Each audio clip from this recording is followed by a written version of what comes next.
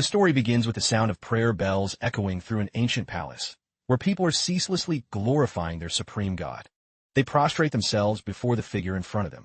The face of the god being honored exudes an air of supreme confidence, but who could have guessed? Inside, he is in a total state of panic. His face is pale with anxiety, unable to understand why he was suddenly transported from his office to this godforsaken place. After some modern-style deduction, he concludes that he has been Isekai'd. He starts racking his brain. His name is Ash, while this body belongs to Ashith. In other words, he's transmigrated into someone with the same name. Having realized this, he tries rotating his ankle. A second later, his face lights up with joy as he imagines a rosy, overpowered scenario. But in a heartbeat, he shifts back to a state of worry, remembering he has zero memories of this body's original owner. He can only tentatively speculate that, in the eyes of these people, he is a spirit from another world who has wiped out the soul of the Holy Son, Hith. Seeing their bizarre appearances, his fear doubles. Suddenly, four statues begin to glow. Not only that, four vibrant colors start swirling through the sky, accompanied by the deafening sounds of praise. All of a sudden, Ash loses control of his body and drops to his knees. Without a word, those four colors all head straight toward him. They manifest one by one. First is the Lord of Myriad Lights, the ruler of combat, courage, and glory. Next is the sovereign of wind, rain, and snow, who governs strategy, transformation, and destiny. Then comes the eternal burning heart, the ruler of life, equality, and sharing. And the final one is a figure with a sultry form, the soul of free illusions, governing love, pleasure, and art. He joyfully and quickly absorbs them. The crowd below continues to chant his name. Seeing this, he's so ecstatic he can't help but burst out laughing. But his joy is short-lived. Suddenly, a loud crash echoes from outside. His sworn brothers nearby are in a total panic, but seeing this, he just gives a mocking smirk. Then, Ash excitedly draws his sword. Suddenly, a voice rings out from the ceiling, followed by the sound of rushing water. Unexpectedly, a swarm of hunters pours in from above. However, Ash isn't afraid at all, maintaining an alpha energy that radiates from every fiber of his being. The spirits of his abilities begin to manifest: strength, wisdom, life, and pleasure. Ash exclaims in awe, "What terrifying power! Under the blessing of the gods, I have become this formidable." He raises his sword, which is shrouded in blazing flames. With a sharp, cold gaze, he mutters, "What should I name my first move in this world?" Every stance is a different technique. Crescent Moon Heaven Piercer, Breath of Rebirth. He smiles and dismisses them. Let's be humble. Just a basic slash will do. Ash watches the slash with excitement. Is this the space-rending sword chi? I've only ever seen this in anime and games. He marvels at his own strength. A man with a cunning smile and white hair flies down from above. Just like that, he raises his sword and cleaves the attack in two. The technique Ash just unleashed causes rocks to shatter and fly everywhere, tearing the path in half. Everyone around is unable to withstand the pressure and collapses.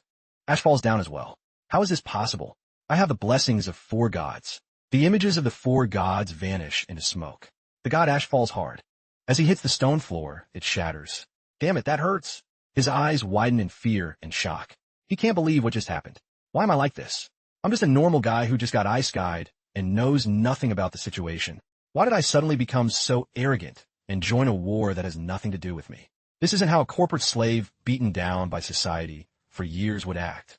A voice rings out in the silence. Blood-crazed hunter of the Sin Hunting Bureau, Gerald Wisman's Hunter ID 307.791. The Sin Hunting Bureau suspects you of involvement in the cult of the Four Pillars and multiple kidnappings, murder, robbery, and other serious crimes. Do you have any objections to our enforcement? You can go to the reception desk of the Kaimon branch, Sin Hunting Bureau, at 233 Citizen Avenue to file a complaint, or send feedback via the mayor's mailbox. So, the one who just used that terrifying power was a blood-crazed hunter. He's tall, with two-toned wings, white on one side and a shimmering pinkish-purple on the other, along with a golden wing. Holding a document in front of Ash, he adds, "By the way, you've got some nerve. You only possess 4 two-winged chaos spirits that aren't even yours. Where'd you get the courage to face a 3-winged sanctuary rank like me?" Handcuffs tighten around Ash's wrists. "You're now under arrest. Ashith, leader of the Four Pillars cult." Holding his info board in front of Highchart, Ash looks clueless. "That day, I made an outstanding contribution to this city's security, because that was the day I was arrested by the Sin Hunting Bureau." Inside the interrogation room, Ash is being questioned. Name? Ash. Ashith. Age? He looks bewildered. I have amnesia. Gender? I need to double-check to be sure. Let's go with male. Race. Ash throws up his hands helplessly. Probably not a dog. As for my past, I really don't know. I've lost my memory. The blood-crazed hunter, Emma, is shaking with rage. Suddenly, a man with glasses and side-swept hair says, "Captain, does this thug think we in the Sin Hunting Bureau are idiots? This interrogation isn't working. Let me in." The man confidently asserts, "I studied interrogation under my father. In my spare time, I even passed the Level 1 interrogator certification. In my father's name, I guarantee this bastard will even confess to wetting the bed as a kid." On this side, the blood-crazed hunter says, "Just burn that certificate. You think the amended Human Rights Act is just for show?" The Oversight Committee watches us closely. If Ashif even loses a night of sleep, we'll be in trouble. Emma turns and asks, "Where's the memory master? It's been so long since the arrest. Why hasn't one arrived to extract this thug's memories?" The hunter crosses his arms. "A memory master won't be coming." "What? For a case this big, we need one for evidence." "But he's different." "How?" The hunter explains that Ash has seen the 4 pillars. Not just him. No cultist is allowed memory extraction.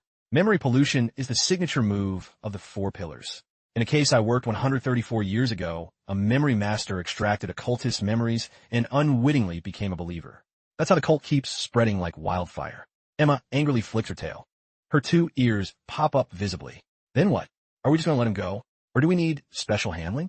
No special handling. We can't get evidence through questioning. Interrogation is forbidden, and memories can't be extracted. It's infuriating. The hunter suggests there's a death penalty perfectly suited for heinous criminals who cause public outrage like him. This interrogation is just a formality. The real trial will be held at 8 p.m. on the 15th, conducted by all the citizens of the city. Emma stomps out of the room, fuming. This is infuriating. See for yourself. The hunter says, "Wait 15 minutes. The glasses guy replies, "Understood." Inside, Ash asks for water. After 15 minutes, we're required to let the suspect rest. The Human Rights Act. Ash thinks the water here is actually pretty good. My wounds are really healing. Amazing. Outside, the hunter muses, "I don't know why, but I feel like he's not lying." His panic, curiosity, and confusion look like a normal person with amnesia. According to the Human Rights Act, symptoms like multiple personalities, amnesia, or mental disorders can be seen as a loss of legal capacity, exempting one from criminal liability. If a memory extraction proved he actually had amnesia, he could even be declared innocent and released. But that has nothing to do with me. Because of the 4 pillars connection, no memory master is allowed near him. So, your judgment is up to the people. We just need to bring you before them. That's enough. The hunter turns to leave. On to the next hunt. Ash daydreams about being a beloved hero. He imagined he was a protagonist leaving the starting village, praised by girls. The hero is so cool. I love him. Instead, he's a cult leader who just got his first funding round from an angel to lead a global revolution. The leader is so cool. Now he's being hunted by a mob of heroes like an elite mob to be farmed for XP. His face contorts in agony. Of all times to transmigrate, I had to become a cult leader right when the hunters were sweeping the place. Didn't I just come here to be a trophy for their KPI? His eyes go dark. With his hands tightly cuffed, Ash sits helplessly. According to their evidence, I, Hith, am indeed a genuine cult leader. Real gold doesn't fear the fire. But does the evidence have to be so detailed? I almost threw up the mushroom chicken noodles I just ate. So the blood-crazed hunters are the good guys. How are they going to execute me? It's definitely an execution. Even though the interrogation was polite, with free food and a luxury private room, better than the vacation bonus my old company gave, I can't be optimistic. He tries to find a glimmer of hope. Maybe they've abolished the death penalty? With how things work here, maybe there's hope. A light appears behind his neck. What's that sound? My neck is suddenly burning. He panics. What the hell is this? Message, Dear Mr. Ashith, prisoner number 4.001.623. Kaimon City Hall cordially invites you to be a special guest on the live broadcast, Blood Moon Judgment, airing at 8 p.m. on the 15th of this month on Kaimon City Channel 1. Please mind your appearance. We will escort you to the studio. To opt out, please text TC. A notification? But what is Blood Moon Judgment? Just the name sounds ominous. Curiously, Ash tries to touch the virtual keyboard and types TC. System notification. TC. You are currently under emergency arrest awaiting trial. Messaging functions have been disabled. Ash can't take it. So that last part about opting out was just to troll me, right? Ash gives up on life and lies down. Just by concentrating, I can operate this without hands. Pretty convenient. Name. Hits Consciousness Interface version 14.4.1. Miracle Chip 13. Status. Messaging banned, network banned, channel access banned, recording banned, Energy output restricted. Void access banned. Magic output banned. Main account 459105198. Service provider Kaimon Telepathy. It turns out this light screen is basically the smartphone of this world. Makes sense. It even received his death warrant. I thought this was my Isekai cheat, but it's just a common item everyone has. He renames it to Ash's consciousness screen. Most functions are locked. He can only use the calendar, messages, notes, and calculator. Wait. Ash discovers one usable function. Alala's sorcerer's notebook. He's shocked. How did this follow me to another world? Alala, please try to create a different kind of game. He flashes back to his life as an office worker. Ash, listen to me. It has to be unique. The sorcerer's notebook will definitely be a hit. The game we just made is fire. The planning manager is letting you lead a small team for the operation and planning of this new game. Do it fast. Understood, boss. I'll finish my overtime first and then grind out the draft for this. Ash lies there thinking. I was a corporate slave in my past life. I just downloaded the demo of Sorcerer's Notebook to study it, but I hadn't even played it before I died from overtime and ended up here. He sits up abruptly. Wait, if this mobile game transmigrated with me and auto-installed, could it be my actual cheat? Move it to the top. It looks more promising than anything else. Bring me a miracle. Activate. A red screen appears. Alala's Sorcerer's Notebook is starting. Checking for game updates. No network connection. Automatically switching to local mode. Warning, graphic system missing, repairing. Warning, dungeon system missing, repairing. Warning, system data missing, repairing. Ash stares blankly, hugging his knees in defeat. Of course, no signal. Ding. His eyes sparkle with 1,000 stars. Top-up system initialized successfully. Welcome to the Sorcerer's Notebook. Opening successful. Ash curses under his breath. Damn it, as long as the gacha and top-up systems work, the game can run. Typical of my company. He tries clicking the only buttons available. A screen showing diamond packages appears. He points at the screen, jaw dropped. The top-up screen works perfectly. In a rage, Ash throws the screen. This is an internal demo for employees. Why is the top-up system active? My wallet didn't transmigrate with me. Where am I supposed to get money? Do they want to take back the salary they paid us even after I've Isekai'd? That's exactly something my company would do. Let's try the other one. He picks it up and tries another way. Single search. 10x search. It fails again. He throws the screen again. Are you serious? An internal demo that requires money for the first pull? Who made this shameless game? I want to pull, but I'm broke. He turns away, depressed. Oh wait, my company made it. Never mind, that figures. Ding dong. Joy returns. Check-in system repaired successfully. Connecting to main server. Failed. Switching to local mode. Daily login, supplies, agent search. Cumulative check-ins for April. 4. Check-in successful. Ash studies the daily rewards. 1 Origin Crystal. 1 10x search voucher for new players. A 10x pull for high-value targets. Guaranteed at least 1 agent. So it's a starter gift. If I pull an agent, can they come out and fight for me? He decides to gamble. Whatever. Let's treat a dead horse like a living one. Wait. He bows and prays. Buddha bless me. Mother Earth protect me. God, amen. He blows on his thumb for luck and hits the button. Can I survive the Blood Moon Judgment next week? I'm counting on you. He peeks through his fingers. Stamina potion. EXP potion from Crazy Sword Maiden. Low-level combat EXP card. Training wooden sword. He jumped for joy. I got something. Agent system repaired.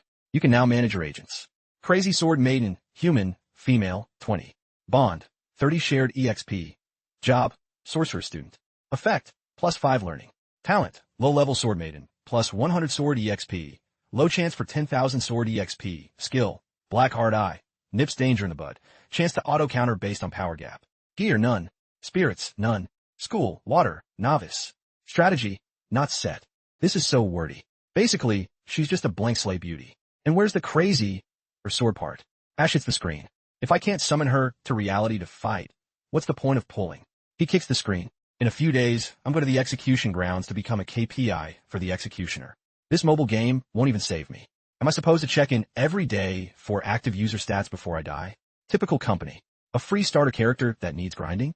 In this fast-paced world, if you don't give players instant gratification, how will you succeed? I should have been the one planning this. He notices a red dot. Another agent? He hesitates. I have to click it. A young man appears on the screen. Black hair, armor, a cloak. This is me? This look is exactly like what I was wearing before. The spectator? That's what the cultists called me. Both the notebook and otherworldly soul are hinting at my current situation. Wait, I have a talent. Experience sharing with other agents. He checks the list. The Sword Maiden shares 30 of her experience. If I'm right, as long as I train the Sword Maiden in the game, The stronger she gets, the stronger I get. This is my only chance to break out. 2 stamina potions, 2 EXP potions, 1 wooden sword, 1 basic combat card, 2 trial cards. Everything I pulled is for training. Great. But why does this combat EXP card have a low danger note? He's surprised. Training has risks? Crazy Sword Maiden's mood. 5 out of 100. No EXP bonus. Actions. Rest, entertain, train, challenge. Action points. 2. Can use a stamina potion for plus 1 AP. I see. I have to manage their mood too. Such a humane system. Kudos to the designer. He taps the female character and gives her water. Better mood means better training. 3 AP now. This week's schedule. Sword training. I need to balance work and rest. That's the core of education. Because of the intense training, the character on screen is crying. Ash sighs. I'm about to be executed. I don't have time to worry about a 2D character's feelings. Do your best for me. Already minus 3 AP. Questions pop up. Confirm strategy? Yes. Activate spectator talent to register Crazy Sword Maiden? Yes. This cannot be undone. Yes. System. Agent activated successfully. Training in progress. Arranging schedule. Building trial scene. Insufficient resources. Auto-filling. Scene found. Insufficient trial subjects. Auto-filling. Subject found. Drawing lots. Ash sits hugging his knees. This should be it, right? Exhausted, he falls asleep. Meanwhile, in a far-off place 3 hours away from Ash, a young girl goes to bed early for her skincare routine. Suddenly, she finds herself awake inside a dream. The setting is a wasteland filled with jagged rocks. While she's still dazed, she sees someone. Slumped against a rock, pierced by a sword. They are on an island. Floating in a sea covered by thick fog. Nia walks to the shore and tastes the water to see if it's salty. To her surprise, it's sweet. Definitely a dream. But if it's a dream, why? She turns back to the man with a sword through his heart. Why am I dreaming of a corpse I've never seen before? Curious, she approaches him. Who is he? Why is he in my dream? She pulls out the sword. This sword is exactly my style. It fits my hand perfectly, as if it was made for me, though it's a bit heavy. While admiring the blade, she hears a sound. The man's hand moves. He struggles to place his hand on a small rock. Nia panics. You. Were you? The man slowly stands up, taking difficult steps toward her. I'm a spectator. You can call me observer. Relax, Svir Moiden. This time, I'm not your enemy. The observer's eyes glow red as he gives a terrifying smile. I'm just the one who's going to kill you. Nia raises the sword defensively. Your definition of enemy is way different from normal people. What do you want? In a draw stance, he says, in the next 72 hours, you can only leave if you defeat me. Otherwise, he draws the blade. Otherwise, you stay here for the full 72 hours. A sharp slash whizzes past Nia's wide, shocked eyes. You have 10 seconds to rest. Terrified, she touches her neck. What has happened? Will my throat cut? Isn't this a dream? The pain feels so real. The observer smiles. The difference between dreams and reality is that reality is a dream woven by everyone, while a dream is a cage you built for yourself. 10 seconds are up. He slashes again. A flash of light passes Nia. 10 seconds to rest. I suggest you hold on to that sword tightly. That's the only way you can die with some dignity. Without a thought, Nia takes a deep breath and dives into the water. She dives deep, her cheeks puffing out. Are you going to try and slash the whole ocean? The observer sneers. Running away is pathetic and useless. Nia struggled underwater, her limbs flailing from lack of oxygen. She scrambled to the surface. This is bizarre. It's clearly a dream, so why am I running out of air? I only took a breath 2 seconds ago. He couldn't have found me that fast. The observer's sword streaked down exactly where Nia was. You have 10 seconds to rest. The image of the sword piercing the ground near a dazed Nia. That appeared for the 3rd time. After being slashed twice, she touched her chin in surprise. My chin is still there? It was just stabbed off a second ago. A voice rang out. You seem to be expecting something. Did you think that once I threw my sword, I'd be unarmed? After dying and coming back so many times, why are you still so naive? Nia barked back angrily. You're being completely unreasonable. The observer taunted. Logic only exists at the tip of a blade. Use your sword to convince me. She let out a loud, frustrated scream. Observer. The observer tilted his chin up. Want to end your break early? I have no objections. Nia quickly rushed over and clung to his leg, flattering him. Oh, great, merciful, and benevolent Lord of the unknown. I, Nia, vow to pray for you day and night, to listen to your holy words, to witness your miracles, and to praise your divine will. Please, don't torture me like this anymore. Just tell me what you want me to do. I'm very good, very obedient. Whatever you ask, I'll do it. He chuckled. Really? Anything? Nia nodded firmly. All right then. I order you to defeat me. You have 10 seconds to rest. A flash of the sword sent Nia and the blade back to the starting point. This time, Nia truly couldn't take it anymore. She cursed, "I never did anything to hold a grudge against you. Why are you wasting time on a small fry like me? There are plenty of evil people in the world. If you want to punish evil, I can recommend some candidates." She approached the observer, clasping her hands in plea. "If you're truly a villain, I can introduce you to some high-ranking officials who look dignified but are full of schemes. I'm just an ordinary student. It's not worth this much effort to deal with me." She tossed her hair coquettishly. "Just tell me what you want. Can't you see I'm just a fragile rose meant to go with the flow?" The observer suddenly said, "You're wrong." "Where am I wrong? Tell me, I'll fix it." "You're wrong about the first sentence." "The first sentence?" He drew his sword again. "How can you be so sure you didn't offend me in the past? You have 10 seconds to rest." Back to the starting scene once again. After that slash, Nia was truly demoralized. She sat on the ground, chin in hand, asking helplessly, "So if I just stay here for 72 hours, I can leave this damn dream?" "Correct. But there are no clocks here. Compared to a lifetime, 72 hours is nothing. But for death, 72 hours isn't short. Can you really endure it? 72 hours of dying and coming back. Besides, why would you trust the words of a dream entity who keeps killing you? What if I'm lying? Even if you escape tonight, what about tomorrow night? Or the night after?" The observer swung his sword. "If you have experienced death, you shouldn't count on miracles." Unlike previous times, the scene didn't reset. Nia had fought back. She firmly gripped her sword to block the strike. "Observer, you've left me with no other choice." As a quiet voice echoed through the cliffs, "You have 10 seconds to rest." Nia swung her sword once, mentally calculating. The observer doesn't possess any superhuman abilities. Even his physical strength isn't superior to mine. I've heard of master swordsmen who have honed their skills to the ultimate level. Even a normal swing from them makes spectators feel a needle-like pressure. Just gripping the hilt is enough to make the weak submit in fear. Looking at her opponent, Nia calculated. Compared to those actual mountain-like masters, the observer is at most just an enemy who's very good with a sword. She stared at him for a long time, her expression darkening. She gave a slight, mocking laugh. Healed in an instant. "It really is a fair duel, isn't it?" Then she charged at him, cold and focused. 10 seconds are up. Seeing the observer's stance and his hand on the hilt, Nia made a judgment. "Here it comes. Every time we start, in the first second." Thought the observer always uses an II slash, quick draw. Nia swung her sword up decisively with immense force. As she entered the fray, she calculated. The quick draw is powerful, heavy, and solid.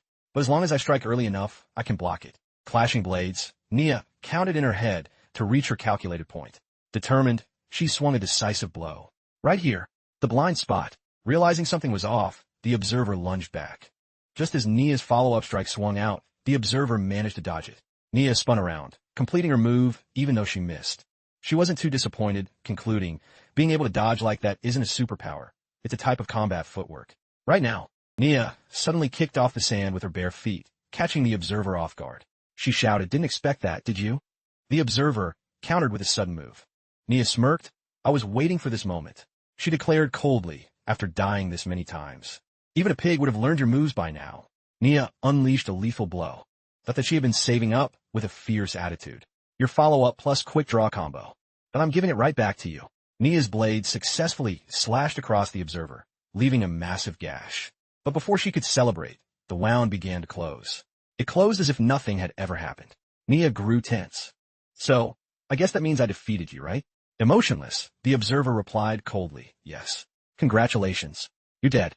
Nia breathed a sigh of relief. But the observer continued, "You successfully defeated me as someone who only had a sword." Nia was utterly confused by those words as she saw the observer's sword move. At the same time, he reached out and grabbed the sword. The observer took a stance. Round 1 ends. Round 2 begins. He looked up at her and declared, "That's right. From now on, there are no more 10-second breaks." Suddenly, voices calling her name caused Nia to blearily open her sleep-deprived eyes. Nia, don't you have an early class today?" Clutching her aching head, Nia sat up and asked. "What time is it?" Liddell replied while packing her bag, 7:30. "There's a core class this morning." At the door, Liddell looked back at Nia. She asked with concern, "I remember you usually wake up an hour early for core classes to do your skincare and makeup. They've all left already. You don't look so good." Nia, with messy hair, replied vaguely, "What? Oh, maybe I just had a nightmare." Liddell said as she left the room. "A nightmare? You'll forget it soon. Make sure to get to class. Don't be absent or you'll lose dorm points." As the door slammed shut, Nia remained dazed on the bed for a while until she fully woke up. She finally washed up, brushed her teeth, and did her makeup and hair. Once ready, Nia rushed to class and quietly slipped into her seat. While the professor was passionately lecturing, she looked like she was taking notes. But Nia was lost in thought. Was it just a dream? But why do I remember everything so clearly? I remember when the fight ended. The observer said with a half-smile, "This trial is over. But your life has only just begun." Pressing her pen down hard, Nia gritted her teeth. That was definitely not a blessing. She brooded angrily, the spectator. Nia Savi, will never allow you to control my life. My life finally got on the right track. At the same time, in a luxury VIP room at the bottom of Lake Fragment Prison in Kaimon City, Ash, cuffed to the wrists, drowsily fell off his bed. He scrambled up, his whole body shaking. Why am I so exhausted? It's like someone beat me up. Ash's eyes landed on the game screen, which was still open. What? He squinted at the strange characters. Is it on the home screen? Why is there another red dot? This is a nightmare for my OCD. He tapped the red text. The character on screen jumped excitedly. Trial cleared. Your bond with the crazy sword maiden has deepened. Ash was stunned. Setting up challenges can strengthen the bond? There's a perk like this? He sat down and exhaled arrogantly. Luckily, I already set up the rest for her. Stick to the plan, sword maiden. I'm a genius. On the other side, Nia bit her lip and let out a soft groan. The instructor called out, "What's wrong, Nia Savi?" She stood up hesitantly. Therefore, before a sorcerer enters the void, they must summon at least one spirit to open the gate of truth. Only then can they step into the void. The instructor looked at her with admiration. Exactly. A deep understanding. Please sit. Nia politely nodded. Thank you, sir. Behind her, the praise. That from her classmates never stopped. My goddess is so amazing. I woke up early just to sit closer to her. Her voice is so beautiful. No wonder she's an MC. The instructor's voice continued. Everyone must remember this logical relationship. Mark this, it's likely to be on the exam. Nia focused on her book. A brief intro. I am Nia Savi, from a village so poor it's not even on the map in the Starry Nation. Thanks to a miracle bracelet provided by the state, I completed my basic education and became the first person in 25 years from my hometown to enter the Garlade Sorcery University of Swords and Roses, Sword Rose University for short. When I first arrived, they looked at me with mockery. Why is there a country girl in our school? Nia ignored them and walked past, but when she was alone, loneliness took over. Nia clenched her fists. She donned her neat uniform. In the following days, I quickly learned makeup and styling. Within a month, I fixed my accent, and the professors were very pleased with my grades. Thanks to my looks, I got many part-time jobs without letting my grades slip. Using my scholarship and wages to network, I actively participated in various activities. Last year, I frequently emceed school events. My popularity soared, and many consider me the sword rose of the 67th class. Stepping out of the school gates, Nia reached out as if to grab something. She looked back at her past and smiled. If happiness can be achieved in this world, why shouldn't it be mine? Walking down the long road, Nia saw a familiar figure and froze for a moment. Then she rushed over and called out loudly, Mom, why are you standing out here like a fool? You should have waited in the shade on the campus path." The woman turned to her apologetically. I was afraid you wouldn't see me, Linda." Hearing that name, she snapped. "How many times have I told you? Call me Nia, not Linda." The woman looked down and said quickly, "I'm sorry, I forgot again." She weakly suggested, "Maybe let's not go into the city? Don't waste money. I saw a park over there." Nia didn't hesitate to refuse, pulling her arm. "No way. It's rare for you to visit Garlaith. Let me show you around the capital. Just listen to me today." She pushed her mother onto a bus. The bus sped past the school and headed straight for the city. And yes, I changed my name to Nia, not Linda, a name any waiter here could have. Third, Nia Savi. From the first day I set foot in Garlaith, my eyes reflected clean streets, towering buildings, luxury cars, and civilized, polite people. Huge screens broadcast propaganda 24/7. I knew that if I were to die, it would be in this city. And I made it here all thanks to my mother, Martha. She looked at her mother with affection. She remembered her father, a useless drunk who was often angry for no reason and died of alcohol poisoning when she was very young. It was all thanks to Martha that I grew up, because of my hardworking mother, that I could temporarily escape labor to focus on my studies. Other kids my age had to work in factories from dawn and watch the Meteor channel at night, the only channel the village could get. They lived their whole lives in a daze in that small town. Now, I have a scholarship and wages. I want my mother to enjoy this place. She took Martha everywhere to buy clothes and took her to a high-end restaurant. But Martha, afraid of wasting money, refused. Scene change. Nia quietly and seriously took a sip of water, then took a bite of bread. Mother and daughter sat in the park. She thought. The bread Mom brought isn't finished. It'll go to waste if we don't eat it. As sunset fell, Nia saw her mother to the bus station. The return ticket is bought and linked to your bracelet. Just scan it at the gate. Martha looked at her daughter tenderly. Linda, Nia is so smart. I don't really understand these things. She turned and waved goodbye. Seeing her mother's receding back, Nia's eyes welled up. Instinctively, she walked toward her. Nia put her hand on Martha's shoulder. As she turned, Nia spoke. How about staying the night? I don't have classes tomorrow. I can show you around for another day. Her eyes were full of hope, but Martha said nothing. Nia spoke again. I'll bring you to Garlave later to live a wealthy life. Martha's lips curled in pride. She squeezed her daughter's hand and said, I believe you. But remember, no matter what happens, I'll always be home with dinner ready for you. The big city is too complicated. Isn't it good to live a peaceful life back home? She bit her lip and didn't answer. Martha pushed a small pouch over. Oh, I'm so forgetful. I almost forgot. There are 3 white silver coins in here. Instinctively, Nia wanted to refuse. Mom. Martha gripped her hand. I know you're not lacking, but I don't spend this at home. Martha turned away. Nia watched her, remembering Martha's words. I'm useless and can't help you much. But Linda, don't worry, I won't be a burden. Just live your life in the capital. I'm doing well at home. The neighbors help me. Just remember to write home. And definitely don't send money back. Keep it for yourself. Who knows, the post office might even embezzle it.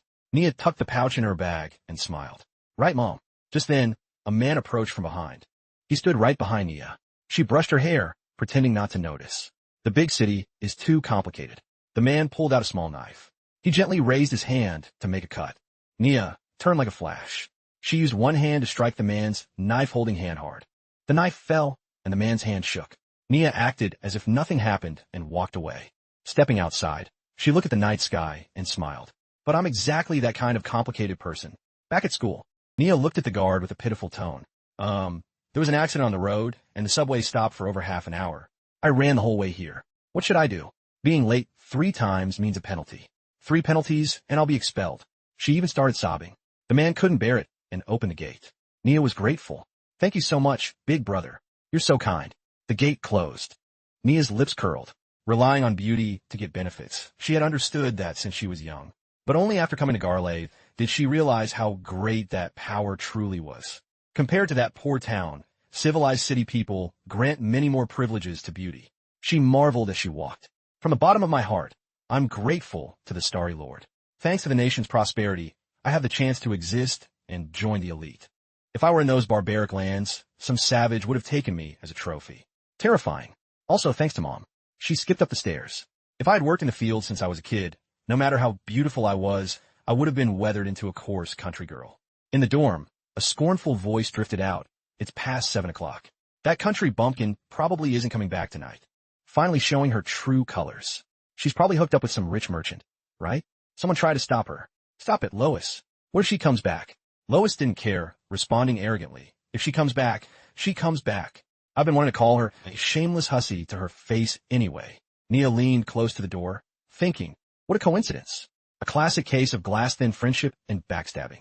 Inside, the shrill voice continued. Didn't you see her acting like a flirt?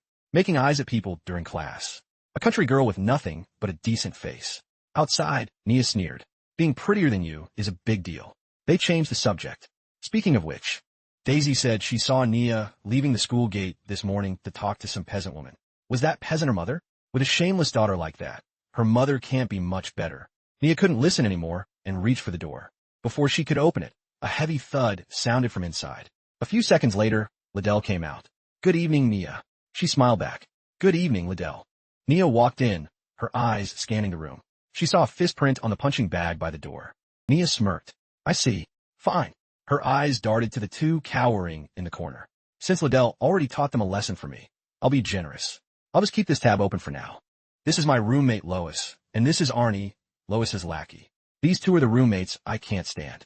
To give you a brief intro, Lois is the daughter of a local Garlave merchant and my biggest rival.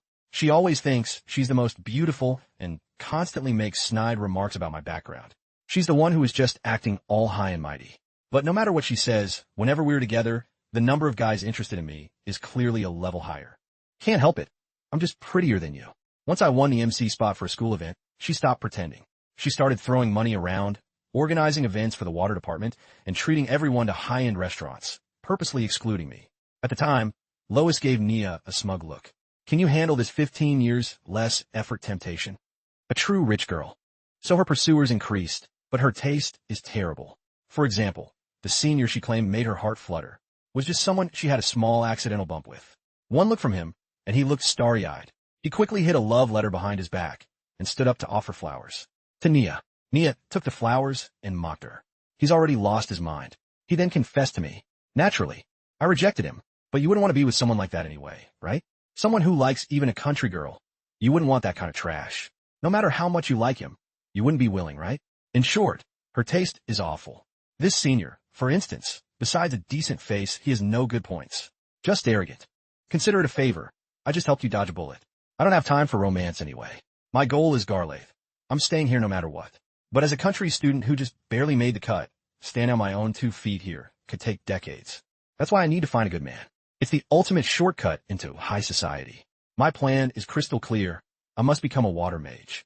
According to my research, over 50 of noble wives are water mages. If the noble himself is a sorcerer, that rate jumps to over 70. Being a water mage is a massive plus when nobles choose a wife. Sword Rose University might not be the top-tier academy, but its training for swordsmen, water mages, and law mages is top 3. Just graduating on time guarantees an infinite future. Nia fantasized about meeting a future mother-in-law. Her mother is a water mage, a graduate of Sword Rose University. The woman would exclaim, "Wonderful. Our family needs a daughter-in-law like that." By the way, because water mages focus on healing, they often become healers. Wind mages usually become meteorologists and work in harsh outdoor conditions. As for swordsmen, well, a muscular physique is a huge turnoff for women. And so, the life plan of Nia Savi was born. I planned this for a long time. Summon my first water spirit by next year. Ideally, before graduation, I'll fully deploy the silver wings and become a one-winged sorcerer. Then, I'll find a way into the inner circles of Garlaith's Truth University to hook a young noble heir. Truth University is the real #1 academy in Garlaith, the most prestigious school in the entire Starry Nation. Everyone there is either filthy rich or powerful. That's where my future boyfriend is. As for the boys here at Sword Rose, I wouldn't even give them a second glance. I have to keep pushing. Being both beautiful and smart is hard work. I have to be careful. She opened the book Basic Principles of Water Magic, reading while meticulously. Removing her makeup. Perfect glow lashes are so expensive. This makeup remover is cheap and comes in bulk, and it's super effective at cleaning off sunscreen. Being beautiful takes a lot of time and money. If I didn't squeeze in study time whenever I'm busy, how could I have won that scholarship last semester? She wiped her face. Her eyes narrowed as she thought. If all goes well, I'll enter high society as a noble's wife, use their social connections to build my own capital, and even if we divorce, I'll still have a foothold in Garlaith. I can even bring Mom here to enjoy the noble life. Suddenly, a faint voice whispered in her ear. "No, you must practice the sword." Nia bolted upright, spinning around with panic in her eyes. She shrunk into the corner of the room. A mysterious man watched her with folded arms. "If I were you, I'd observe other people's reactions first." He signaled that he wanted to talk. "Just speak to me in your mind." The man stood right next to Arnie. She was laughing. It seemed that even when Lois walked in, she passed right through him. Nia swallowed hard, terrified. She quickly looked away, pretending to ignore him. With a pale face, she asked, "Who are you exactly?" The man slowly walked toward Nia. "I am the Observer. You can call me Observer. If you're already this forgetful at such a young age. Then I suggest you retire, Nia Savi." Her face darkened with dissatisfaction. "You know that's not what I'm asking." The Observer smiled, his lips moving. "That's all the answer I can give you. Relax, Sword Maiden. I am not your enemy. I'm not even a complete human right now. Just a distant fragment of a memory." He stepped beside Nia and turned his head. "We're getting off track. Let's get down to business." "What business?" Before she could react, he pulled out a potion. "First, drink this." Nia bit her lip, her eyes firm. "Are you kidding? No way. I'm definitely not drinking that." The Observer didn't say a word. Like a student opening a cap, he just poured the entire bottle down. Nia gasped and swallowed. The liquid seemed to flow into her automatically. Nia's eyes widened in horror. "It's going in by itself. Not just my throat. My whole body." The Observer looked satisfied. "Now, you're going to practice the sword." He smirked and handed Nia a sword. She struggled internally until she broke into a cold sweat. "No, I don't want to. I don't want to. I don't want to." Finally, under the bewildered gazes of her roommates, Nia reached out. As her hand came down, she held a wooden training sword. Arnie glanced at her and chuckled. "I don't think Liddell has that model." Nia walked out and slammed the door. Arnie was stunned. An angry voice echoed from the room as Lois cursed. What is her problem? Arnie tried to soothe her.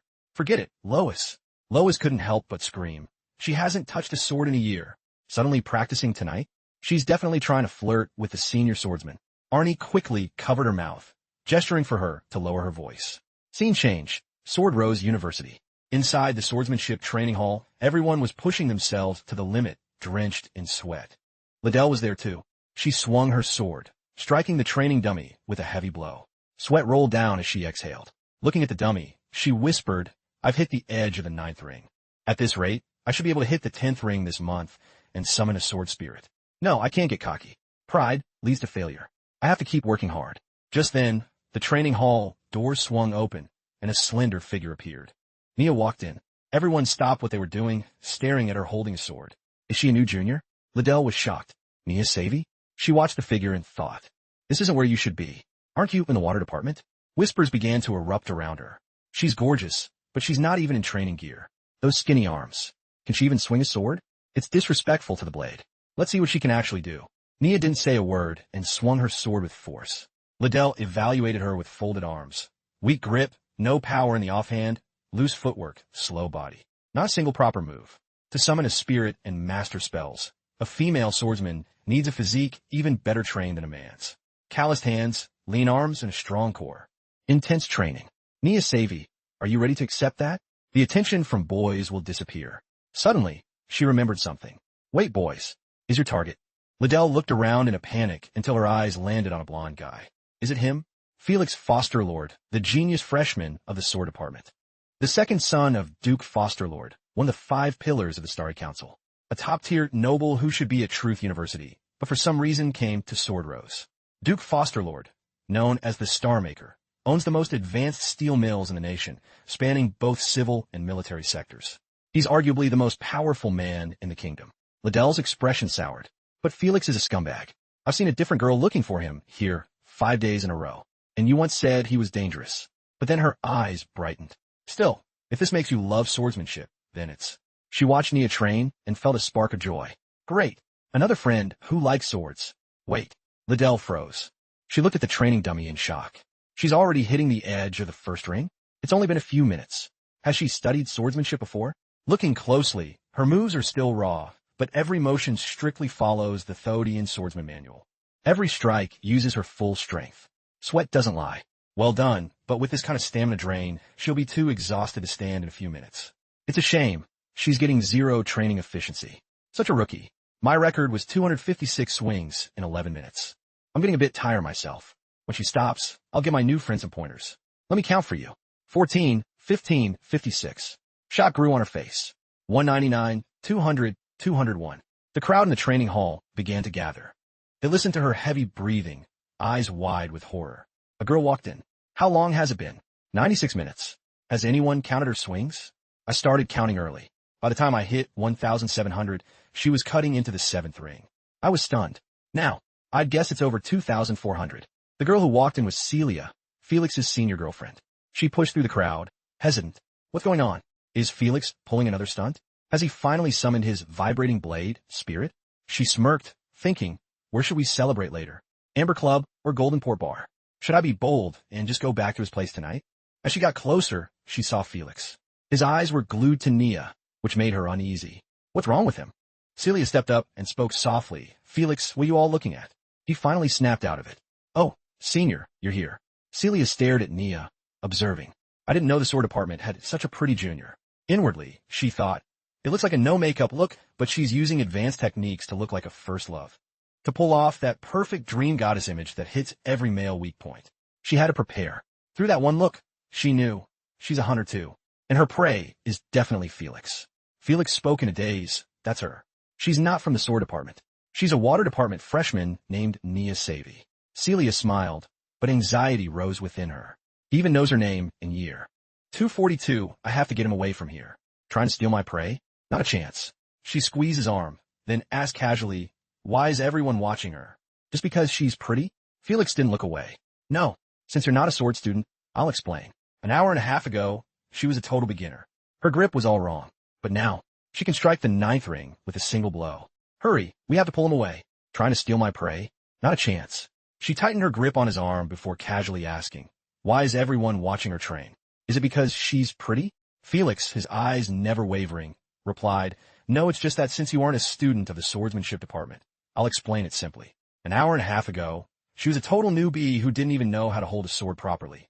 Now, she can hit the 9th ring with a single strike."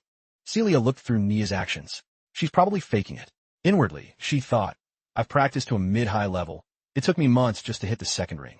Felix replied, "I thought so too. I wanted to believe that. That's why I've been watching her. I wanted to see her hit her limit. I was waiting for the moment she couldn't take another step.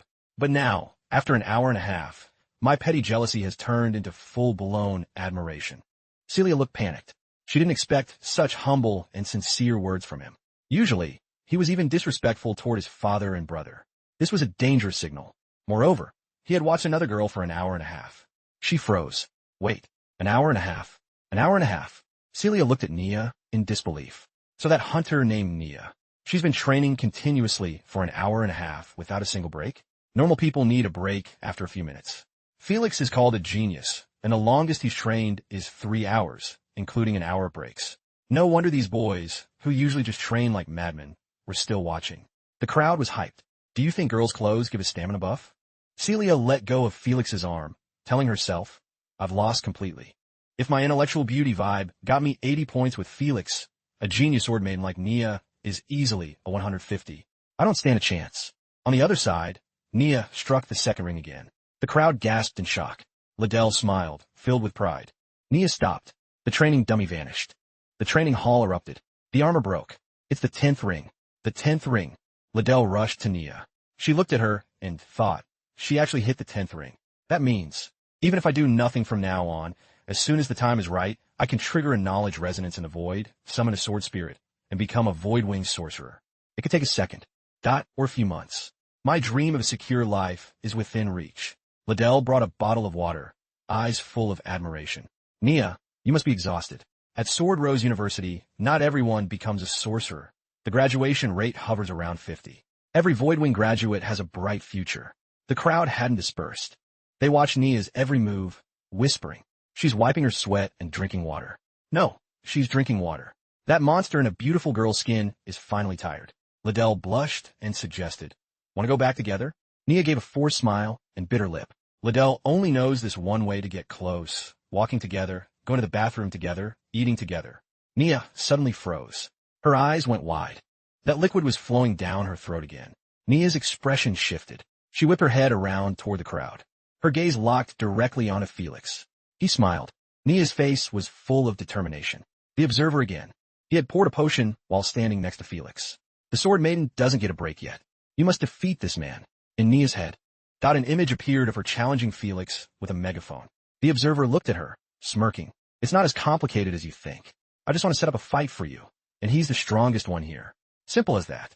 Whether he's a noble or not doesn't matter. Though, if he's a noble, that's even better. I especially love seeing nobles get thrashed. After you win, you can step on his face or kick his butt. Oh wait, I heard some starry nobles are into that." Seeing her look of pure disgust, the observer turned away with a forced laugh. "Fine, forget I said anything."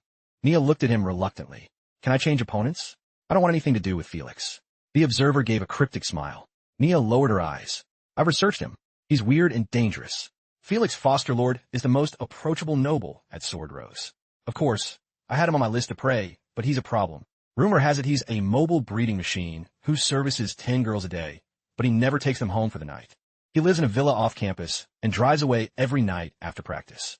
His car, the Silver Thunder Tiger, is one of a kind. He changes girlfriends every 3 days, but he never brings them home. Many are noble ladies. I don't believe he finishes them in just 3 days. So, rather than being lustful, but it's more like he's collecting stamps. Secondly, as the son of Duke Fosterlord, it's suspicious that he's at Sword Rose at all. It smells like a political dispute." Nia looked grave. Novels always write it like this. His type is considered a villain, even among nobles. The observer looked at her and asked, "So you're saying if you fight him, you'll get into trouble?" Nia nodded like a woodpecker. Unexpectedly, the observer laughed out loud. "Then what could be better? I want you to get into trouble." Nia froze. The observer smirked. "I hope you can walk a path so arrogant that you crush every enemy in your way into dust. Isn't that your wish too?" Nia yelled, "I don't have such a childish, arrogant wish." The observer said no more. He leaned in and whispered, Then I wish you a grand victory in your first match. Trash the sword genius. Kick out the starry noble. No. Nia gritted her teeth at the observer. I absolutely won't. Before the words even faded in reality, her sword tip was pointed at Felix's face. In an arrogant tone, she said, Felix Fosterlord, the genius of the sword department. In this entire university, only you are worthy to be the stepping stone for my spirit summoning. Do you dare duel me? The crowd erupted in excitement. Is this the arrogance of a genius? She challenged him. So cool. Celia's anger boiled over. So her target really was Felix. Hearing the crowd chant accept. Accept, she bit her lip. And she's using this old-fashioned but extremely effective way to establish a direct connection with him. The spirited chanting around her made Nia want to cry. Liddell stepped forward. Nia, you just trained for 2 hours. Even if you want to duel, it should wait until tomorrow. Nia screamed internally, yes, yes, yes. Liddell, drag me away. Just when it seemed over, Felix spoke. No, not right now. 2 hours, 3,600 swings. From a novice to mastery of the sword path. You're the most talented person I've ever met, and the second person who has made me feel fear. Felix slowly walked forward, gripping the sword at his waist with determination. If I don't accept your challenge now, I fear I won't have the courage to draw my sword against you when I wake up tomorrow. Right now is my only chance to defeat you. Felix raised his training sword and spoke clearly. Even if people say I took advantage of your exhaustion, I don't care. At least after defeating you tonight, I'll still have the right and the courage to keep chasing your back. The crowd's eyes lit up. It's the vibrating sword technique, the Fosterlord family's secret art. Nia's thoughts. The Fosterlord family is famous for their swordsmanship, with 4 secret forms that can summon spirits. The vibrating sword is one of them. In this style, form isn't just a training method. It's a summoning method and a combat spell. My current stance is just the common form. The observer smiled, standing next to Liddell in excitement. I didn't expect to face the vibrating sword so soon. I'm so jealous. I'll definitely catch up to you. Nia gritted her teeth in frustration. You. Nia yelled at the observer in her mind. What's the point of you controlling my body to fight? Even if you win, it's your victory. I'm just a bystander. If you just want to pilot me, go ahead. I can't fight back anyway. Or how about this? Let me have control, and I promise to fight properly. If one isn't enough, I'll take on 2, okay? The observer sneered. Do you think this is a math problem where 1 + 1 is equal to 2? Besides, who told you I was controlling your body to fight? Nia raised an eyebrow defiantly. If not you, then who? Me? The observer nodded. Exactly. You. Do you think I just randomly chose someone for you to fight? Do you think I can completely ignore your will and forcibly control you? Why were you practicing the sword? Because last night in the dream, you defeated me. You realize your own talent. You know you have the chance to seize power, and more importantly, you know you've wasted too much time. That's why you came here and worked until your last drop of energy, just so people could see. So your roommate Liddell could see that beyond your looks, you have. The observer paused. Nia's sword hand swung up. She looked at Felix with a serious expression. The observer's voice still echoed in her ear. Talent enough to hold your head high with pride. Felix bit his lip and observed, waiting for Nia to charge before he leapt. The observer planted a thought in her mind. Why did you challenge Felix? Because from the first time you saw him, you hated him. She jumped just as Felix's sword was about to strike. She vanished and reappeared instantly behind him. The observer's voice continued. From a moment you saw him driving his silver thunder tiger past you on campus. From a moment you saw him surrounded by praise. But seeing him become the center of the school, you began to envy him, admire him, and hate him. Felix was horrified. That weird footwork. And her draw speed is powerful, but not as strong as the vibrating sword. The observer. Dot continued. Exactly. In his eyes, you only know basic moves from a general textbook. No matter how high your talent is, Dot his vibrating form remains invincible. Why do nobles get everything from birth? Nia pushed Felix back amidst the cheers. The final words echoed. Why should they be better than me in every aspect? Felix couldn't believe it. Constantly dodging the aggressive attacks, he thought, she can still fight on par with me? He was starting to lose steam, gritting his teeth. Where is she getting this strength? Felix lowered his head. No, I have to end this now. He raised his wooden sword high to gather energy. The next move is win or lose. The observer asked, do you understand now, sword maiden? The crowd's excited roars echoed. It's about to be decided. The vibrating sword is going all out. Nia listened in silence. All of this comes from your own true heart. It's you who's gripping that wooden sword. It's you who entered this training ground. It's you who wants to defeat him. It's you who wants to prove that Nia Savi is second to no one. You're the one who wants to shine brilliantly. Seeing her stance, the crowd gasped. The vibrating sword stance? Seeing the crowd's looks of admiration, they whispered, the vibrating sword? She just saw it once. There's no way she learned it. She's taunting him. This is intense. Celia had already come up with a different script. I didn't think there was a hunter this skilled. Using this way to insult and provoke Felix. Even if he wanted to forget her, he never will. Next, she just has to lose, giving Felix a graceful exit, then use future rematches to get closer. Felix felt insulted. His eyes went cold as he snarled, "You're asking for it. I won't lose to anyone." Both sides charged at the same time. The crowd held its breath. A wooden sword tip fell. The one with the broken sword was Nia. However, what caught everyone's attention was a strange thing on Felix. Look, on his shoulder. Is that a spirit? They looked closer and gasped in shock. The vibrating sword broke through mid-battle. I can't believe he actually broke through, summoning a life spirit during a fight. Truly a foster lord. Liddell shouted excitedly. Don't be discouraged, Nia. You'll be able to summon a spirit soon too. Nia's back remained straight and firm as she said, I didn't lose. The people around her didn't notice anything wrong and laughed among themselves. Classic. A genius being stubborn. It's actually kind of cute. She just can't admit defeat. At that moment, Felix's sword suddenly shattered. Nia turned her head, a smirk playing on her lips as she revealed a vibrating sword spirit. The entire training hall was shaken. How could she also summon the foster lord family's vibrating sword spirit? Did she learn the vibrating stance from Felix mid-battle and summon it directly? How is that even possible? One of them thought in disbelief, wait, doesn't this mean she went from a trainee to a master swordsman in just a few hours? Achieving something in such a short time. But that took us years and we still haven't reached? Then what's the point of us even practicing? Next to them, Liddell's face beamed with pride. Celia bit her lip, clearly displeased, while Felix never expected this outcome. Nia looked at the crowd with a cold expression.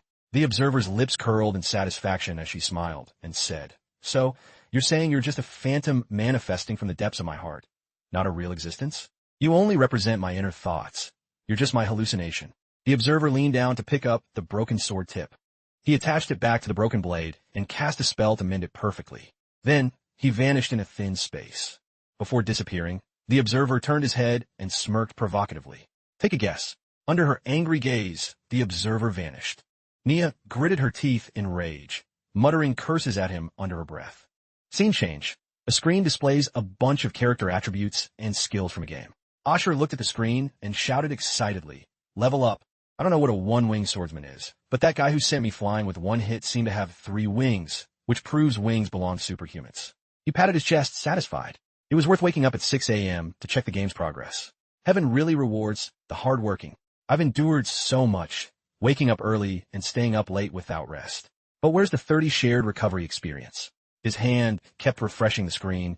Then he looked at his other hand in confusion. Why don't I feel any power increase? No sense of enlightenment or experience being transferred to my brain, either. Asher looked at the screen and thought, the observer's agent interface hasn't changed at all either. Recalling the words about a promotion after the job was done, Asher suddenly froze. Was I scammed? He regained his calm and pondered. Maybe it's because I haven't topped up? Our company's games are famous for having 0 experience if you don't pay. Well, if it's just a lack of money, there's still a chance to fix it. Just then, a voice suddenly rang out. Dear Mr. Asher Heath, Shattered Lake Prison has completed your life certification. You may move freely within designated areas. For details, please see the attached Shattered Lake Prison Life Handbook. Note, meal delivery is no longer provided. Please proceed to the cafeteria for meals. Asher watched the door swing open and stepped toward it curiously. What's going on? He scratched his head, looking at the screen in front of him. The Shattered Lake Prison Life Handbook displayed countless terms that made Asher's eyes light up with excitement. Is it really this free? This isn't some April Fool's prank for new inmates, is it? But then he noticed. Not a serious issue. This handbook only lists the rights prisoners enjoy.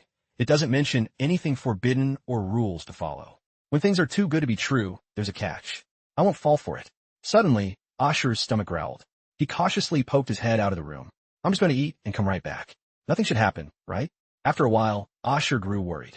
There isn't even a single guard. This is getting creepy. He stopped in front of a door that read, Central Hall, Gym, Sauna. Asher suddenly remembered term number 5. Used intimacy items must be placed in the recycling bin. Do not wash and return them yourself.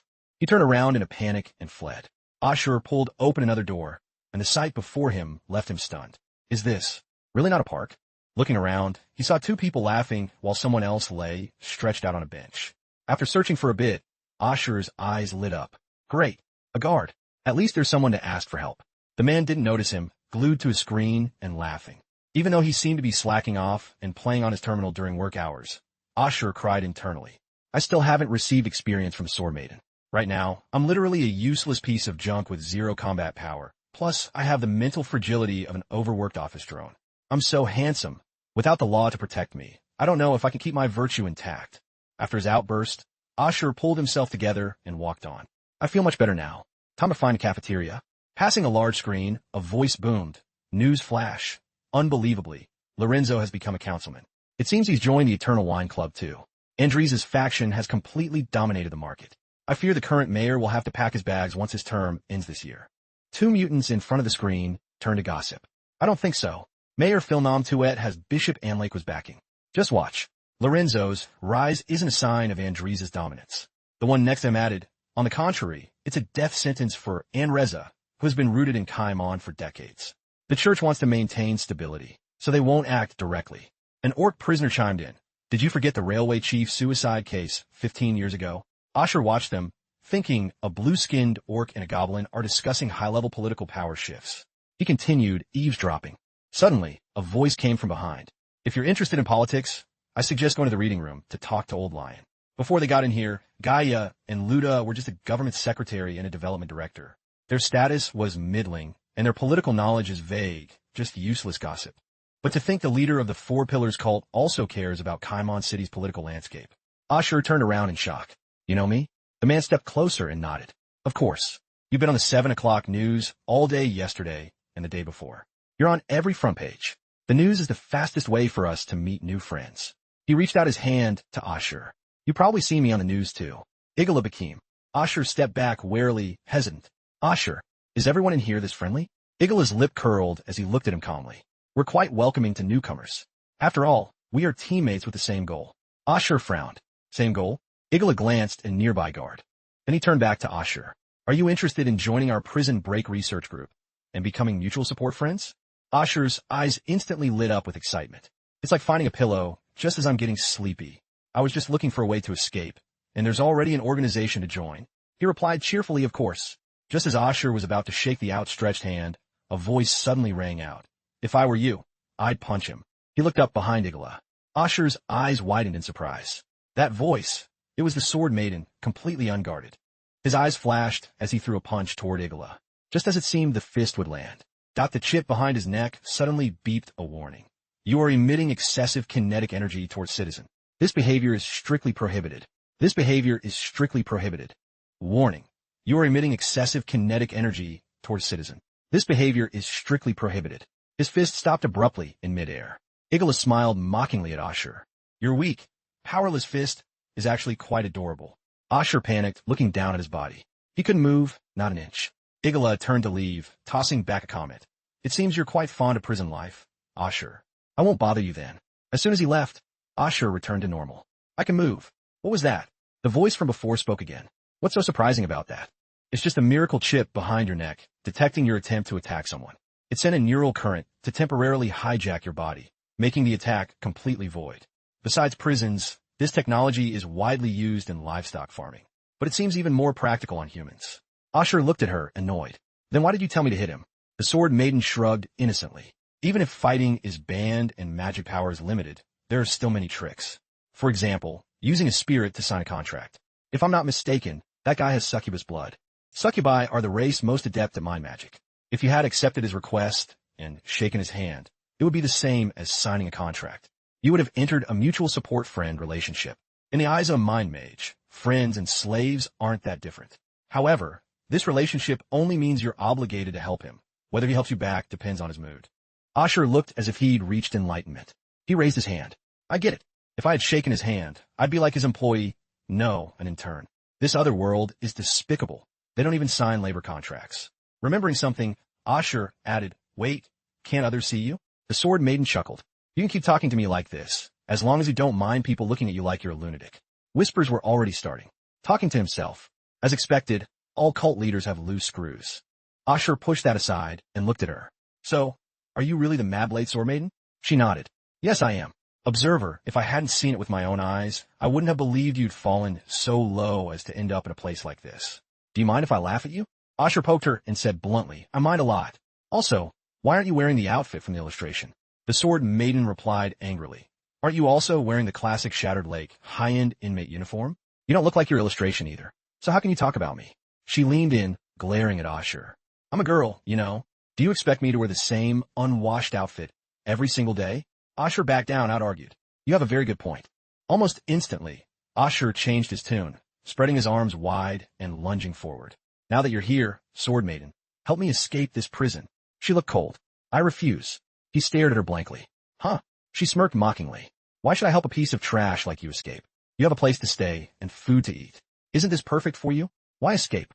The world outside might be even harsher. Why not just enjoy your early retirement and live your dream life? Ashur rolled his eyes and scratched his face. Actually, that sounds okay. Ashur suddenly snapped out of it, pointing at her. But I'm carrying a huge burden. In a few days, I have to participate in something called the Blood Moon Judgment. With a name like that, I'm pretty sure it's not a buffet invitation. The Sword Maiden covered her mouth, giggling. Blood Moon Judgment? In that case, I definitely don't want to help you escape. Ashur immediately began to wail. You can't treat me like this. Aren't I yours? The Sword Maiden glared at him. You're my what? She poked his head hard, annoyed. What were you going to say? What exactly are you to me? Ashur was poked so hard he fell back into a chair. The Sword Maiden leaned in close, staring him down. With a displeased face, she growled. Were you going to say you're my master? Do you want me to say it a few more times so that golden trash in your head has more material to fantasize about? Ashur opened his mouth slightly and asked, Is something wrong with that? You're just a virtual character in a game. And I'm the actual player. If I die, you obviously won't exist either. Since this link exists, why won't you help me? Hearing this, the Sword Maiden's anger flared. A link? Ashur bowed his head and told himself he had to risk it. He stood up and said loudly, Mad Blade Sword Maiden, I am not your master, but at the same time, I am not your slave. If you can't even treat me as an equal, then you might as well go back to the game and be a string of data. The Sword Maiden bit her lip, then suddenly burst into laughter. She turned away, speaking slowly. A virtual character? You're right. I really am just a hollow phantom of a memory. But observer, you'd better remember what you said today. You're not my master. Never. Ashur raised his hand without hesitation to swear. I promise. She still wasn't satisfied and pointed at him. Swear it. Liars will lose their own faces and won't be allowed to change back for 10,000 years. Ashur held up 3 fingers with a sincere face. I swear. Liars will lose their own faces and won't be allowed to change back for 10,000 years. The Sword Maiden smiled contentedly. She turned around and gestured for him to follow. Let's go. Where? Ashur asked curiously. To the cafeteria, obviously. Didn't you want breakfast? He hesitated. So about the prison break. Honestly, it's not that I don't want to help, it's that I can't. As you can see besides you. That no one else can see or touch me. I have no ability to affect the physical world. So how could I help you escape? Ashur felt helpless, his lip twitching. Then why did you show up? To show off your new skin? She snorted. You said it yourself, the link. Ashur frowned. Link? The Sword Maiden suddenly stopped and looked back at Ashur. I'm here to transfer that 30 shared experience to you. Fine. Ashur spread his arms and legs willingly. Come on, I'm ready. She poked his head angrily again. Ready for what? You think there's going to be a blink sound and you'll suddenly master my swordsmanship? If you want to dream, go do it in bed. Ashur asked blankly. Then how are you going to transfer it? The Sword Maiden smirked. It's simple. Go find someone to fight. I'll channel the experience to you while you're fighting, so you'll naturally grasp it mid-battle. Got it. Ashur looked around, observing seriously. His eyes locked onto a man in the corner. Target chosen, bald, tattooed, massive muscles, and a facial scar. He looked exactly like a serial killer who only got sent here after taking hundreds of lives, a total psycho. Ashur walked over and pretended to accidentally knock over the man's water. He made a punchable face and pouted, Oops, my bad. The tall man stood up, his eyes bloodshot. Ashur swallowed, waiting for the blow. The man's attitude suddenly shifted as he said softly, Be careful where you walk, okay? The milk is great today, definitely worth a try. Ashur was stunned until a tray full of food was placed in front of him. The cafeteria was bustling. He looked at the food tray and then glanced aside. The Sword Maiden was doubled over laughing. My bad. I'm professionally trained, but observer, you're so stupid, I can't even get used to it. I can't help but laugh. Let me tell you one more time. All of you prisoners are locked by the chip behind your neck. You're not allowed to attack, insult, or even self-harm. This is why Shattered Lake looks so free, because every bone and nerve in your body is shackled. They even have students come here for field trips in the spring and autumn. That chip can even release a current strong enough to stop your heart instantly. Just as she spoke, a group of people across the room started pointing. Kids, look, these are criminals. Don't grow up to be like them. The Sword Maiden's voice rang out as she pretended to dig a tunnel with a spoon. Even property damage will trigger the chip. Ashur was still in shock. There really are field trips? She continued, anyway, go find someone to fight. Nothing is easier to understand than combat, right? But prisoners aren't allowed to attack. So how do I provoke someone into hitting me? Why are you asking me everything? Who wants to escape? Me? Or you? You're hungry. So what? Are you gonna call for your mommy? Ashur actually started calling out for mommy and grandma. The Sword Maiden froze, then flicked his forehead hard. Do you want to die? Ashur bumped his head into a prisoner's back. He sat up and greeted him friendly. Hi, I am Ashur. What's your name? The prisoner opposite him greeted back, just as friendly. Ashur. He gave a strained smile, thinking he'd have to ask around himself since they couldn't hit him anyway. The man smiled brightly and pointed to himself. I have a boyfriend. Ashur's voice trembled. I didn't mean it like that. I just have a few questions. The man kept that terrifyingly friendly expression, resting his chin on his hand. I understand, really. When you try to start a conversation and meet someone like me, who is upfront about being taken, it's bound to be embarrassing. But my love for my boyfriend is pure and can't handle any doubt. So, being clear from the start is best for everyone. Ashur, you're a good guy. I'm sure you'll find your own love. Ashur shrunk back in fear. No, prime juste. The man stopped him. Go ahead, ask. Ashur swallowed and nodded. Okay. Before he could speak, the man continued, don't be shy. Failing to pick someone up is normal. If you can't think of a question yet, I can wait. Here we go again. But honestly, Ashur, your way of getting my attention is too old school. Deliberately spilling my milk? You're like a primary school kid. Ashur couldn't take it and interrupted with a forced smile. I want to ask, if I want to fight, is there a way? Inwardly, he thought, I have to shut him up. The man's face changed. Are you new? If you want to stretch your muscles, you found the right person. He got serious and introduced himself. My name is Langna, a member of the Death Duel Society. The warden has authorized us to temporarily lift the chip's restrictions during a death duel. This is a privilege reserved for members. A death duel only stops when one side goes down. Ashur was shocked. Death Duel Society? Until death. Does the prison really allow us to kill people? Langna replied cryptically, someone dying doesn't necessarily mean you killed them. Ashur was confused. Langna explained, right next to the duel stage is the medical room. As long as the body is intact and the time of death is under 5 minutes, it can be revived. Of course, no one can say what the side effects will be. Besides, even if a prisoner actually dies, the prison doesn't care. After all, everyone here is already a dead man walking. Ashur gave a dazed, silly smile. Oh right, humans die eventually. Langna spoke up. I think you misunderstood me. He suddenly pointed at Ashur and exclaimed. That I remember now. You're the one who's been all over the news lately. The leader of the Four Pillars cult. Langna looked at him with infatuation. I'm actually quite interested in the Four Pillars. Too bad I have a boyfriend, otherwise I might give you a chance. Ashur shrunk back. About that Death Duel Society. Langna sighed. How boring. No wonder you're in a hurry to find the society. After all, there are only a few days left until the 15th. Ashur was confused. The 15th? What's that? Langna bit his lip. I'd hate to see a good guy like you die. Haven't you heard of Shattered Lake Prison's reputation? The 2 Blood Moon judgments on the 1st and 15th of every month. You've never seen them? Fine, let me tell you. You really don't follow the news, do you? All prisoners here are on death row. There are no appeals and no escapes. We lose our political rights for life. After entering, you can eat well, sleep well, exercise, watch movies, and play games. But the one thing you aren't allowed to do is take a life, even your own. Because there's only one ending waiting for us. Participating in the Blood Moon judgment under the gaze of everyone and dying a miserable death.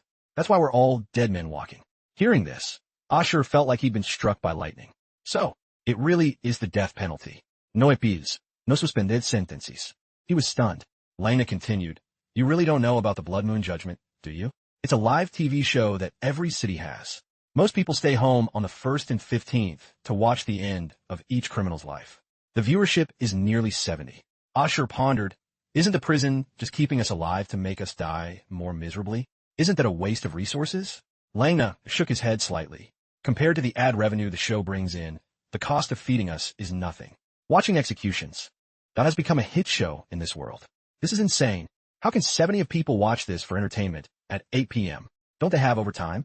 I guess they just aren't busy enough. As despair washed over him, Langna leaned in and whispered, but if you want to escape the judgment, there is a way. Ashur's eyes lit up. What? Is there hope? Langna nodded. Although someone definitely dies in every Blood Moon judgment, there are 8 participants, and these 8 slots aren't fixed. Every death row inmate starts with 50 contribution points. 10 points are deducted every month. Even if you hit 0, the prison won't do anything extra. However, those with higher contribution points are moved further down the judgment list. The top 8 with the lowest points are the ones who face the Blood Moon judgment. In other words, as long as your points are high enough, you can avoid it. He rubbed his chin, seriously thinking of ways to earn points. There are many ways. The simplest is creating value. Although the memory weavers took our memories when we arrived, making our information worthless, there are still ways. People here for embezzlement can suggest system reforms to prevent others from doing the same. The loophole is right here. This way, you can't cook the books. How scary. I mean, how wonderful. I want to do an explosive experiment to maximize my value. Some people here for illegal experiments continue their research legally in prison and write papers. I have to update quickly, otherwise my contributions to this book won't be enough. Some even write best-selling books in prison. That also counts as creating value. But most people here are murderers, and there aren't many with creative talent like you and me. Ashur bit his lip and thought. After all, Heath was a cult leader. Langna smirked. And the Death Duel Society is the answer to how we earn points. In every death duel, both sides must wager a certain amount of contribution points. The winner takes it all. Winners escape the judgment. Losers face it. This is how we create value, by eliminating the weak and maintaining a fervent spirit. This is why the prison allows the society to exist. After all, every actor needs to put on makeup before going on stage. Ashur was confused. Langna licked the rim of his cup. He asked, knowing all this, do you still want to join? Without hesitation, Ashur nodded. Of course. Langna stood up and gestured. Then follow me. Ashur looked back curiously. Wait, where's the sword maiden? Up ahead, Langna spoke again. If we're lucky, we might even see some fresh corpses. Ashur asked, are people already dueling this early? Langna nodded.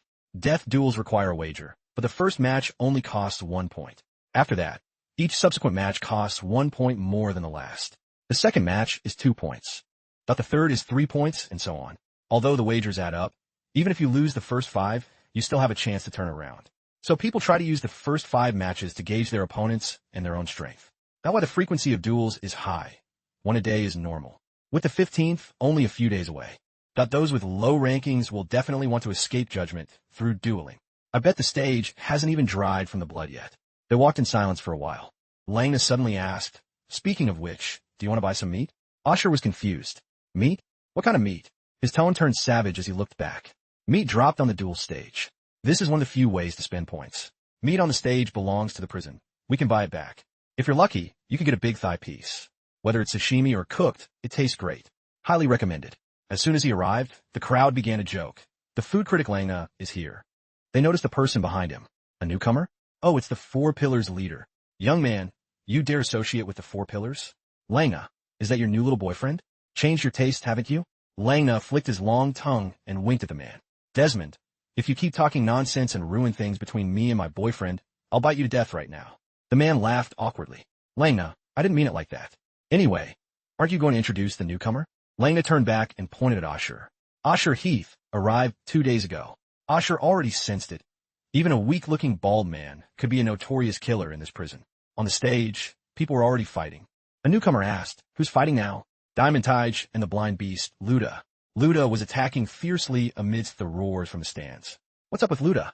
Tage is a veteran, after all. Why wouldn't he go after these easy contribution points? Didn't you guys challenge Luda? Of course we wouldn't pass up a tasty morsel. But Luda has never seen Tage fight to the death. He thinks Tage is an easy target, and Tage's wager is high. On the stage, Luda looked at Tage smugly. The old man gave a devious smile. He lightly threw a punch. Luda was knocked flat on the floor. He trembled and pleaded, no stop. Tage unleashed a flurry of punches all over his body. Luda was heavily injured. Ashur was so horrified he covered his face, his voice trembling. Isn't the winner decided?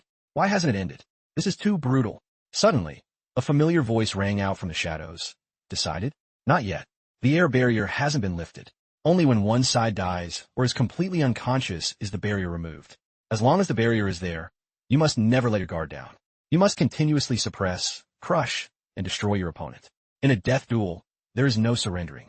The loser has only 2 possibilities, death or loss of consciousness.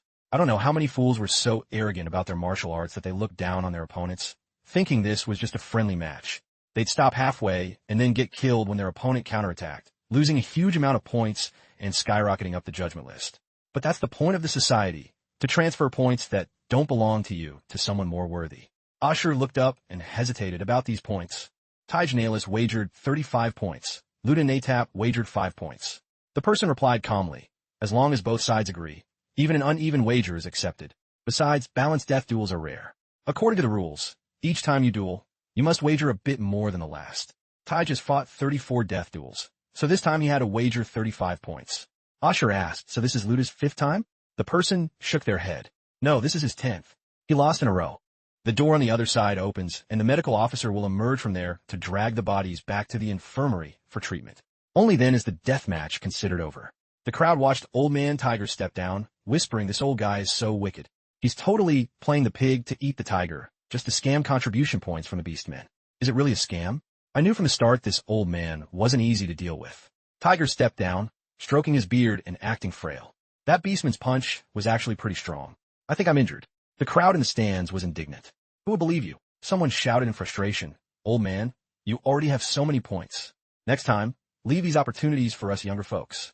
The figure next to him gradually became clear. She said, on this stage, he is very strong. Ash was overjoyed. Svir Moiden.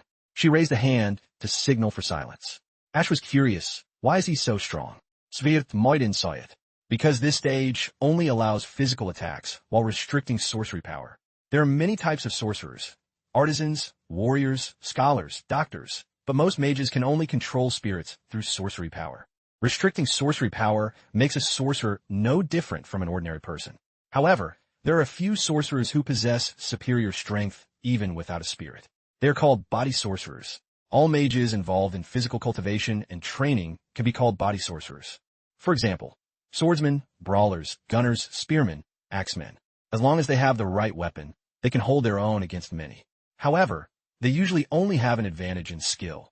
Physically, they aren't much stronger than a regular person. But there is one type of body sorcerer that constantly reinforces their body, even using spirits to mutate their flesh and blood, turning themselves into a weapon. They achieve overwhelming, violent power. Even without a spirit, the reinforcement remains. These are called ascetic sorcerers.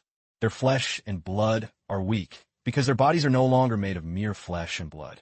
Ash nodded as he realized. Tiger, the diamond. So that's what it means. How many people has he sent away now? Since I got here, he's sent at least 5. Tiger looked up, his voice feigning age. I think I have internal injuries. The onlookers were fed up. He rubbed against the railing so hard the rust fell off. Who would believe him? Sword Maiden looked at Ash. Since you're here, hurry up and start a fight. Just don't fight that old man. Ash pouted, I'm not an idiot. Sword Maiden looked indifferent. Hard to say. Suddenly remembering something, she blurted out, all right, for your first fight, you should pick an unarmed opponent. And you should go unarmed too. He was confused. Why? Sverd Maiden smukid mokkinli. Because your body is too weak. If you hold a real sword, you'll probably be beaten to a pulp before you can even swing it a few times. If the opponent only uses fists, you can at least hold out longer to gain experience. I don't want to see you get disarmed and beheaded in one strike. I don't expect you to know how to fight, but you're definitely going to get hit. He turned to the man next to him. I want to join a death match. Preferably unarmed. Any suggestions? The man chuckled. Unarmed, huh? You asked the right person, friend. I specialize in unarmed combat. Fight me. I promise I won't bully you. Really? Ash nodded excitedly. Fine, but this is my first match. I'm only bidding 1 contribution point. Even if you're trying to play the pig to eat the tiger, you won't earn much. The man waved him over. Over here, over here. Don't worry, friend. I won't turn down your point. In fact, I'll give you points. I'm very weak. After all, even you want to punch me in the face. We meet again, classmate Ash. You have such cute fists. In a daze, Ash was dragged down to the arena with cloth wrapped around his hands. The crowd shouted. The new cult leader wants a death match with the beautiful beast. The beast won't even let 1 point go. Is the cult leader under a spell? If so, it won't be just 1 point. The beast might bag 50 points this time. Looks like you were pretending to be weak after all. Igala adjusted his clothes, pondering. I think you're the one hiding your strength to lure me into a trap. You're the leader of the 4 pillar gods, the one who dared to face the blood-crazed hunter. I'm just a common fraud, no matter how you looked at it. Ash's combat power should be higher. Igala Bakim was known as an insurance scammer. He had swindled many wealthy people out of huge sums before ending up in prison. Ash frowned and glanced back, thinking, but I'm not the original body. Still, he doesn't look like he can fight head-on. He remembered what Langna and her boyfriend had warned him. Be careful, kid. Even though spirits are banned in prison, he's a con artist. By the way, this is my boyfriend. Watch out for how he uses sorcery indirectly. Ash regained his spirit, looking pumped. It's just like when he invited me to a party in the lobby, right? As long as I don't agree to anything, don't shake hands, and don't touch him, I'll be fine.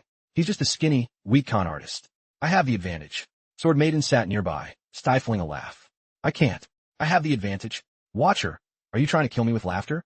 She turned and mocked him. Where on earth do you get that confidence? Well, look at why you're even in the ring. Only then did he snap out of it. Wait, why did I even agree to get up here? Why did I agree to get on stage with him?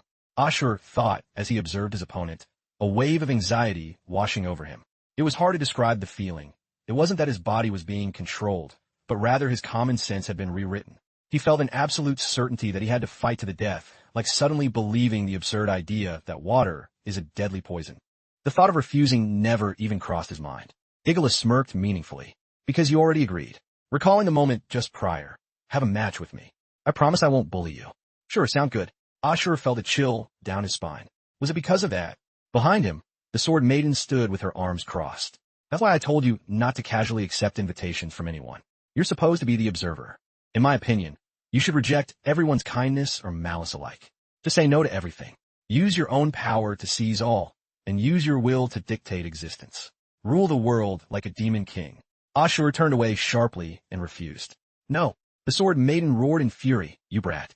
At that moment, the announcement echoed. The match begins. The protective barrier is activated. Igala Bakim wagers 46 contribution points versus Ashur Heath wagers 1 point.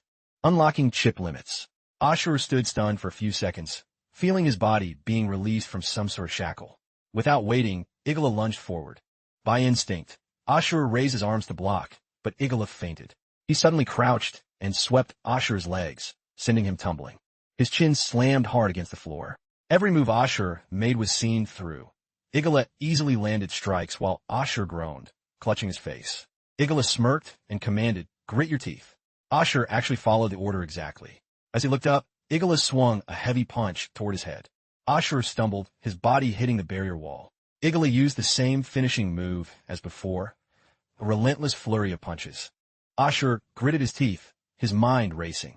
Has the experience transfer started yet? If this keeps up, I'm going to be beaten to death. From a distance, the Sword Maiden watched with her hands on her hips. Ashur wailed for help. It hurts so much. Sword Maiden, hurry up and possess my body to crush this blondie. Mommy, save me. The Sword Maiden closed her eyes and ignored him, calmly stating, soon. The more you get hit, the faster the experience transfers. And don't just take it, try to counterattack. Will counterattacking speed up the transfer? No, but it'll make this death duel a bit more entertaining. Watching you get one-sidedly dominated is boring. She lowered her eyes and thought. I thought he'd be kneeling and begging for mercy or crying piteously. Despite being pathetic, he's pushed himself to his limit, keeping his back against the wall to minimize the attack surface. This is Shattered Lake Prison, after all. Before he transmigrated, he was probably just a normal office worker. He protects his face and gets up quickly instead of staying down to be pinned. Even without me or the Sorcerer's Handbook, after the initial shock of transmigration, he's adapting quickly to this cruel world. Deep down, he's not a coward. Once the environment changes, his true nature reveals itself. He truly is the observer. Meanwhile, a battered Ashur looked on with determined eyes. Counterattack. That's right. As a former worker, I might not talk back to my boss, but I refuse to take a loss without a fight. He gritted his teeth and swung a powerful strike. Military drill instructor's horse stance punch. Igala easily dodged his tone mocking. Soft as cotton. How cute. Following that, he landed a direct punch to Ashur's head. Ashur squeezed his eyes shut and swung blindly. You, damn it. He couldn't even swear properly. The chip forbids inmates from using profanity. In the stands, everyone was expectant. There it is again. The beast's magic trick. It's so elegant. It looks like they're rehearsing a play. The opponent's face just dives into the beast's fist. He's won 45 matches straight. He's so strong. Maybe only old man Tej could beat him. Tej narrowed his eyes and smiled. No. An old man like me will just be a stepping stone for you youngsters. Desmond looked at his hands and spat. Who are you kidding? You're gripping that railing so hard it's turning into a pretzel. Langna's boyfriend asked, Langna, can you see through the beast trick? I don't know. I have to fight him to find out, but I don't want to. He's not my type. Don't worry, honey. Ashur was covered in bruises, while Igala didn't have a single scratch. Igala smirked. Do you know why I won all 45 matches? My physique isn't great, and my reflexes aren't fast. So why do you keep missing, while I hit you every time? Ashur's face was filled with frustration and resentment. It's true. His physique is roughly the same as mine, and his martial arts skills are average. Otherwise, I wouldn't have lasted this long. We're both amateurs, so why can only you peck at me like a chicken? Igala laughed triumphantly. Because you are all just livestock. You're bled, skinned, and then carved into neat portions by your master. Not just you. Even the beastmen, ogres, and goblins with physiques far superior to mine have fallen on this stage, transferring their points to me. From the moment you stepped up here, I put a leash around your neck. Until I wring every last point out of you, you remain my pet to command. Ashur couldn't listen anymore. He lunged forward in a rage. Igala didn't even bother to dodge, standing there provocatively. Weak. So weak. Too weak. In his mind, he thought, he's going to attack my left side. Igala landed an uppercut, sneering, your fist still smells like milk. Who do you think you can hit? Every time Ashur attacked, his next move appeared in Igala's head. He's going to kick my left shin. He wants to grapple. He's going for a right hook. Igala smiled calmly. Your thoughts are constantly flowing into my consciousness. Your intent cannot escape my eyes. He's going for a straight punch to my chest. Igala leaned aside and taunted. Now you're just a lamb seasoned with cumin, kneeling at my feet waiting to be roasted. Let me trample you, livestock. Ashur swung again, and Igala kept dodging. Come on, you almost had me. Igala moved to strike down on Ashur's head with his wrist. By some miracle, Ashur lightly slipped past the blow. Igala jumped back, his eyes wide with shock. He dodged my attack? This isn't a good sign. I can't play around anymore. I need to knock him out. Igala lunged, and like a wild animal. The beast is getting serious. It's over soon. The crowd chatted excitedly. It's rare to see a rookie last this long. Don't break him so fast. Beast, you have so many points. How about letting me win once? Beast, use a knife next match. I want a taste of some chewy thigh meat. Someone else yelled, Langna, don't you dare compete with me. But Langna sat up silent. Even if I don't compete, you won't get to eat. Suddenly, someone pointed. Look, before, every one of the beast's punches landed. But now he's lucky if he lands 1 out of 4. And that one punch was blocked. This is getting interesting. Near Taj, a young man smirked, playing the pig to eat the tiger. Old man Taj, looks like he's your kind of person. Taj replied calmly, no, he's not acting. He really was a pig before. Langna stood up to watch seriously. You can't fake a body. His body hasn't undergone any combat training. You can tell he's a scholar used to a soft life. I was the one who brought him in. I saw him clearly. The crowd erupted in whispers. How is that possible? Does that mean in just a few minutes of combat, he developed fighting instincts? Is this a follower of the Four Pillars cult? Exactly. The wrong person in the wrong place has awakened the wrong talent. What a shame. The cult leader is actually making the beast play defense. The sword maiden smiled, chin in hand. It's time to end this. Scene transition. Every era has its own theme. In this age, large-scale wars are rare. Humans no longer expand their territory. Classes are fixed, and systems are supreme. Looting has been replaced by high-level exploitation. Everyone fights over existing resources, following rules set thousands of years ago. Thus, the current theme is domination. Ruling over others. Ruling organizations, ruling culture, ruling thought. In a world with fixed classes from birth, your life path is predetermined. Most things have no connection to the blood moon realm in the void.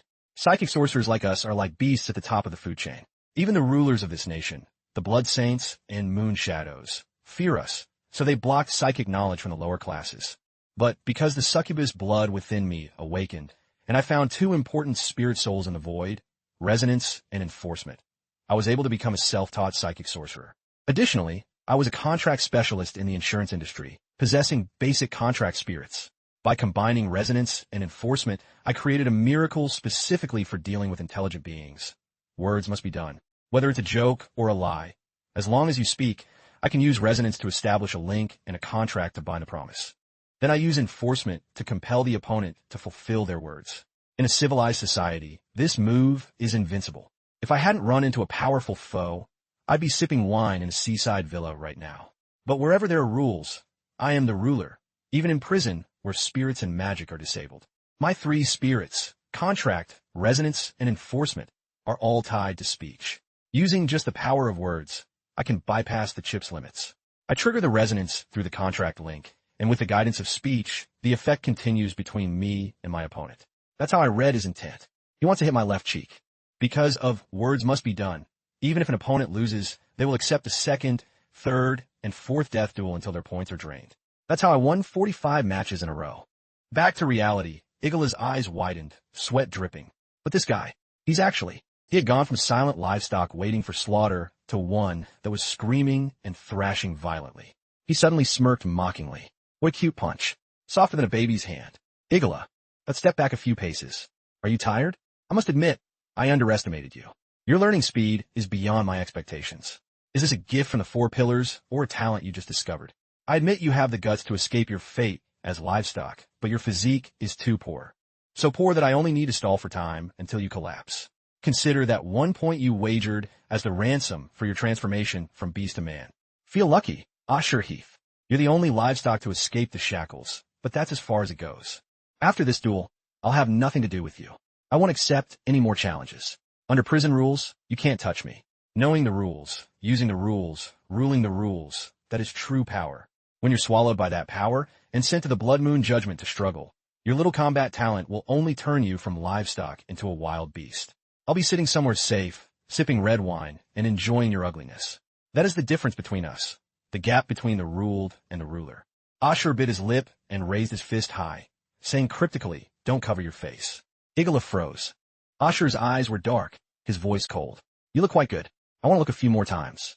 On Igala's side, he could only see jumbled thoughts. "You look quite good. I want to look a few more times. You look quite good. I want to look a few more times. You look quite good. I want to look a few more times. You look quite good. I want to look a few more times." He involuntarily backed away. Igala paused. This was the first time he'd heard such a sincere compliment on the stage. By instinct, wanting to show off, he unconsciously dropped his guard and lowered his arms. Asher landed a punch that sent him flying several meters. The crowd gasped in shock as the end bell rang. The match is over. The winner is Asher. Heath. His eyes were glazed over. Asher slowly drifted into a vision. He lay face down, moaning in pain. "This is a duel? It hurts so much. It's unbearable." Tide's words echoed in his ears. "Eliminate the weak, maintain aggression." Actors always put on makeup before taking the stage. At that moment, Asher realized the truth. "I get it. It's like when we make mobile games and draw exquisite character illustrations. Death duels turn death row inmates into living illustrations. After failing repeatedly, a prisoner becomes hysterical from pain and falls into despair. What the audience sees is just a bloody beast full of desperate will to fight. Compared to a man born dull and withered, a death like that is much more flavorful. This is an open trap that death row inmates can't refuse. Not only do the losers become products for high-priced live broadcasts, but even the winners are just drinking poison to quench thirst. Sooner or later, they'll end up on the same path to destruction. Private bathrooms, good food, full facilities. It's all just to fatten us up. Asher rubbed his chin thoughtfully. The judgment cycle is actually an internal competition mechanism. It's a zero-sum game. Either you face judgment, or I do. In the dreamscape, a clear version of Asher appeared and replied, "But this is actually quite logical. Who told them to break the law and become death row inmates? If you don't want to be exploited, just lie down and wait for death.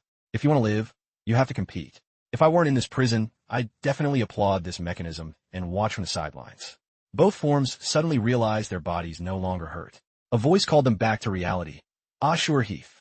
If you're awake, get up and go. Otherwise, you'll be late for dinner. We don't serve patient meals here." His heavy eyelids opened. Asher stared at the strange girl with ID number 222. She frowned and asked, "Why are your eyes bugging out like that? Are you uncomfortable somewhere? Let me see."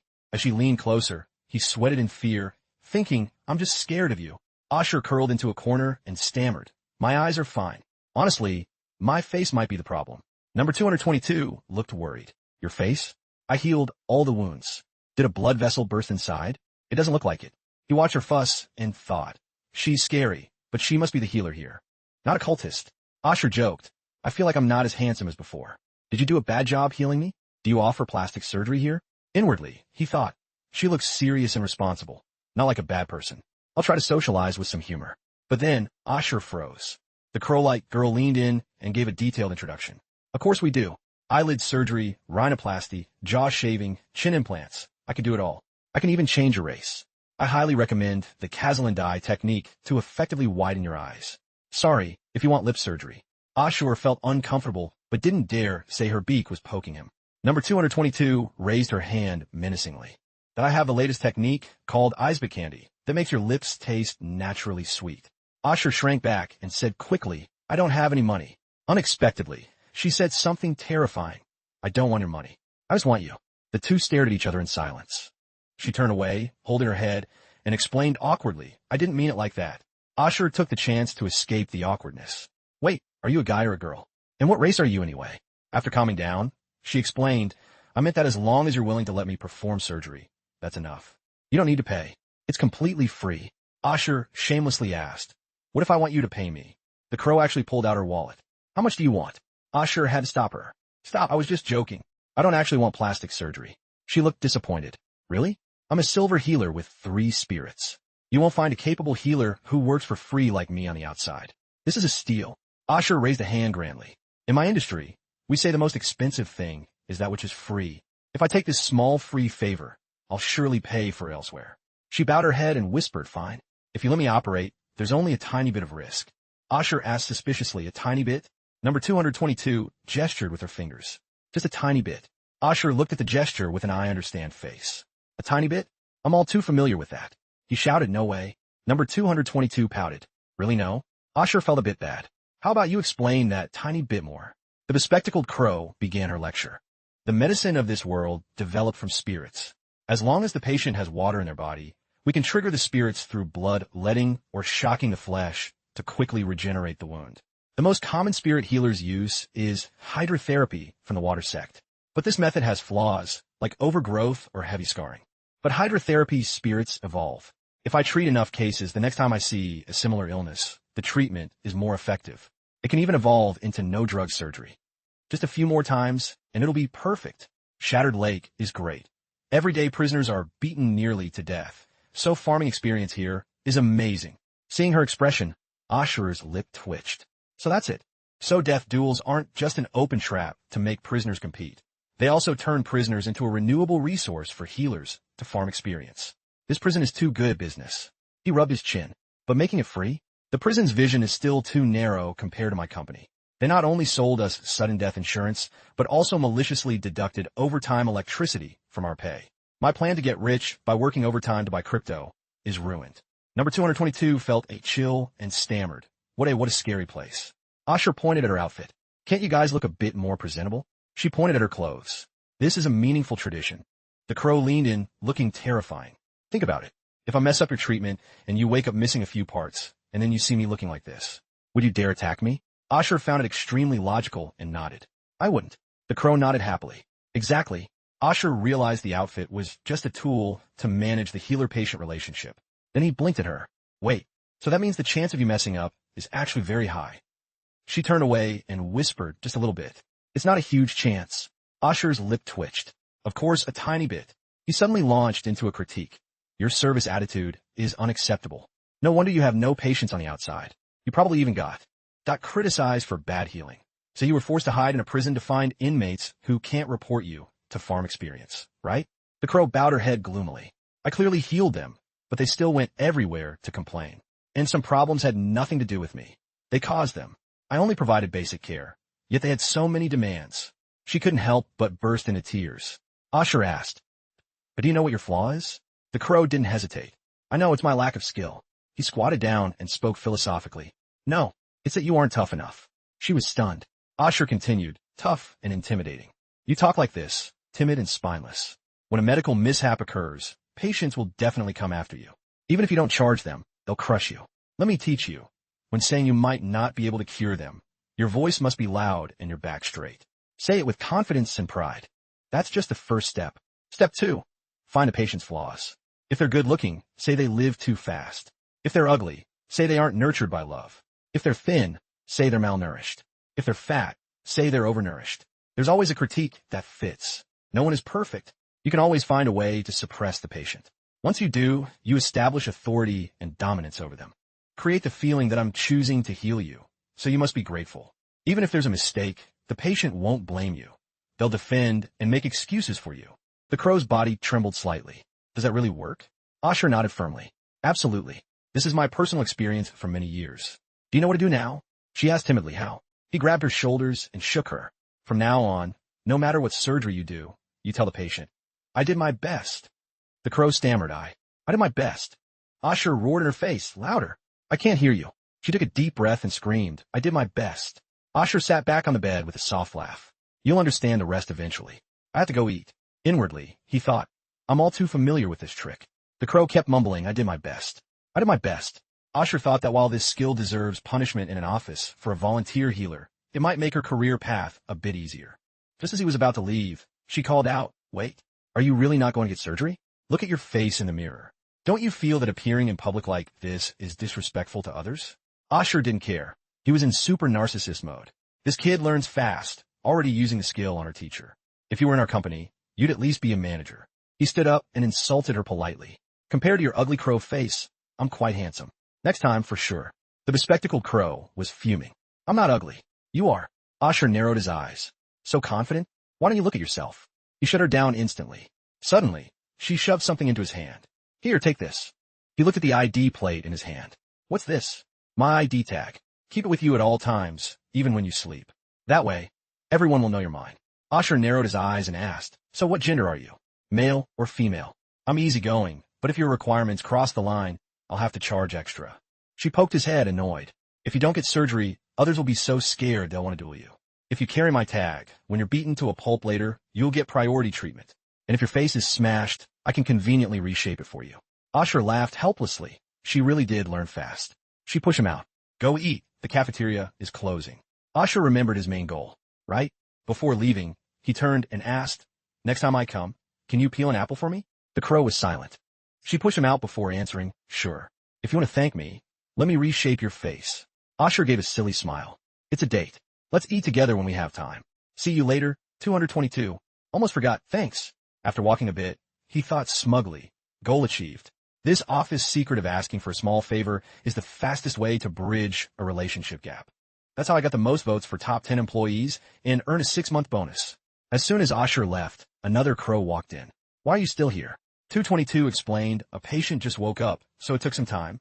Looking at the ID on the nameplate, 222 realized it was a senior. 222 explained further, I gave him my name tag. He pre-booked future treatments. 176 didn't care and asked, you didn't talk to him, did you? 222 was stunned. 176 criticized her. You know, communicating with prisoners is a violation. Our identities must be kept strictly confidential. If news of us conducting rituals here leaks out, the Human Rights Association will level the council. 222 bowed her head apologetically. I know. 176 ordered, then go back to your room. The thesis on level 11 hematurgy is due by the weekend. Don't think you can be lazy just because you have talent. Without the team leader's permission, you aren't qualified to be here. 222 obediently flew out, standing at the door. But she froze, her mind in turmoil. Is the senior intentionally criticizing my flaws to establish authority and lower my status? The fact that I got in through the leader is unchangeable and has nothing to do with my skill, yet he always uses it to criticize me. What that guy said was actually quite right. His recovery rate seems much stronger than normal physical sorcerers. The feeling of treating him was great. I hope Ashur gets beaten to death's door again soon. On Ashur's side, I thought after all that hardship, I'd be further away from death. Who knew I was just standing in place? He shouted in frustration. Based on what? Ashur's face was extremely grim. He clenched his fists. I won 45 contribution points, but I still have to participate in the Blood Moon Judgment in a few days. Didn't you say those with high points get moved down the list? Langna shrugged. That's true, but there's a catch. No prisoner is allowed to skip their first Blood Moon Judgment. Only after surviving the first one does the point ranking matter.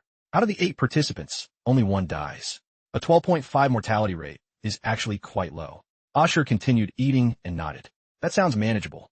Langna paused, then added, but you're the leader of the Four Pillars cult. The number of civilians you harmed is in the thousands. Your infamy is legendary. You'll definitely be a key target in the judgment. Langna took another sip of water, her gaze deep. Well then, someone wants to challenge you. Do you accept? Ash stopped chewing, startled. So this is why you were waiting for me at the cafeteria, right? Langna looked at him seriously. The opponent has bet 37 contribution points. Still chewing, Ash looked incredulous. You fought 36 challenge matches? We can only bet 2 points at a time. Langna nodded. Correct. Usually, veterans don't challenge newbies, especially those who haven't even finished 5 matches. That small amount of points is beneath them. So I wanted to ask, is there some bad blood between you and the opponent? Ash asked while chewing, who is it? Langna gave a name. Vargasauer. He shook his head. Never heard of him. Out of habit, Langna licked the rim of her cup. Jilin Dali. Ash tilted his head, looking blank. Who? He didn't answer, continuing his actions for a moment before Langna finally spoke. It's nothing. Just remembered an acquaintance. So, are you willing to accept Vargas's challenge? Ash immediately asked, what weapon does Vargas use? He spat out one word, sword. Instinctively, Ash glanced to his side, his mind filled with thoughts of a sword. A sword, huh? Sword Maiden noticed his gaze and glared. What are you looking at me for? Speak up. Ash's hair stood on end. His face flushed as he pouted. I was just thinking, if you can touch me, can I touch you too? Sword Maiden replied. Go take a shower when we get back. She drew her weapon, her voice low. Did I tell you to say that? A blade was held against his neck. Ash talked big. Tell Vargas to wash his neck and wait for me tomorrow. Langna stood up to leave. Then come to the deathmatch arena tomorrow morning. My boyfriend is still waiting for me. Bye. Watching him go, Ash muttered suspiciously, isn't that the way to the arena? Aren't they going to a lover's room? Sword Maiden waved her hand. Get back to the dorm. You've got a busy night ahead. I'm going to take you to explore a world you've never known. Ash's face turned beet red. His mind was racing with dark thoughts. A world I've never known? Do I look that much like a virgin? This beauty is being way too forward. If I let her keep being this arrogant, I'll have no status left. Seeing him hesitate, Sword Maiden called out, Why aren't you over here yet? Ash obediently ran over. Coming. Scene change. 8:45 p.m. In the deathmatch club. That man is a bit strange. Ash agreed, but not because of the name you gave me. It's because he's looking forward to an opponent who uses a sword. A mysterious man in the shadows spoke. Thank you. I owe you one, Langna. Langna said bluntly, Vargas, you can pay me back right now. Just tell me why you suddenly have your eye on cute little Ash. Does it have to do with that name? Jilin Dolly? The man in the corner smirked. I don't mind telling you, as long as you don't regret it. Langna shrugged, pulling out some snacks.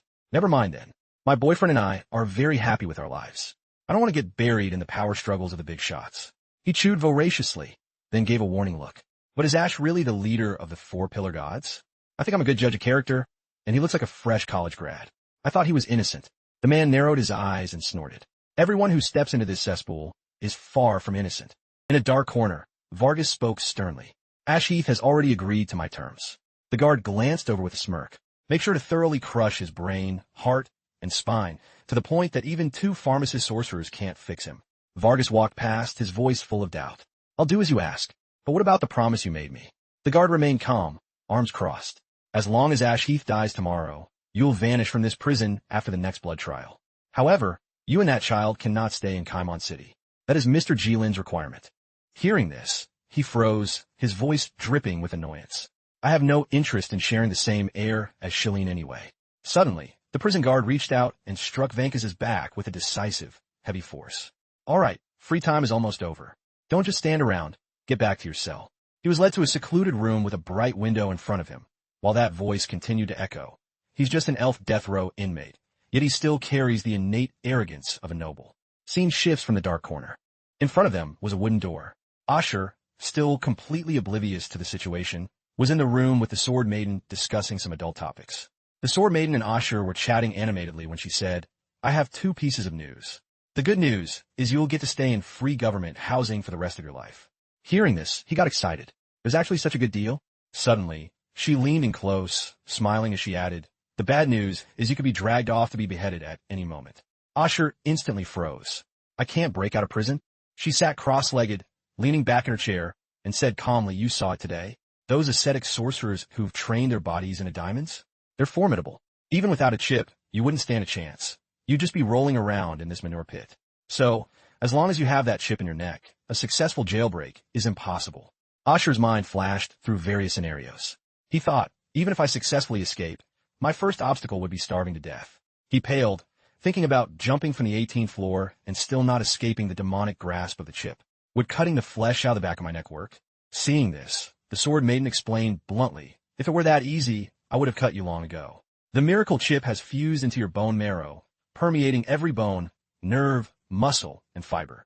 Unless you jump into a vat of molten steel at a steel mill, it's not coming off. In other words, the chip cannot be removed by conventional means. Asher suddenly asked, what about a sorcerer's methods? Hearing him, the Sword Maiden smirked and evaluated. A sorcerer's methods? Well, there are many. And the one you're most likely to obtain is the sword miracle, slaying the self. As she spoke, his face brightened. So it actually exists? In front of them was the silhouette of a figure training amidst blazing flames. The Sword Maiden explained, slaying the self is a defensive sword miracle used specifically to purify abnormal statuses. As long as you manifest it, you can instantly clear all miracle chips from your body. Although it's only a silver tier miracle that a rank 1 sorcerer can perform, it can directly purify most lingering damage caused by rank 2 spirits. Only then will you have a chance to escape. Asher got excited and couldn't help but ask, how do I get it? She raised her hand to quiet him and answered to manifest a miracle, you must first obtain a spirit, specifically a control-release skill I like. And if you want to get a spirit, there are 4 paths. The Sword Maiden began to explain clearly to him. First, through learning knowledge and resonating with the void, allowing the knowledge of the void to manifest as a spirit in reality. You can't take this path. The miracle chip has long severed your link with the void. No matter how much you learn, you can't trigger void resonance. Second, spirit trading. Needless to say, you have 0 capital to trade with others. Third, killing sorcerers and plundering their spirits. A mortal killing a sorcerer usually only happens when a consort assassinates their master during an intimate moment. You don't have the capacity for that either. He paused, then confessed with a bit of confidence. There's a slight chance, right? I can make a living with my face, can't I? The Sword Maiden didn't answer, but added, fourth, go to the void to find wild spirits. This is your only way now. Between them appeared a ghostly face with a mysterious glow. He asked curiously, so how do we get to the void? She replied calmly, the only way to reach the void is by activating the gate of truth within a spirit, allowing your consciousness to travel directly there. Asher suddenly clapped his hands enthusiastically. All right, I get it. If I want to go to the void, I need a spirit. And the reason I'm going to the void is to find a spirit. Seeing this, she smiled happily and replied, that's exactly right. Then the scene shifted to a figure holding an unaccepted job application. Isn't this exactly the shameless situation of a fresh graduate finding that every job requires 3 years of experience? He suddenly collapsed to his knees, raising his hands as if mourning to the heavens. I don't have a spirit, so I can't go to the void. But to find a spirit, I'm required to go to the void. Isn't this a death loop? Meanwhile, the Sword Maiden just leaned back. Who told you that you must use your own spirit to reach the void? Hearing those words, Asher whipped his head around to look at her in confusion. The Sword Maiden pointed out with a bright face. Did you forget? I already have a vibration sword spirit. I'm qualified to enter the void. Asher just stared blankly. As the observer, you and I have linked our souls through the handbook. Taking you with me to the void is naturally no problem. He immediately turned to open the system panel in disbelief. It even has this function? Hearing this, she grumbled irritably. Did you really forget? See for yourself. Asher's eyes suddenly widened as he looked at the system. When did this new module get added?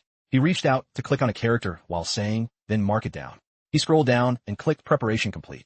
Realizing something, Asher glanced back at the Sword Maiden. The system panel began running a confirmation. Asher gave her a slight glare and said, I've confirmed everything is ready. You hurry up and confirm too. The Sword Maiden slowly stood up and turned away. Then I'm going back to get ready. You just wait patiently. Hearing that, he asked blankly, what else do you have to prepare? She looked back slightly, waving her finger dismissively. A lot. A virgin like you wouldn't understand. Asher fumed, head practically steaming. What the hell is your proof for calling me a virgin? Shifting to another scene, something suddenly flickered past. Asher slumped onto the bed in his empty room. Finally, he plopped down, taking up the whole bed, muttering, waiting, huh? His eyes slowly closed while his mind raced. Asher really was exhausted today. Shifting to the night and the stars, in a place with a 3-hour time difference from Asher, the female dormitory of Manhwa University. Inside a room, Nia and Lyde had just returned from practice. They spoke tiredly. Oh, Lyde, I'm so exhausted. You want to shower first? Or should I? I'll go first. I have to do laundry later. Besides, your legs are like jelly. Sit and rest for a bit to recover. Seriously, Professor Delaton is way too strict. Lyde gave a forced smile as they continued to complain about the advanced class and sparring with her. At night, they still had to practice swordplay to master the vibration sword spirit. Meanwhile, Issei ignored the talk about the packed daily schedule and focused on the book in her hand. The conversation continued. Isn't this great? That's Professor Delaton, the hidden hand sword saint. One of the 10 most outstanding sword saints in Fanching. They say he has the potential to break through to the legendary rank 4. By then, Sonia, you'll be the student of a legendary sorcerer. Professor Delaton hasn't said he'd take me as a student yet. He just thinks I have great talent. I'll introduce you to him tomorrow. The lad suddenly spoke up firmly. No need. I'm about to break through to the 10th circle. In a few months, I'll be able to summon a spirit. Sword-type resources will open up to me. Maybe then I'll come from behind and catch up to you. Besides, the professor clearly wants to nurture geniuses. I'm just an ordinary person. Nia simply replied, I won't wait for you. She added, Lyde, thank goodness you were there earlier. If not for you, I wouldn't have known how to reject Felix's invitation. Manhwa University is still too small. In the future, I must go to the University of Truth to develop. Romance can wait until my swordplay has achieved something. Professor Delaton, that helped me register for the sword competition at the University of Truth. I can also use their equipment. Later, I might have a run back and forth between Truth and Jianhua. Suddenly, Danhe turned with an excited look. Then Sonia, won't you be able to meet the top students at the University of Truth? If you find a handsome guy, remember to introduce him to me. Nia replied, no problem. Meanwhile, Lyde thought to herself, that probably has nothing to do with me. She walked up behind Issei, who was focused on reading, and teased, how could I forget my roommate when there's good news? We spent a happy year together as roommates, right, Luo Issei? Are you looking at a water-type textbook? I'm so jealous. I'd love to keep studying water-type arts. It's gentle and looks good. Nia saw her trembling hands and thought excitedly, can't keep up the act anymore. Can you? You're about to explode. Bring it on. She watched Issei's body tremble with anticipation. Suddenly, Issei returned to normal. Realizing she couldn't provoke her, Nia turned away. Fine, I'll shower tomorrow morning. Now, I need to go to the meditation room to prepare for my first trip to the void. Everyone, have a pleasant evening. Danny watched her leave and gave a friendly wave. Goodbye, Sonia. On the other hand, Issei's mind was racing with thoughts. That country girl is truly a petty person blinded by success. Luo E, don't let it bother you. Such an arrogant attitude will hit a wall sooner or later. So what if she has a bit of sword talent? It's no big deal. She whispered softly, I lost this time. That country girl has climbed to a height I have to look up at. If this continues, when we meet after graduation, I'll have to bow my head to her. Issei became filled with rage, mixed with envy. I can't accept it. I refuse to believe I'm inferior to that country girl. Danhe slowly turned away, but didn't take her eyes off her. She opened the system screen in front of her, then looked back at Issei, who was still diligently reading. Finally, she sprawled across the table with her book. Shifting to another location, a tall building at night. As both arms reached out, the bracelet glowed. In front of them was the meditation building of Jianhua University, built specifically for sorcerers exploring the void. The guard spoke, giving instructions. Bracelet information confirmed. Please walk straight toward this wall. Nia calmly walked toward the wall, easily passing through it to the inside. Her expression became excited. Inside the building, a starlight photography miracle had been cast to speed up thinking. Seeing this, Nia exclaimed, my thinking speed has really increased a lot. The vibration sword spirit is also very excited. As expected of a place blessed by the master of starlight. The observer was actually following Sonia all along. She didn't know that, so she asked, will you stay by my side after I enter the void? The observer answered nonchalantly, this qualifies as overtime. There must be an overtime fee. She said, I'm super poor. My most valuable asset is myself. Hearing this, he immediately replied, I was waiting for you to say that. From now on, you're my employee. You haven't graduated, so you're on probation, no labor contract, and no salary. You've put in so much effort, testing me in dreams, arranging training, triggering my sword talent. You spent so much to nurture me. Surely you want to harvest more from me. Unless you're just a figment of my imagination. The observer suddenly reminded her seriously, but with a cryptic tone, the only thing you must do is survive. Nia turned to look at him, confused. Survive? What do you mean?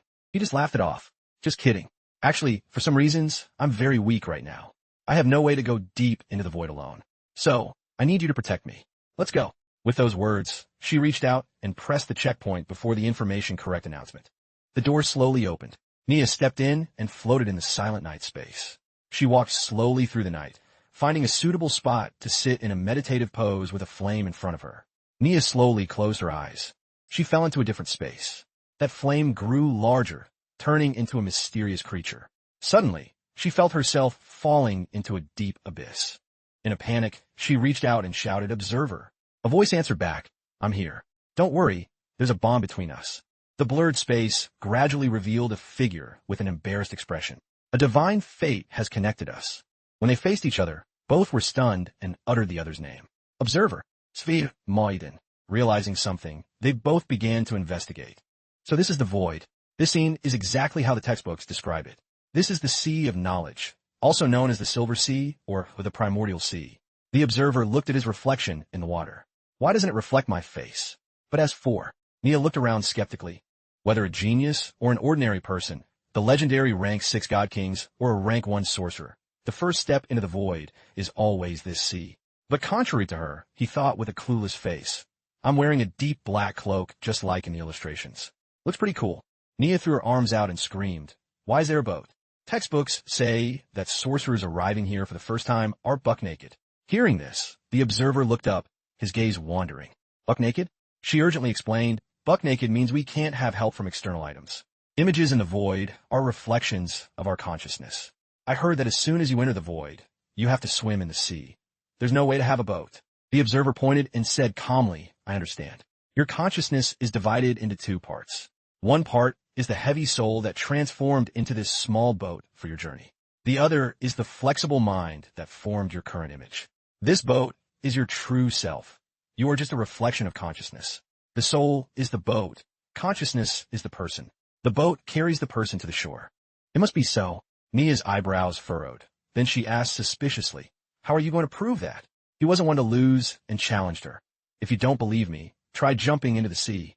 If I'm not mistaken, you can't leave this boat at all. As soon as he finished, Nia dove straight into the water. A moment later, she surfaced, soaked but arrogant. You're wrong. I can leave the boat. This boat isn't made for my soul at all. Climbing back on the boat, Nia smirked and thought, Observer, even you are wrong sometimes. The observer just hummed in response, but then she froze when she realized where he was looking.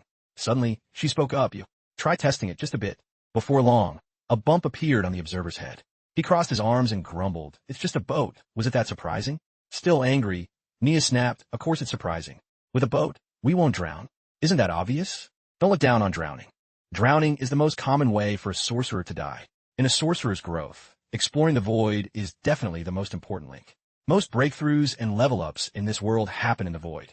Many sorcerers spend their whole lives exploring it. Reality is just a stage to show off in their spare time.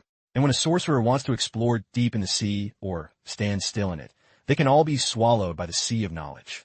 Despite those words, he asked blankly, What happens if you die here? She explained, If I die here, it takes 3 days of rest to recover my spirit. Shifting to a scene of a submerged figure. After a sorcerer dies in the void, the soul suffers immense damage. The greater the power, the heavier the damage, and the longer the recovery. A rookie only needs 3 days, a formal silver sorcerer needs at least 15 days, and gold sorcerers need months. I heard the recovery time for sanctuary and legendary rank sorcerers is 3 years. 3 years after 3 years. Do you know how I've lived? In the void, it's even counted in years. Being unable to explore the void. That means growth speed drops by 90.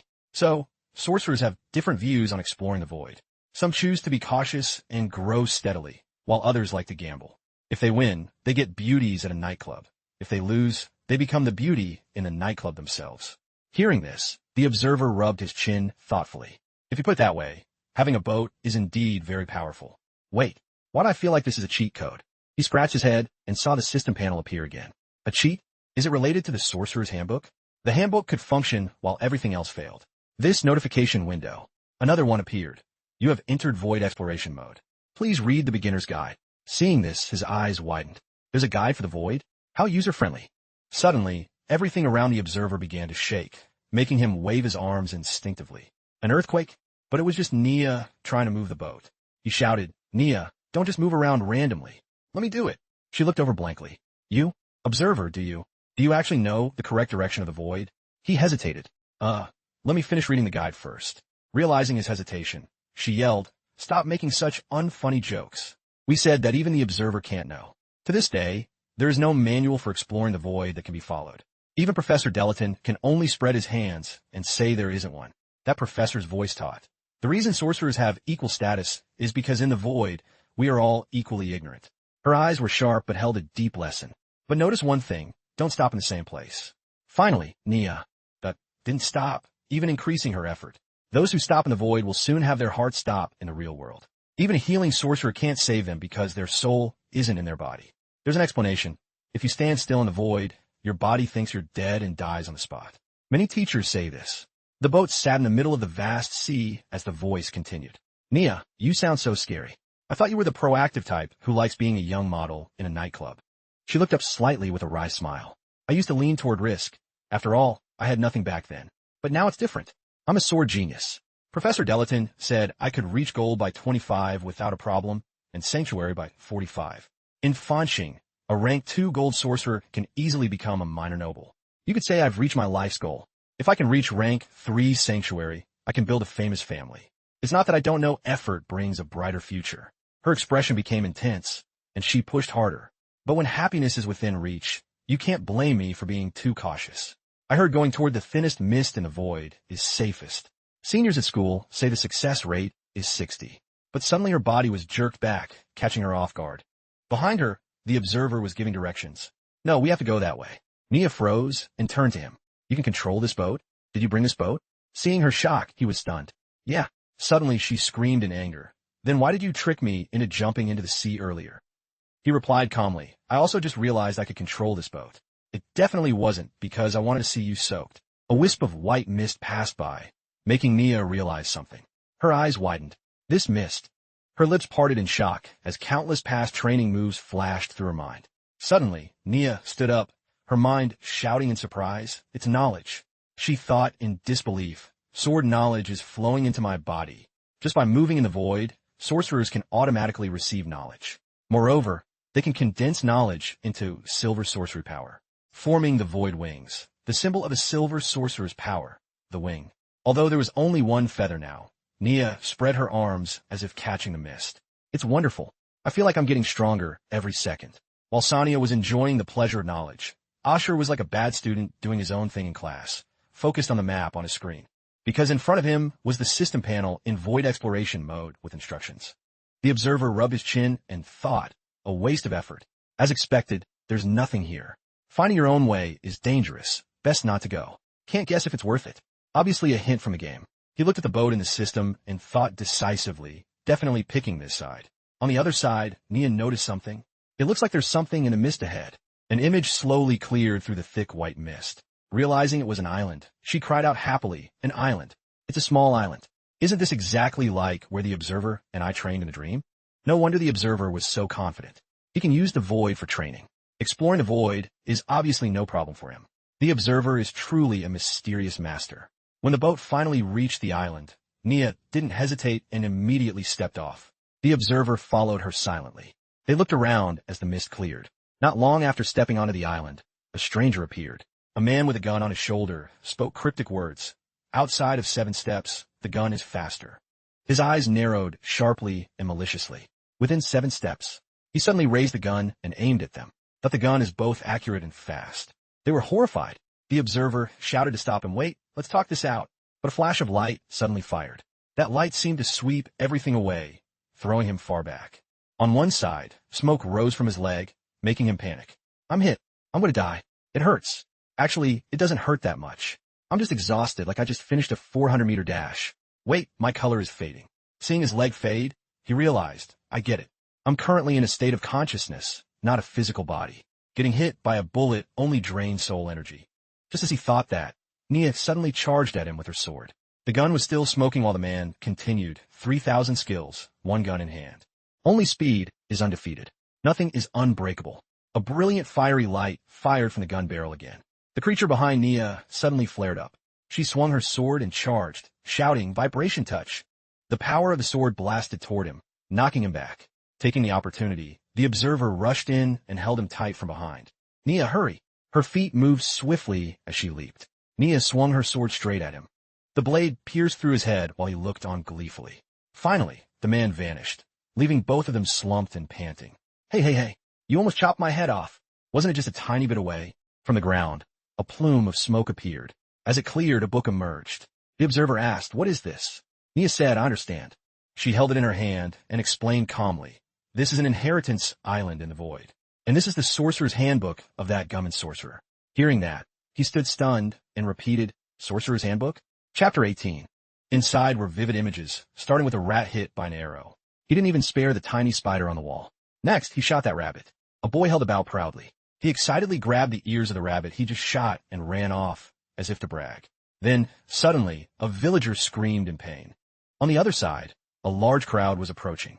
They held smoking guns and charged. He and a man desperately fired their bows. But the arrows bounced off the heavy armor, making them useless. Volleys of bullets were fired, making the villagers scream and flee in terror. Not long after, the village was nothing but plumes of smoke. The man carried him, suddenly dropping to one knee. Finally, unable to hold on, they both collapsed in the forest. A while later, he slowly woke up and looked at the figure beside him. He silently reached out and took the man's hat. As he put it on his head, tears of hatred flowed. In another scene, an invader with a gun was searching. Suddenly, an arrow hit him straight in the head, freezing him in place.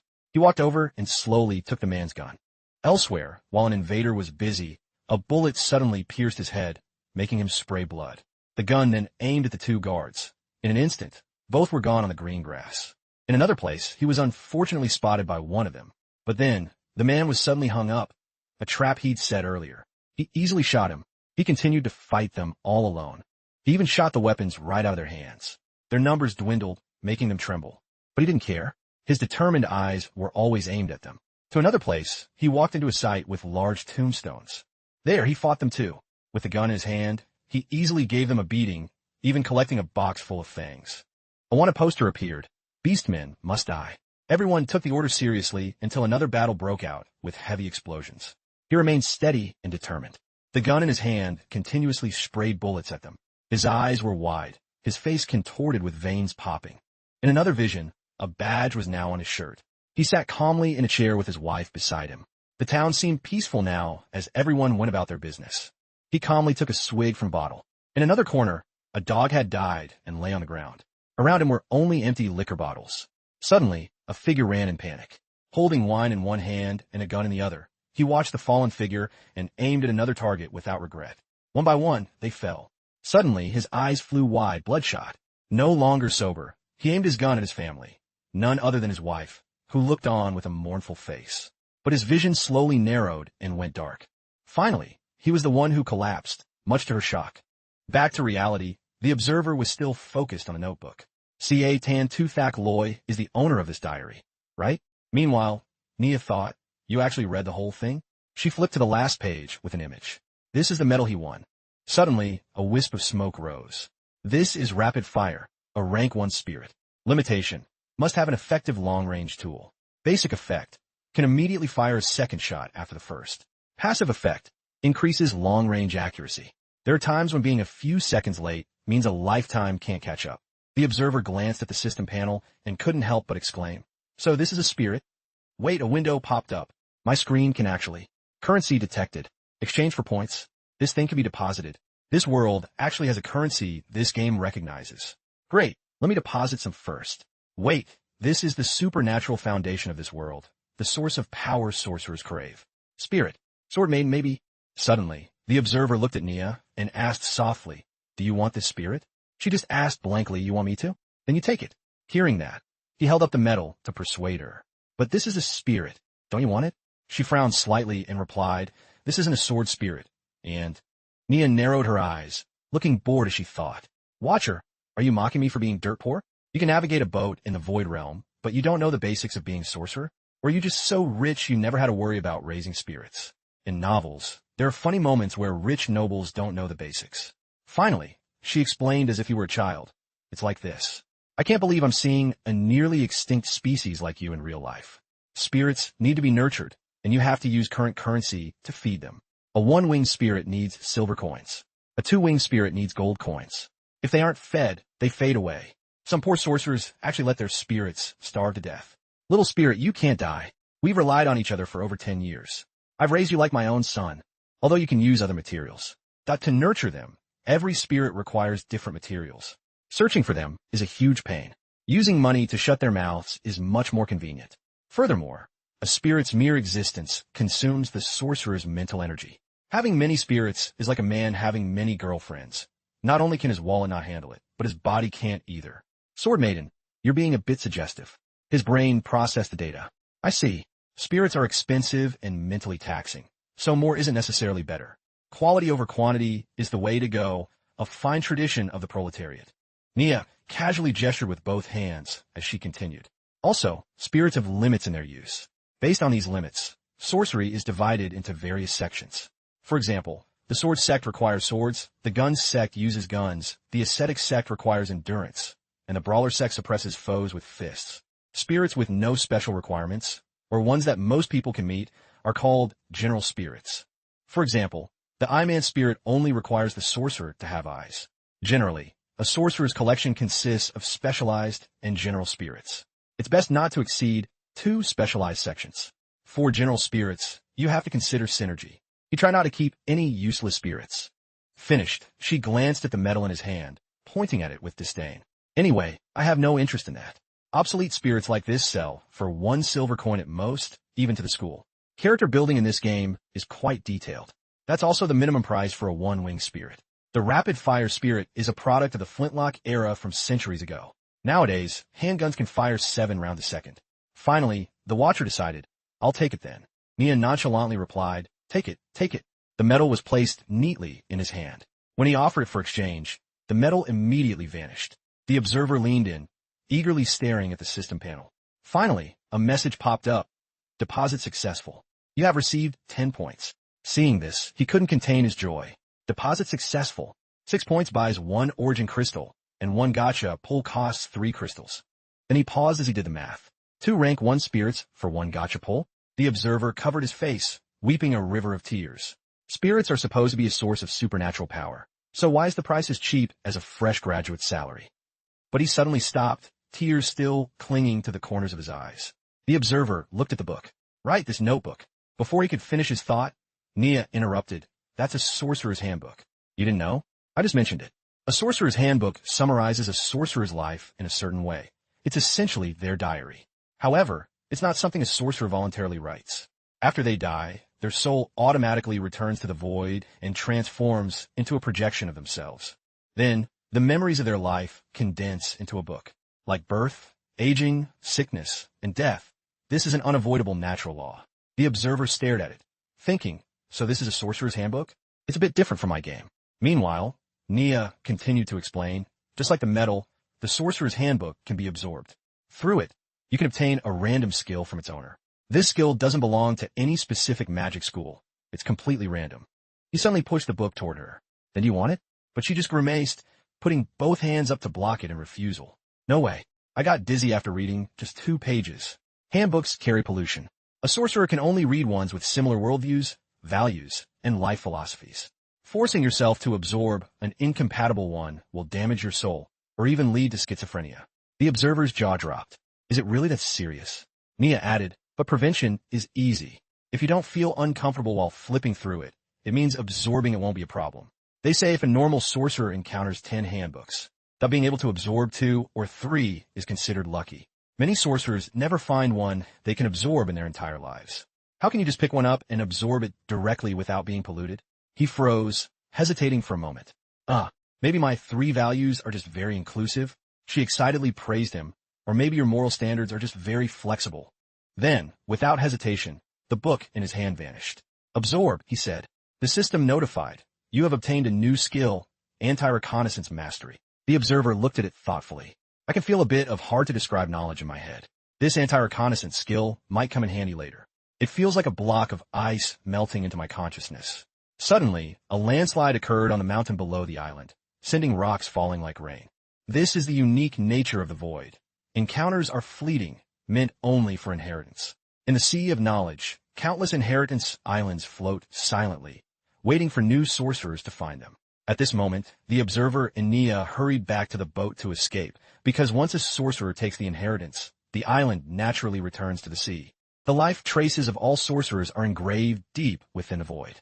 We will encounter countless legacies of those who came before us here, clashing with marksmen from hundreds of years ago, or conversing with sages from thousands of years past. Anything is possible. She looked back at the submerged island and sighed. Traces. Thought of us will also be engraved in the void. Hundreds of years from now, when some sorcerer tears through the white mist, they will face the trials you and I left behind. He responded, that sounds quite romantic. She scoffed, really? Could you let future generations witness your life without hiding anything? But the observer calmly replied, can a sorcerer delete some records before they die? Like study materials or art? Suddenly, a neon fish dragon leapt out of the water. It looked at the two of them with a wide, gaping mouth. Nia and the observer fell off the boat, screaming in shock. A neon fish dragon. The angry beast spat out a massive jet of water. The observer looked at it in confusion. Is it throwing a tantrum? How can it fire water cannons? Nia questioned him irritably. Observer, let's get out of here. Can't you control the boat? The observer stuttered as he opened the system panel. I don't know if a flip boat can still. Wait, the boat is moving fast now. Great. Go straight that way, and we can escape. Using the search and control function, the two finally reached a safe zone. Nia looked around anxiously. It's not following us, is it? He looked around blankly. No, I don't think so. She questioned him crossly. What kind of navigating was that? You almost got us killed. Of course, the observer repeated his earlier warning. I told you before I started navigating that there would be some danger. The two immediately began arguing on the boat. Who was the one acting like a cheating student, confidently saying no problem earlier? You call that a little danger? We almost died. Once they were safe, both sighed in exhaustion. Now our soul color is turning from faint to transparent. Because they had spent nearly an hour without any gains, they decided to check the map area. Best not to go exploring anymore. Nia looked up and sighed, leaning back against the boat dejectedly. You really couldn't kill that fish dragon? The observer looked over, confused. If even you couldn't do it, how could I? So the observer is this weak? Then won't the grudge from being tormented these past few days be paid back double? The observer calmly slapped his own face to regain composure. Wait, Sonia, calm down. Don't let your emotions be controlled by this commoner. Don't be narrow-minded and only see petty revenge. Even if the observer is weaker than I thought, I can't kill him. I still haven't found a way to resist his control over me. Besides, even Professor Zhou Jian didn't notice his existence. His power is beyond doubt, and he has extraordinary significance. Everyone knows no one can see through the void mist. This is why all sorcerers are equal. But now, someone can detect unknown risks. In the face of unknown risks, everyone is equal. The strong die, and the weak might find a way to soar above all others. The one who stands above all sorcerers at the end of time has appeared. Inside, Nia was caught in a frantic mental struggle between her demon and reason personas. What enemy? This is a golden thigh I can cling to. He's a bigger boss than any big bro in a live stream room. As long as I follow him, the void is a peaceful place. She cast a sidelong glance, her imagination running wild. I'm also curious. Why am I so lucky? Why did he choose me? But if he realizes I'm onto him, won't I miss my chance to become superior? She looked up at the observer. Observer, am I really that special? He clapped his hands as if suddenly realizing something. Right, what do I need you for? Immediately, he kicked her into the water. Her eyes darted around, calculating. Why would such a strong person ask those questions? Is it because the danger is so great he must be vigilant? Is the observer playing weak? This old guy is very wicked. If I get tricked, he might use it as an excuse to punish or mistreat me even more. The observer looked at Nia and casually asked, by the way, what kind of creature was that fish earlier? She sweated slightly, looking at him while panicking internally. Pretending. You're pretending. Even asking such a common question. I won't let you catch me off guard. Her expression shifted to a welcoming one as she explained. That was a neon fish dragon, one of the most common creatures in the void. It can drop spirits from the water, earth, and spirit schools. If it had killed other sorcerers before, it might even drop their spirits. He flinched, looking at this person who seemed completely different than before. Why did the Sword Maiden's attitude suddenly get so good?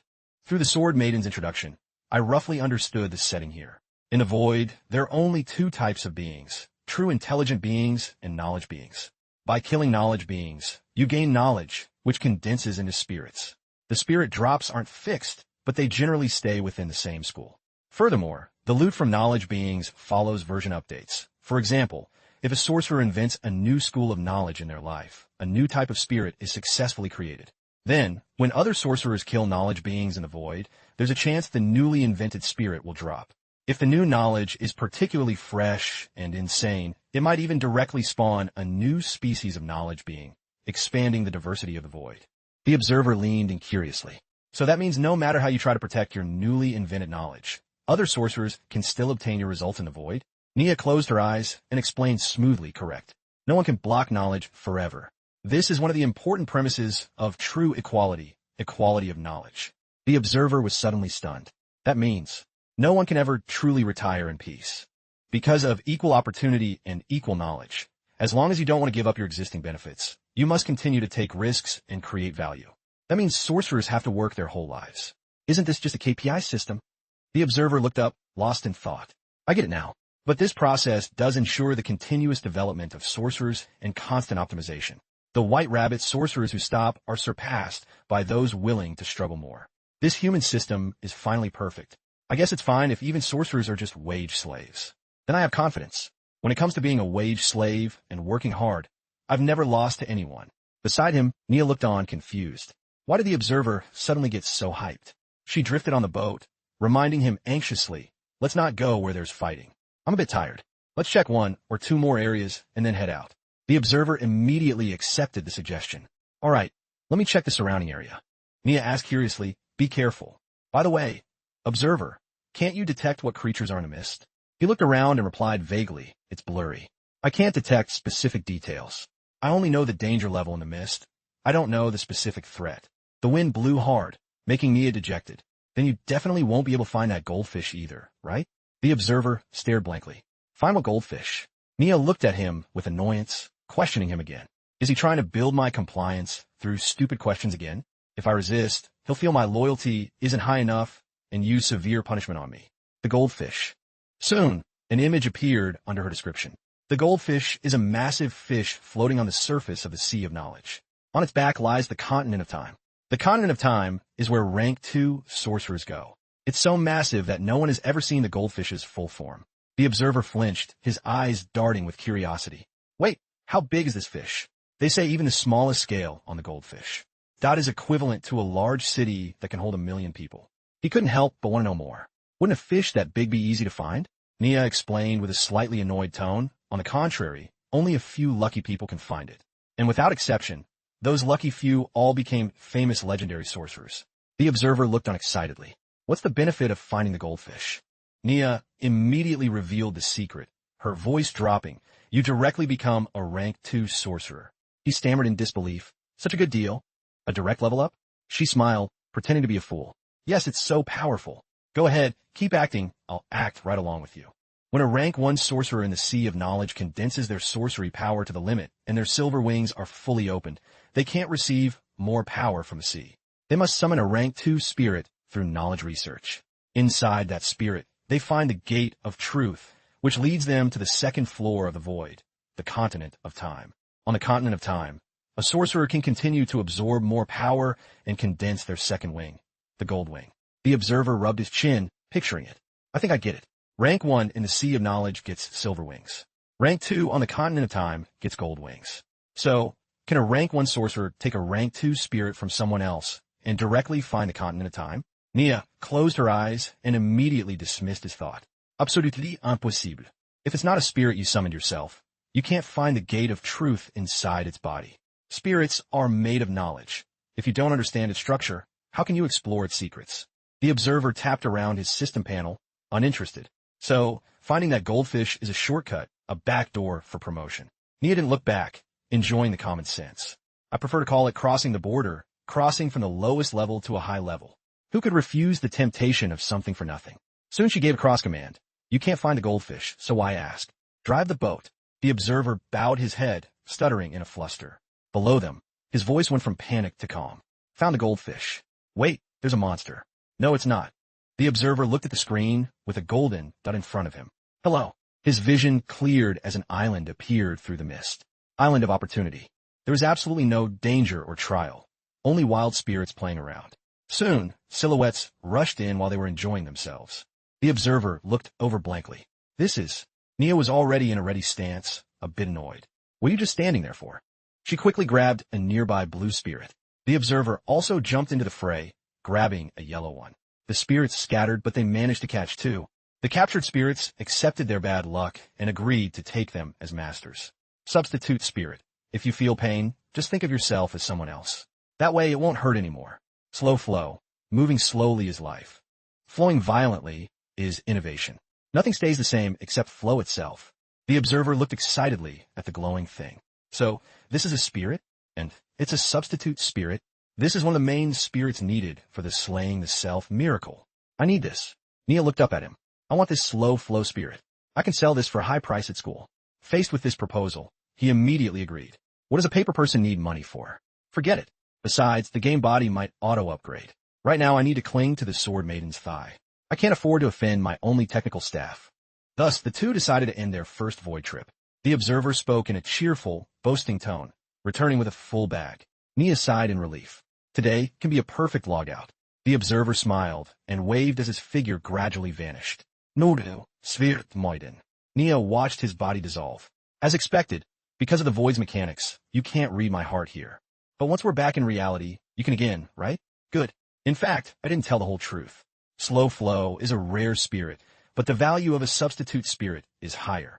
As a universal type spirit, its base value is naturally a level higher than a specialized spirit. After all, specialized spirits are only needed by sorcerers of a specific school, while universal spirits can be used by any sorcerer unless their effect is too narrow. Otherwise, a universal rank 1 spirit can be sold for the price of a specialized rank 2 spirit. Why did I hide this? Because even if I can't see your face clearly, I can see you really want that substitute spirit. I pretended I got a huge deal with the slow flow spirit, just so you would accept the substitute spirit. That way, once we're back in reality, and you read my heart, you'll understand my little scheme. The kind of little scheme that is actually for your own good. At the same time, I have to act like a shallow, foolish girl for you to see through. Even if it doesn't land a critical hit on your heart. But at least it can increase your favorability toward me. I thought you were on the first floor, I'm on the second, but you're actually on the third floor seeing through me. After 2 days of thought training, I can finally start controlling my thoughts to only think what I want. Right now, I'm on the first floor. Come on, read my heart, observer. Observer? Observer? I'm going back to shower now. Remember to look away. But he didn't appear. The observer really isn't here? I finally found a chance to suck up to him. And he just runs away after eating the candy? Nia angrily swung her wooden sword. The observer is a bastard. In the distance, the soft call rang out. Good morning, Junior Sonia. A person approached quickly. Nia put on a fake worried smile. Junior entering the void for the first time seems very excited. Nia smiled, feeling a bit annoyed.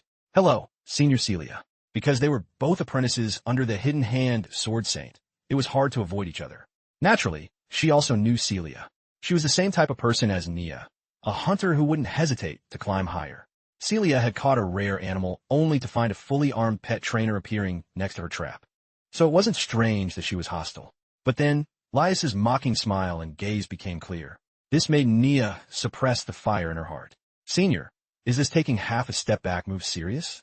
I haven't showered after training, but I wiped down with a towel. There's no way I smell. Regarding this, she couldn't resist striking back. Is Senior here at the meditation tower to borrow a shower? Celia stuttered, embarrassed and helpless. I'm obviously here to meditate in the void. Then she casually pulled out an item to show off. This is a spear inheritance I found last night. What do you think, Junior?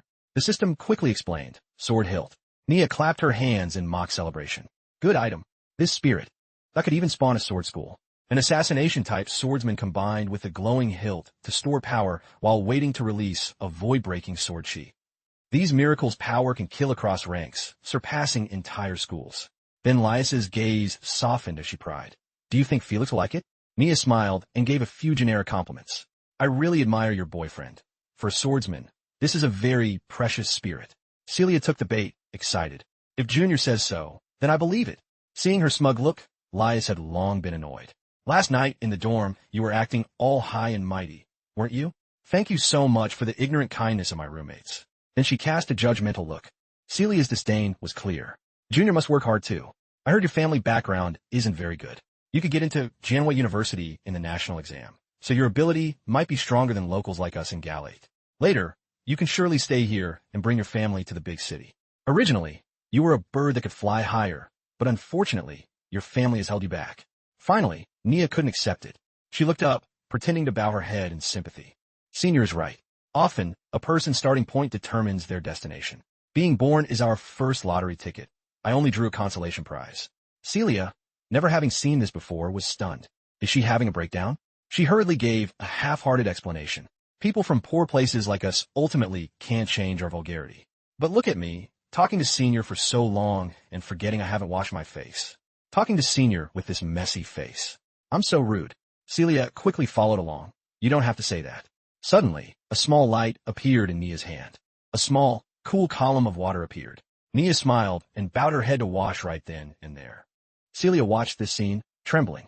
This is... Nia gently patted her face, explaining, just washing my face feels much cooler. This is... I got it from the void last night.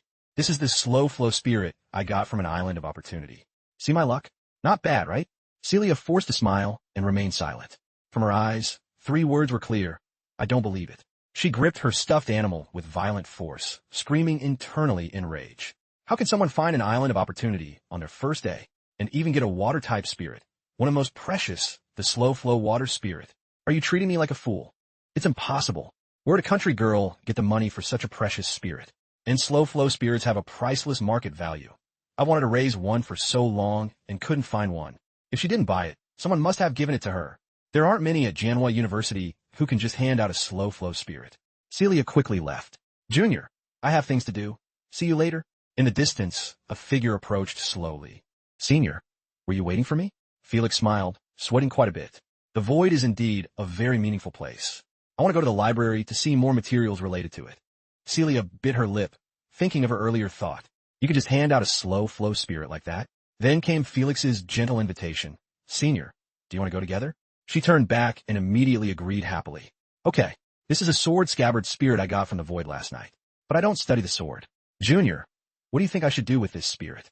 On Nia's side, she showered comfortably, eagerly anticipating the drama. She definitely thinks Felix gave me that spirit. Her mouth is probably twisted with rage. That'll teach you to mess with me. She praised the great observer. Meanwhile, Asher woke up at 8 a.m. Thinking he was the earliest criminal, he decided to have a feast for breakfast. Instead, Asher saw the long line and muttered dejectedly. So crowded. He didn't expect the habits of this criminal population to be so healthy. This made Asher reflect on even more troubles. He excitedly gestured in his mind. My first spirit, and its substitute, which I need for the slaying the self miracle. Let's try it. It turned out rich people even use bonds to get sorcery power from the Sword Maiden. While Asher was happily trying out the substitute, a system warning rang out. Warning, you are using sorcery power. This is prohibited. He was stunned. The chip restricted his use of sorcery power. That means to use a spirit to release a miracle, he must bypass the chip. To bypass the chip, he must use a spirit to release the miracle that purifies the chip. Another death loop. Sword Maiden, save me. But this time, the Sword Maiden didn't appear. Forget it, paper people need rest too. Soon it was Asher's turn. He asked curiously, Annie, what's this? The Annie quickly explained, Lolofi Imperial Seafood. If you were a bit later, there'd be none left. Asher rubbed his hands hungrily. I'll take it. But from his left, a calm voice said, give me 5 portions. The cafeteria, Auntie silently filled the remaining 5 portions for him. Asher looked on in disbelief. On what basis does he get 5 portions? Auntie explained dismissively, he's a beast man. He wasn't happy, his eyes questioning. Why do beast men get 5 portions? The Annie didn't answer, just ended it with, beast men can always take 5 portions. That's just how it is. Asher felt bitter, wanting to say if he took 5, there'd be nothing left for him. Suddenly, he felt an electric shock through the system. Warning, you are attempting to make a hate speech statement. This behavior is prohibited in the Blood Moon realm. Racial equality is the first rule. Please be careful. Asher felt stifled, only daring to curse internally. Saying a beast man eats too much counts as hate speech. Are you crazy? Finally, he found a spot. One guy was taking up 2 seats. He looked tough, but everyone has a chip. He can't lay a hand on me. Hey, you're taking up 2 seats. Move over a bit. The man turned his head and ignored him. I'm an ogre. Asher was about to unleash a tirade about how an ogre can't take 2 seats. The system immediately activated. Warning, you are attempting to make a hate speech statement. This behavior is prohibited in the Blood Moon realm. Racial equality is the first rule. Please be careful. Asher was completely stunned, helplessly thinking. You're but taking up 2 seats is racial equality?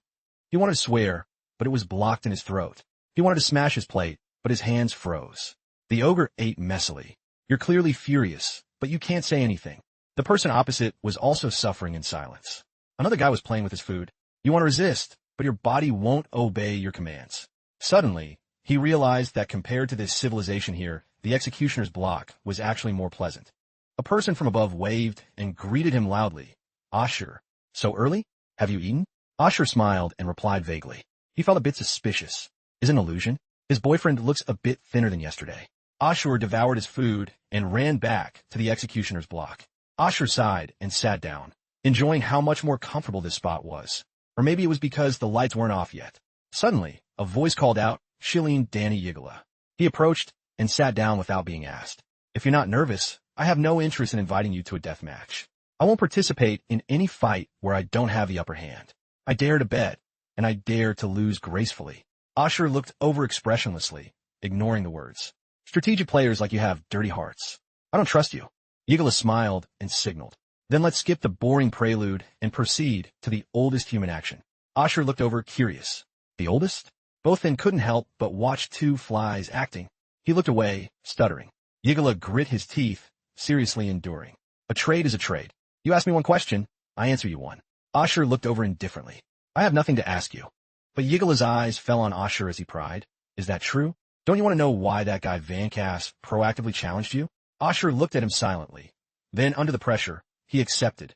Fine. I'm a bit curious. But how do I know you're not lying? Yigala looked over smoothly. I don't know if you're lying either. We share the same risk. Asher asked tiredly. Then what's the point of the trade? Yigala smiled, his eyes sharp. I'm confident I can judge if you're lying. Even if you do, I can guess the truth. Same for you. Ashur looked like a lost sheep. I can't. I'm not as educated as you. You'll definitely trick me. Yigolo went silent, his emotions almost shutting down. Then he lowered his head, his face serious. Then I'll tell you directly. You judge if the information is valuable. He then offered with a helpless tremor. If it is, will you answer my question? Ashur nodded, looking at him. He felt as dejected and compromised as someone forced to eat spicy hot pot. Yigolo's voice rang out calmly. Vancass was previously a researcher at Kaiman University. Vancass appeared in Yigolo's story, surrounded by a halo of success. Because of his elf status, he's the only criminal who has never participated in a blood moon judgment in the 5 years he's been in prison. Ashur expressed surprise and curiosity. Why can he escape the blood moon judgment? Because he's an elf? Didn't you say racial equality is the first rule of the blood moon realm? Yigolo smiled, as if he'd anticipated Ashur's confusion. Racial equality is indeed the first rule, but some races are more equal than others. Curiosity pushed Ashur to dig deeper. Then why did he challenge me? This question made Yigolo explain his deduction. This goes back to the crime he committed. Although stealing patent technology and killing colleagues are heavy crimes, they weren't enough to put him in Suehu prison. The crime that truly enraged the leaders was that he secretly raised a child. Ashur asked blankly for clarification. Why is secretly raising a child the most serious crime? Yigolo's gaze became angry and displeased. Because it's not allowed. No one can secretly raise a child. Ashur's heart was full of questions he couldn't answer. If no one raises children then, how do we grow up? Yigolo looked up irritably, not wanting to continue. We all grew up in orphanages. Socialized upbringing is the basic national policy of the Blood Moon realm. Are you asking this just to pick a fight? Ashur was stunned. This strange information made him freeze. Socialized upbringing? You mean we were all raised by the state? Everyone is an orphan with no father or mother. He wanted to say that, but he couldn't get the words out. This time it wasn't the chip stopping him, but he couldn't find the words. He searched his mind with all his might and discovered that in the native language of this body, words like father or mother simply didn't exist. The only word that carried a hint of relationship was guardian. The fact that the words for parents didn't even exist proved that these two roles didn't exist in the social relations of the Blood Moon realm. Orphans raised by society. A chip in the neck that can control everyone. Just what kind of world have I traveled to? Ashur closed his eyes and took a deep breath. After, Yigolo noticed this and glanced at him, replying calmly, Vargas has been behaving himself in prison for 5 years. He almost never challenges anyone. He just collects enough contribution points from people he dislikes to live comfortably. Then, he suddenly turned to Ash with a look of helplessness. The only reason he'd suddenly jump out like this is because of that child. That child was accepted into an orphanage long ago. Many people could have contacted them. His gaze became firm. But there is only one key character who links that child, Vargas, and you together. With absolute certainty, Yigolo gave a name, Jilin Dali. Ash looked blank at the name. Even as Yigolo poked his cheek, he asked vacantly, Who is Jilin Dali? Then, as if realizing Igolo's somewhat intimate gesture, he asked, What are you doing? Yigolo, realizing he was being rude, quickly pulled his hand back and sighed. Jilin Dali is a history professor at Kaiman University and the chairman of the Elf Race Authorization Association. He added, The one with the biggest connection to you is him. He's the faculty advisor for the Ancient Artifacts Research Society at Kaiman University. Ash was full of questions, pointing at himself. I was a member of the Ancient Artifacts Research Society? Yigolo saw he was still confused. He replied seriously, To be precise, you are still the president of the society. He added, Though I have no evidence, you and Jilin likely have a relationship of mutual interest that goes beyond a normal teacher-student bond. Ash fell into deep thought. The Four-Pillar Gods cult. Right. An image appeared in his mind of a man in a long black robe. Behind him, an evil force gripped his shoulders as if to control him, while countless hands reached up from below like worshipping cultists. To pull off a gang-like criminal organization like that, there must be someone behind the scenes. Jilin Dali is likely the backup. Seeing Ash silent for so long, Yigolo said anxiously, I've shown my sincerity. Are you willing to answer my question? Though I've already guessed the answer. Ash replied, If you've already guessed, why ask? Go ahead, Yigolo. He finally voiced his doubt. How did you do it? How did you use your inner voice to trick me? He recalled their match, full of wonder. On the stage, I predicted your attacks by listening to your inner thoughts. This move has almost never failed me, because no one can lie to themselves. Ash was utterly shocked. What? You can hear my thoughts? Yigolo's mouth twitched, his gaze looking like he wanted to eat Ash alive. Only on the stage can I hear your spiritual whispers through your emotional fluctuations. Ash quickly defended himself. I didn't use my thoughts to trick you. I only just found out you could cheat like that. No wonder I couldn't land a single punch earlier. Yigolo frowned. Then how did you do it? On the inside, you were saying I was quite pretty, but on the outside, you were punching me in the face. Ash replied blankly, saying you're pretty and wanted to hit you aren't contradictory, are they? This answer made Igala grit his teeth, his brow furrowing as he shook with rage. He glared and retorted, normally, I can hear the deepest desires of the heart. If you wanted to hit me, I should have heard, I want to punch your face, not a compliment about being pretty. Ash poked his fingers together, looking away. Well, I think I understand what you mean. I was probably spacing out back then. Yeah, when I space out, my mind wanders. I was looking for some spicy images to feast my eyes on. Igala was so angry he was trembling. Spacing out. Ash ignored Igala's expression and smiled broadly. So, I truly did think you were pretty. Igala's gaze darkened. Then why did you suddenly hit me? Ash put on a righteous face. Because after spacing out, I stood up.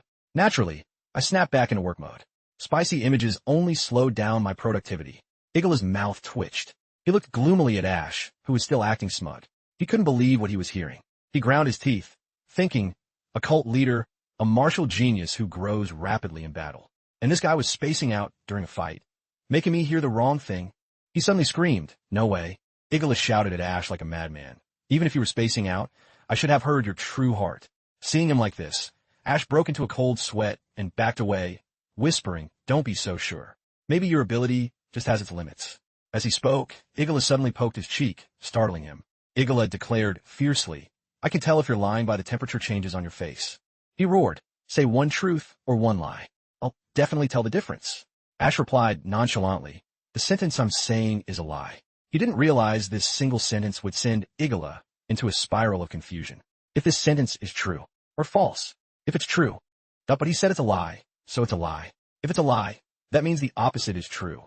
Looking at Igala sitting there, lost in a mess of logic, Ash thought wickedly, I've seen this kind of fast-thinking brain too many times in interviews.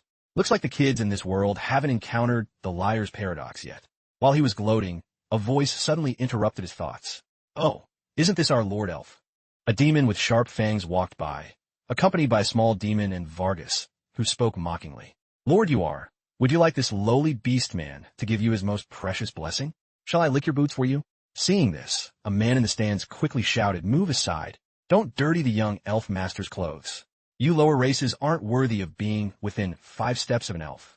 Vargas turned, placed a hand on his chest, and bowed. Thank you for your concern, everyone. He looked up with a smile, but his eyes were icy and his voice dripping with sarcasm. You all talk so well. I'm sure you wipe your mouths clean before leaving the bathroom, right? The demons above screamed in rage. Vargas, are you saying we eat shit? Facing the fury of hundreds of demons, he stood with his hands behind his back and replied calmly, no, I just wanted to ask if people who eat wind wipe their mouths. Why did you all jump out? Unless, you really do eat shit? The blue-faced demon let out a ferocious roar. Vanka's beep, a notification from his chip chimed. Please use civilized language. Vankas, as if afraid the fire wasn't big enough, continued to pour gasoline on the flames. Your breath is a bit strong. Smells like a urinal. Seems your diet is quite extensive. Seeing this, the long-nosed demon also roared in anger. Vankas, beep. The chip reminded again. Please use civilized language. Vankas turned and pointed at the demon, mockingly saying, why so agitated? I wasn't even insulting you. It's just that when I throw out the trash and hear a dog barking, I assume I must have hit one. The crowd in the stands erupted, chanting, Vankas, followed by constant warning pings. Please use civilized language. While the excited fans kept shouting his name, Vankas calmly turned, waved his hand, and walked away. Asher and Igala stood in the stands, having witnessed the whole thing, breaking into a cold sweat. Both immediately shared the same thought. Who knew someone could talk so much trash after using the restroom? Igala remarked, such a miraculous shouting match can only be seen in Suehu prison. How to insult someone without cursing, and how to make them lose their mind while they're silenced by the chip. Those are the 2 key elements of prison verbal warfare. The venom-tongued expert here is undefeated. Vankas walked off as a red-eyed demon rushed up to ambush him. If you try to swear, the chip blocks your throat. If you try to strike, the chip takes control. Before the demon could even get close, the chip forced him to kiss the dirt hard. A mechanical voice droned, please use civilized language. Vankas didn't even turn around, just waved his hand. Dispense with the formalities. You may leave. Then he looked up, his tone indifferent. Asher and Igala looked at him simultaneously as he issued the challenge. If there are no issues, let's begin immediately. The overhead lights beamed down, piercing the darkness. Asher was handed a sword. He turned his head and said softly, "Sword Maiden." He looked up at the stands, thinking to himself, "Feeling a bit lonely, huh?" Igala watched him take the sword and walk toward the arena, rubbing his chin in deep thought. "Who is Sword Maiden? No one by that name is here." Then he suddenly shouted, making Ashur turn back. "Hey, Vankas is much stronger than me. He's not an opponent you can beat with just a bit of cleverness." Ashur smiled and waved in thanks. "This time, I don't plan on using small cleverness anymore." Igala was stunned. "Then what will you use?"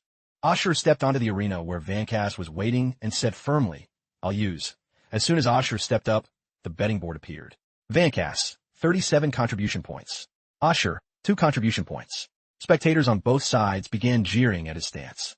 That human killed an elf? What kind of grip is that? Has he never even studied swordsmanship?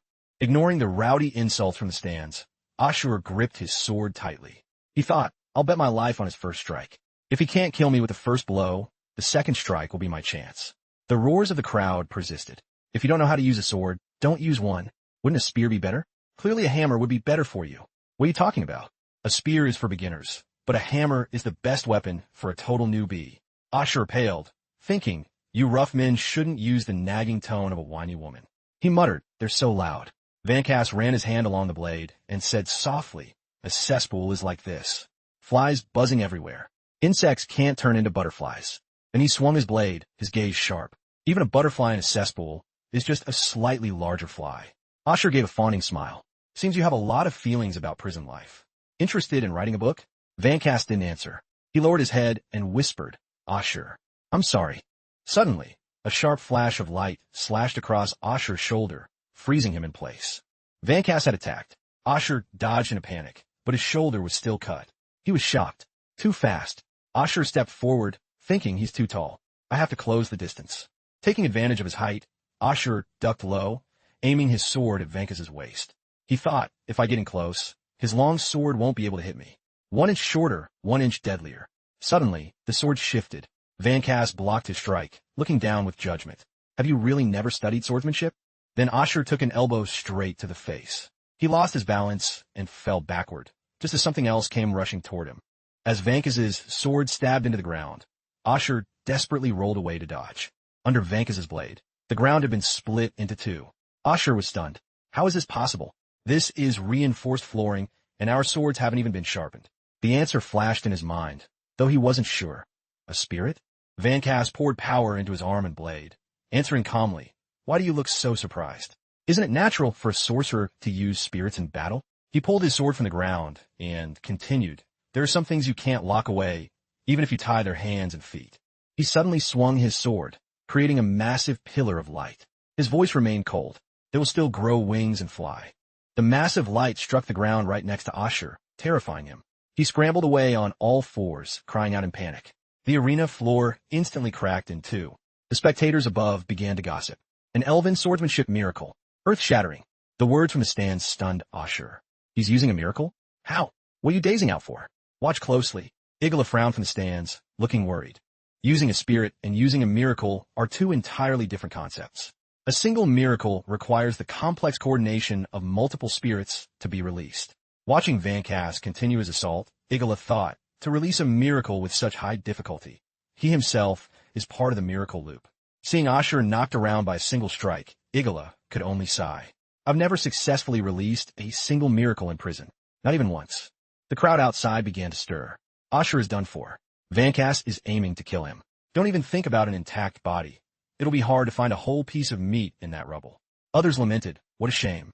He was a pretty interesting guy." But when they saw Ashur still leaping around on the brink of death, they were surprised. "Wait, why is he?" The blue-faced demon was baffled. "How's he not dead yet?" Even if the miracle's power was reduced to less than 10%. He suddenly shouted when he saw Ashur still standing, clutching his shoulder.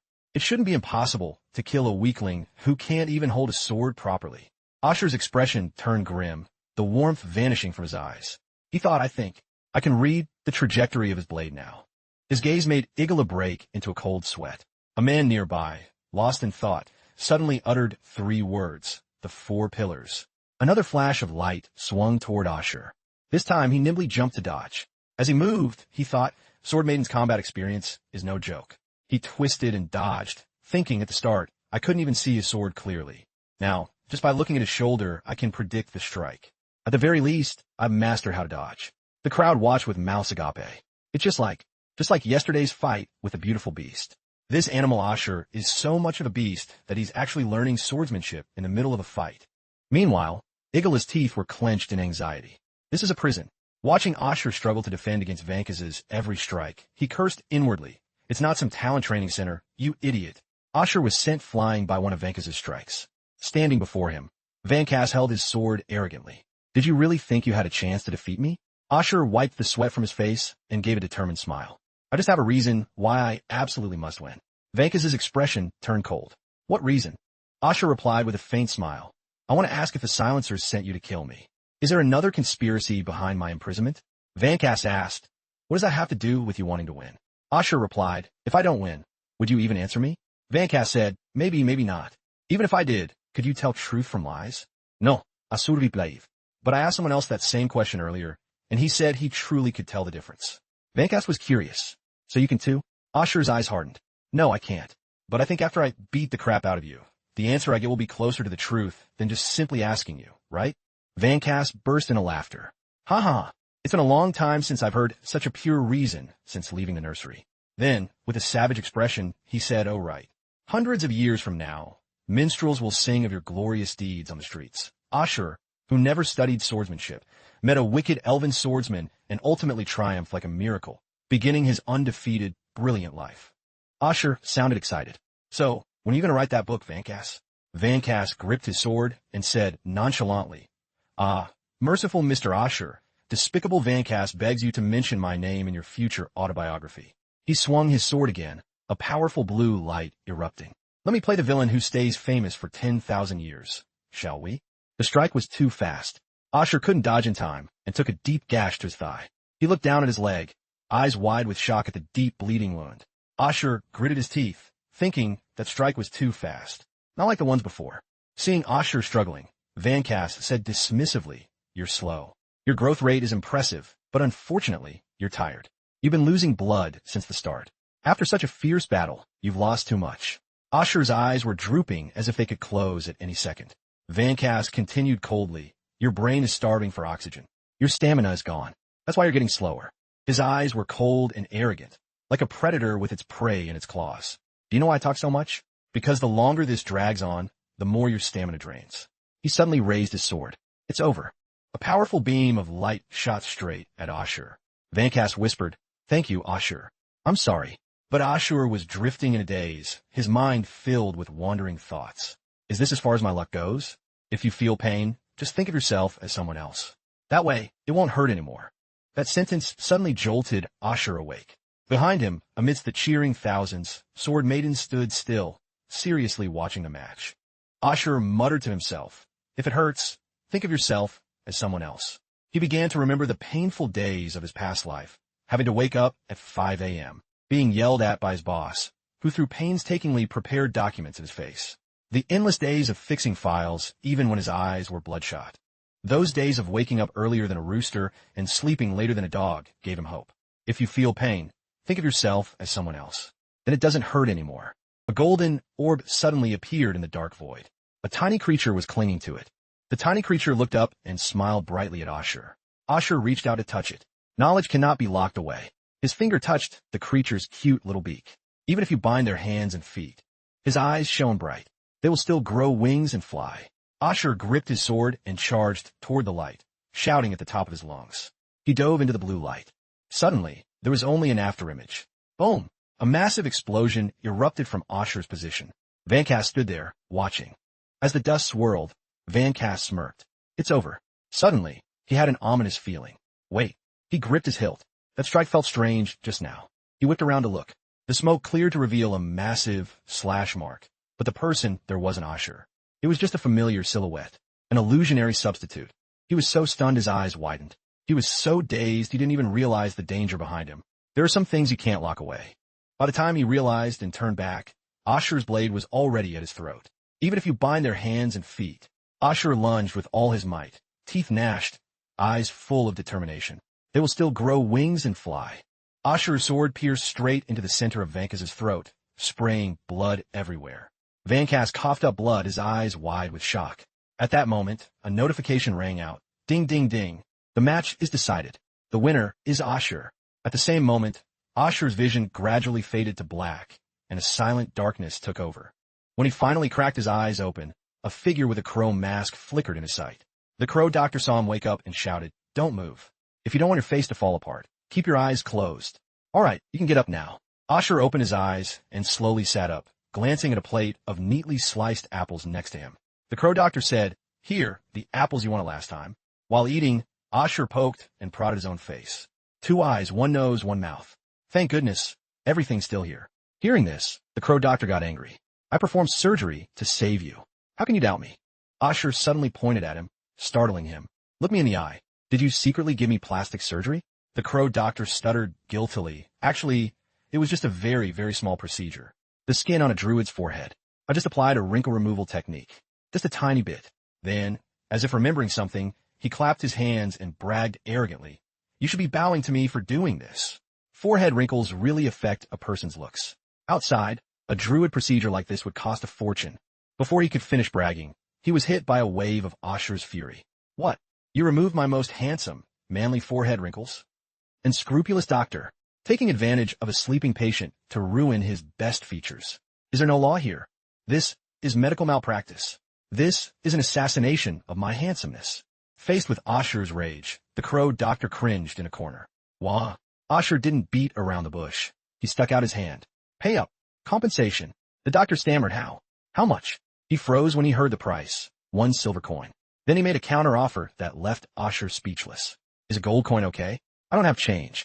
Holding the round gold coin, Ashur thought, "So silver coins in this world are just pocket change for beggars?" Then Ashur said, "There's a reason for this. Sword Maiden once said spirits need money to be raised. I don't have money, so I have to find ways to get some spare cash from people with low intelligence." Then, as if nothing had happened, he smiled at the crow doctor. "By the way, is there a place to trade spirits in this prison? A man gets lonely being alone. I want to raise a pet." A person wearing a strange mask with a pointed beak looked at the number 222 on her uniform. Likely a medic. She pointed at Ashur's face in dissatisfaction. "Trading spirits? I should report you for suspicious motives and planning an escape." As the medic turned to leave, Ashur quickly grabbed her. "Don't. Wait. I'm already on death row. Even if you report me, can they really increase my sentence?"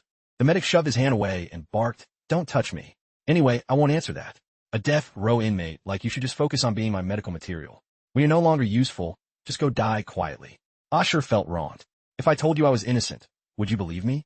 The medic snapped back, still angry. "Don't think I'm that easy to fool. The Hall of Judgment definitely found proof of your crimes and your memories before sentencing you. Since the memory evidence system was introduced, there hasn't been a single wrongful conviction." Ashur calmly denied it. "Actually, no." He sat on the bed, looking composed. "The Hall of Judgment never took memory evidence from my head." She stepped back instinctively, shocked. How is that possible?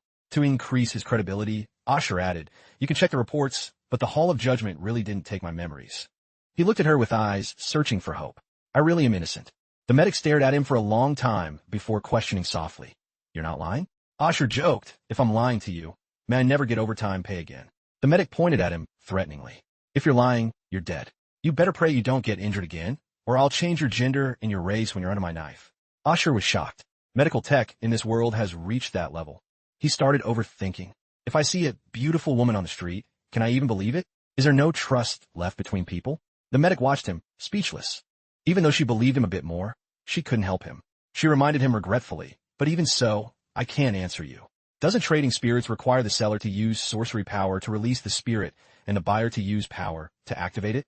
The sorcery power of death row inmates is restricted. You can neither release nor activate spirits." Ashur sighed in disappointment. "Isn't there a place like the deathmatch arena where we can bypass the restrictions?"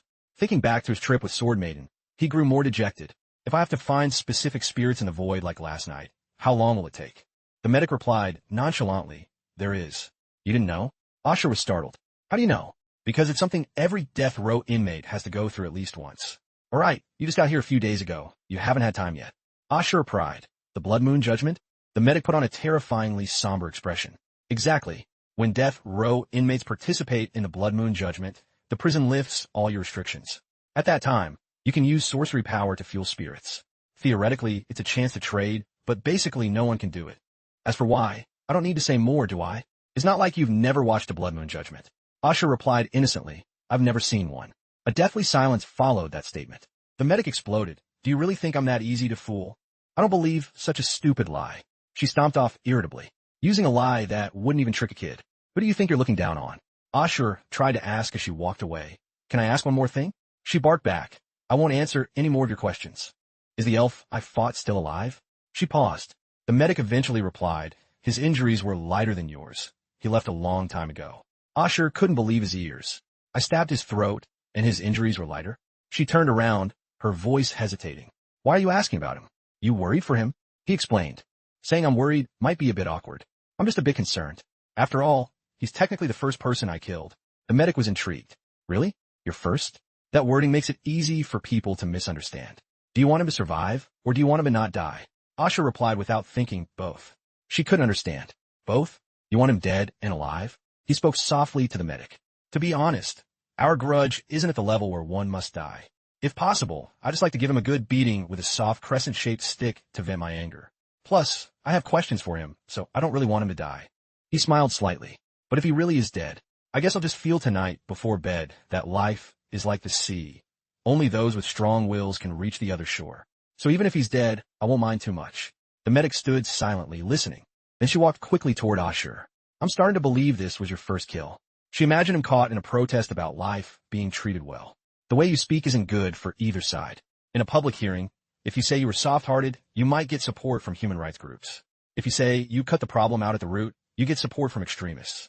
But this halfway, indecisive way will be hated by every organization. Ashur sighed helplessly. But there aren't that many extremist, decisive people in this world. He looked resigned.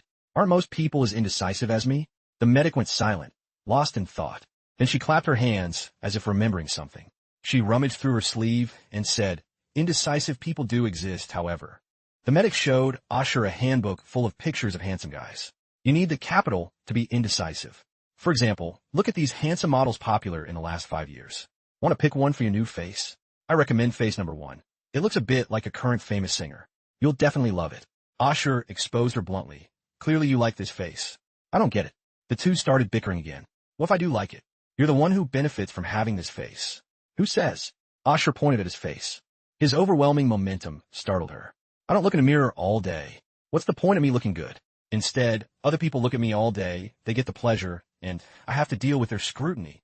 Do you really think I'd be willing to sacrifice myself for someone else's benefit? She felt like she was having a breakdown. You're right. Just as she was sinking into sadness, Ashur spoke softly, leaning in with a smile. You were willing to listen to my grievances and talk to me for so long. That's the only warmth I've felt in this cold prison. If it's a request from a friend, I'm not entirely opposed. She was stunned. What? We're friends? Ashur made an excuse to leave. Well, I'm going to eat. The medic quickly held him back. Wait, so you're willing to let me perform the surgery? He closed his eyes and crossed his arms. Actually, I'm not that willing. I still like my current face. After all, I've looked at it for years. It's like a brother or a close friend to me. She pried so. Ashur was blunt. I need more money. Oh, is that all? I have plenty of money. The medic spun around happily and left. No problem. When do we start the surgery? Ashur felt helpless. She really is a rich lady. The medic suddenly rushed back to negotiate. Wait, there are some surgical techniques I'm not very familiar with yet. Wait for me to practice for 2 more nights. Don't worry, it's very safe. My spirit can effectively prevent flesh decay and malignant issues. Ashur felt a wave of fear. I'm very relieved. I'll head out first. Take your time preparing, don't rush. If I manage to escape, I'll need some money. Thinking about it, I'll just have to endure the pain and rely on this face. As Ashur went to pull the curtain, both were lost in their own thoughts. Now it seems the price is too high. The chance of my face getting ruined is huge. Those techniques were. Suddenly, he asked her a question that had been on his mind for a long time. By the way, are you being shunned by your colleagues? She flinched. Huh. Both times I woke up, it was only you. Where are the other doctors? Did they dump the hardest work on you and then clock out? The medic nodded in agreement. You were the hardest job. That part is true. Ashur looked at her to comfort her. If you're being bullied by your colleagues, remember to tell me.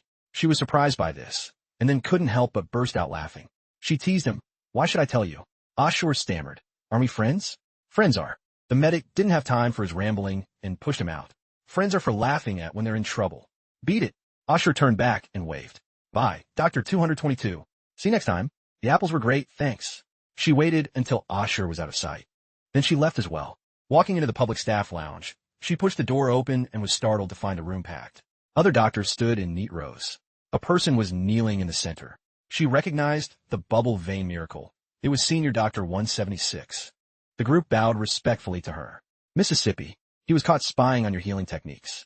He attempted to steal the intellectual property of your research on blood tears without permission, violating the constitutional principle that individual and collective sacred property is inviolable is a crime beyond doubt. She asked the doctor, "Were you sent by my teacher?" Dr. 201 bowed respectfully. "I am a researcher following your senior to learn. The mistress told me not to disturb you, but this trash stole research property. I truly couldn't stand it anymore." She said coldly, "Now that my identity is exposed, do I have to leave?" The other man answered cautiously, "Miss must be joking.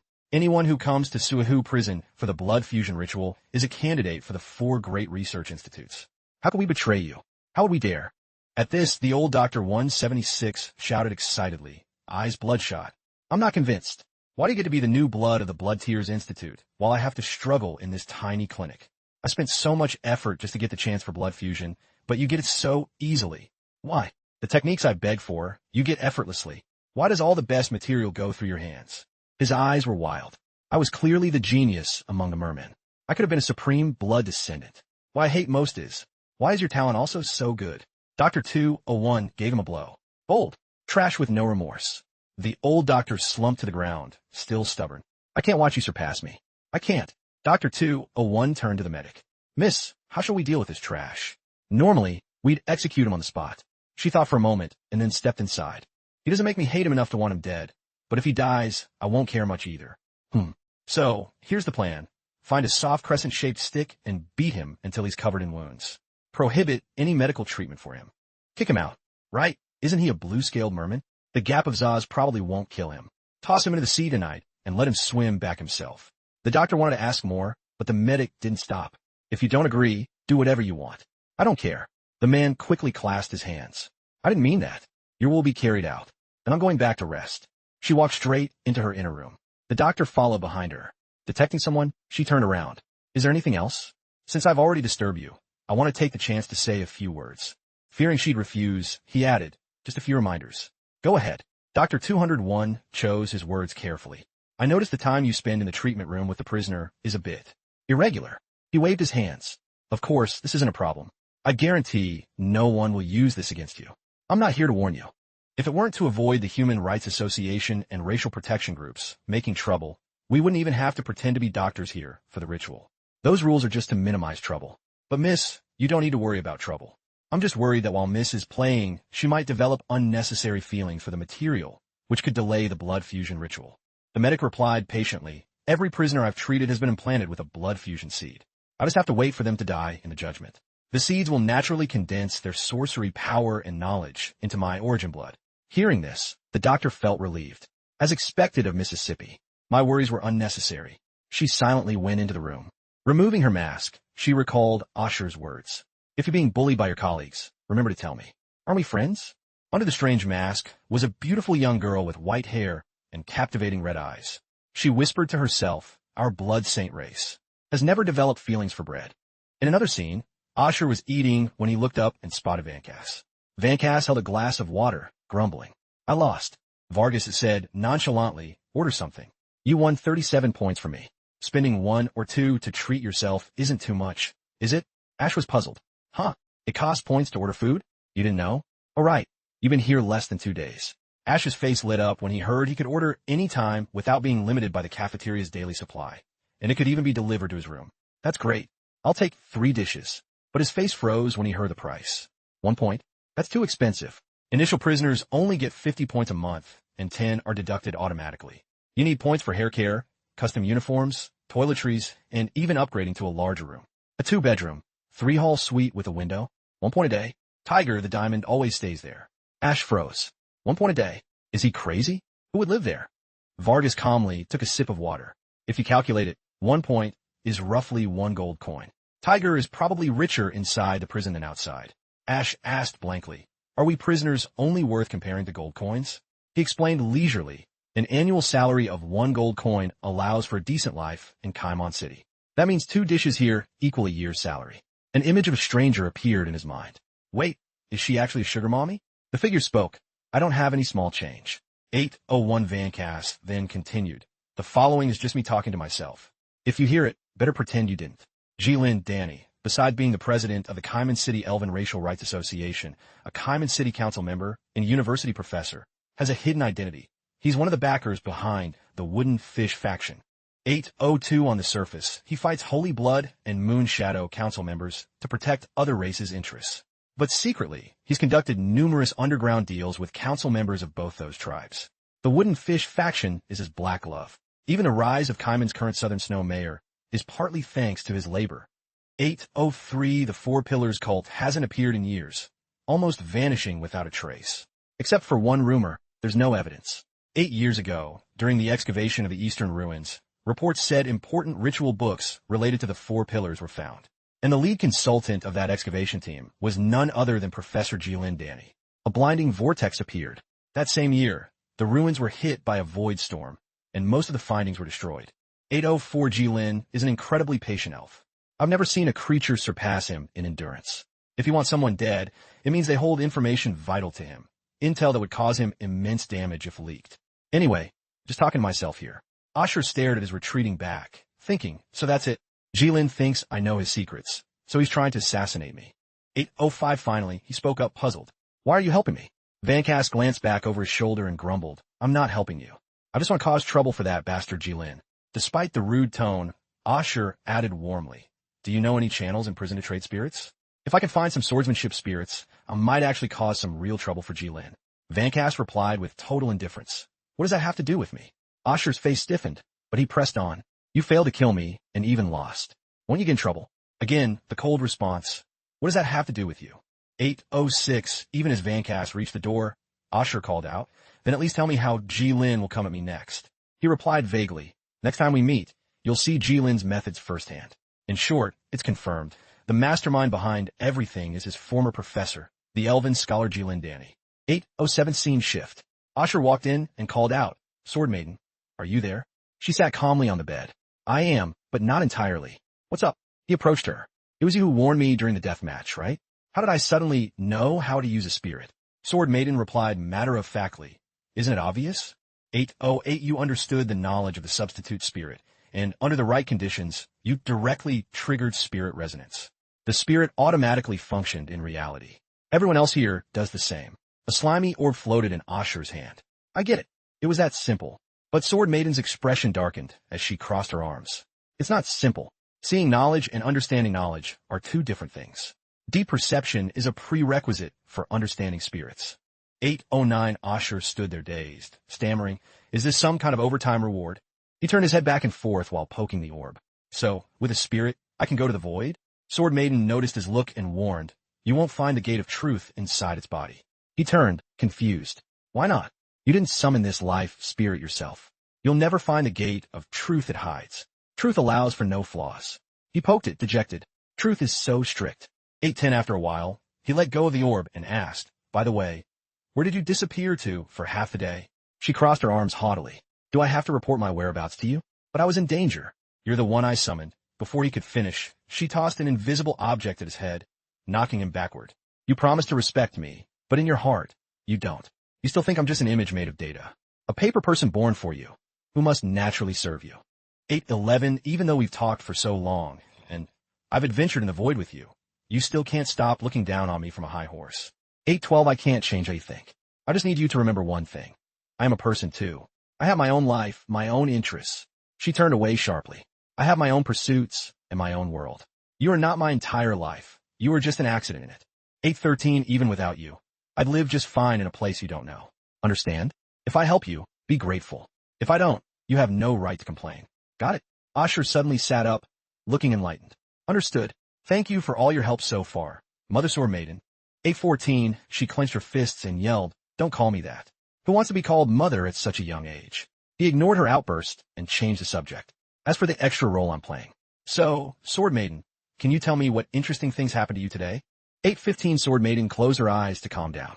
This morning, in front of the meditation tower, I took out the turbulent flow spirit to show off. By noon, the whole school knew I obtained a turbulent flow spirit in the void. 816 A flashback showed her at her desk as a classmate approached. Genius Svir Moiden. She gave a small, disdainful smile. Even my roommate, who thinks she's better than everyone, asked if I'd sell it. Asher chimed in, so you had a pretty sweet day. Her brow furrowed, and her voice rose. Ugh, boring. The air in a single man's room is too stale. I'm leaving. Asher didn't back down and doubled his volume. Apologize to the ceiling air purifier right now. 8:17, his face returned to normal. So, continuing the void exploration tonight? Of course, she replied. Unless there's an emergency, I won't appear during the day. If you have something to discuss, tell me in the void. As she turned to leave, Asher called out, wait. If something urgent happens, will you appear? She paused and glanced back. Didn't I say it already? You are my whole life, but you are an accident in it. 8:18, if an actual accident happens to you, I'll show up immediately. So I can laugh at you on the scene. 8:19, Asher just gave a dry laugh. Sword Maiden continued. So don't expect me to show up just because you're lonely and bored. We don't provide that kind of service. 8:20, Asher stood with hands on hips. I'm a grown adult. I don't get lonely. Before vanishing, she stole a glance and mocked him inwardly. How ridiculous. An inn-watcher who's afraid of being alone. 8:21, she faded into the darkness. He even treats me like a lifeline. If he doesn't see me for a day, he gets scared like a child. So he wasn't born this way. Luckily, he's a bit of a blockhead. I thought hiding things from him would be harder. 8:22, switch to the Star Realm. Outside a swordsmanship training hall, the sound of dripping water echoed.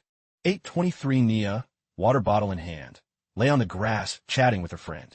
Why is this water so sweet? This isn't water. It's a fine wine that even the Imperial Swallow Palace couldn't match.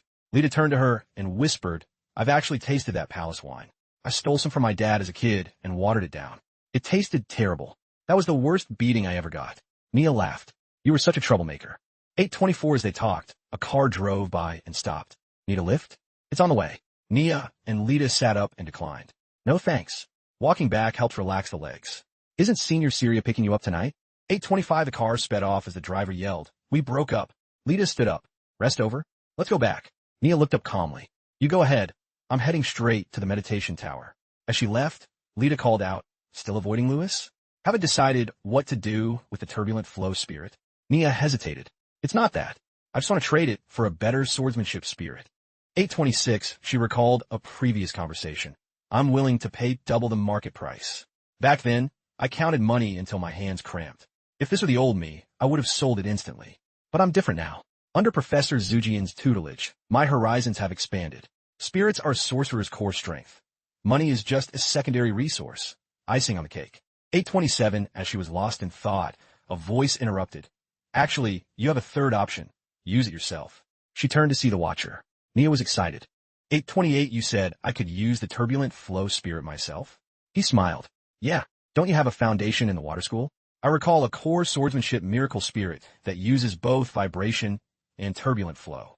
8:29, she stood up, stammering. Watcher, you know the trick to that miracle? You want to give it to me? He rubbed his chin. I don't know it. But since you have these two spirits, you can invent the miracle yourself. Isn't that the joy of being a sorcerer? Invent it myself?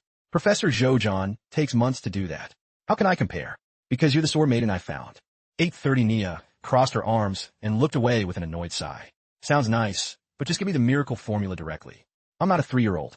Suddenly, her eyes widened, and she turned to him excitedly. Wait, Watcher. You. 8:31, that you gave me the turbulent flow spirit and took the substitute spirit instead? You're actually so good to me. His eyes went wide. 8:32, he immediately turned away, acting indifferent. All right, stop fishing for compliments. I took the substitute spirit because I needed it. Weren't you going to the meditation tower? He started walking, but Nia followed closely. At your level, you need a tier, 1 spirit. He explained, there are no weak spirits, only weak sorcerers. Besides, right now, I'm a loser weaker than you. 8:33, my 4 bodies are trapped in prison and in danger. Not only am I weak, but I've lost a lot of memories while being conscious. So I needed to learn the basics of being a sorcerer. 8:34, is that so? His expression darkened as he stared. Scary. In just 2 days, she's learned how to hide her thoughts. She can even deceive me in her heart. As expected of the Death Mad Witch. Is it good or bad to let her discover her potential so soon? 8:35, Watcher leaned over to look at her. I'm very weak right now and have amnesia. 8:36, Nia followed him, biting her lip. Amnesia? Is it a miracle parasite that eats memories? No wonder he asks so many stupid questions. So he's actually an idiot? But weak right now means he used to be incredibly strong. 8:37, Nia's eyes lit up. Isn't that the ultimate potential? 8:38, getting back to the top, is just a matter of time. He's guaranteed to be a powerhouse again. Don't hesitate. Nia ran up and hugged his arm, smiling like a flower.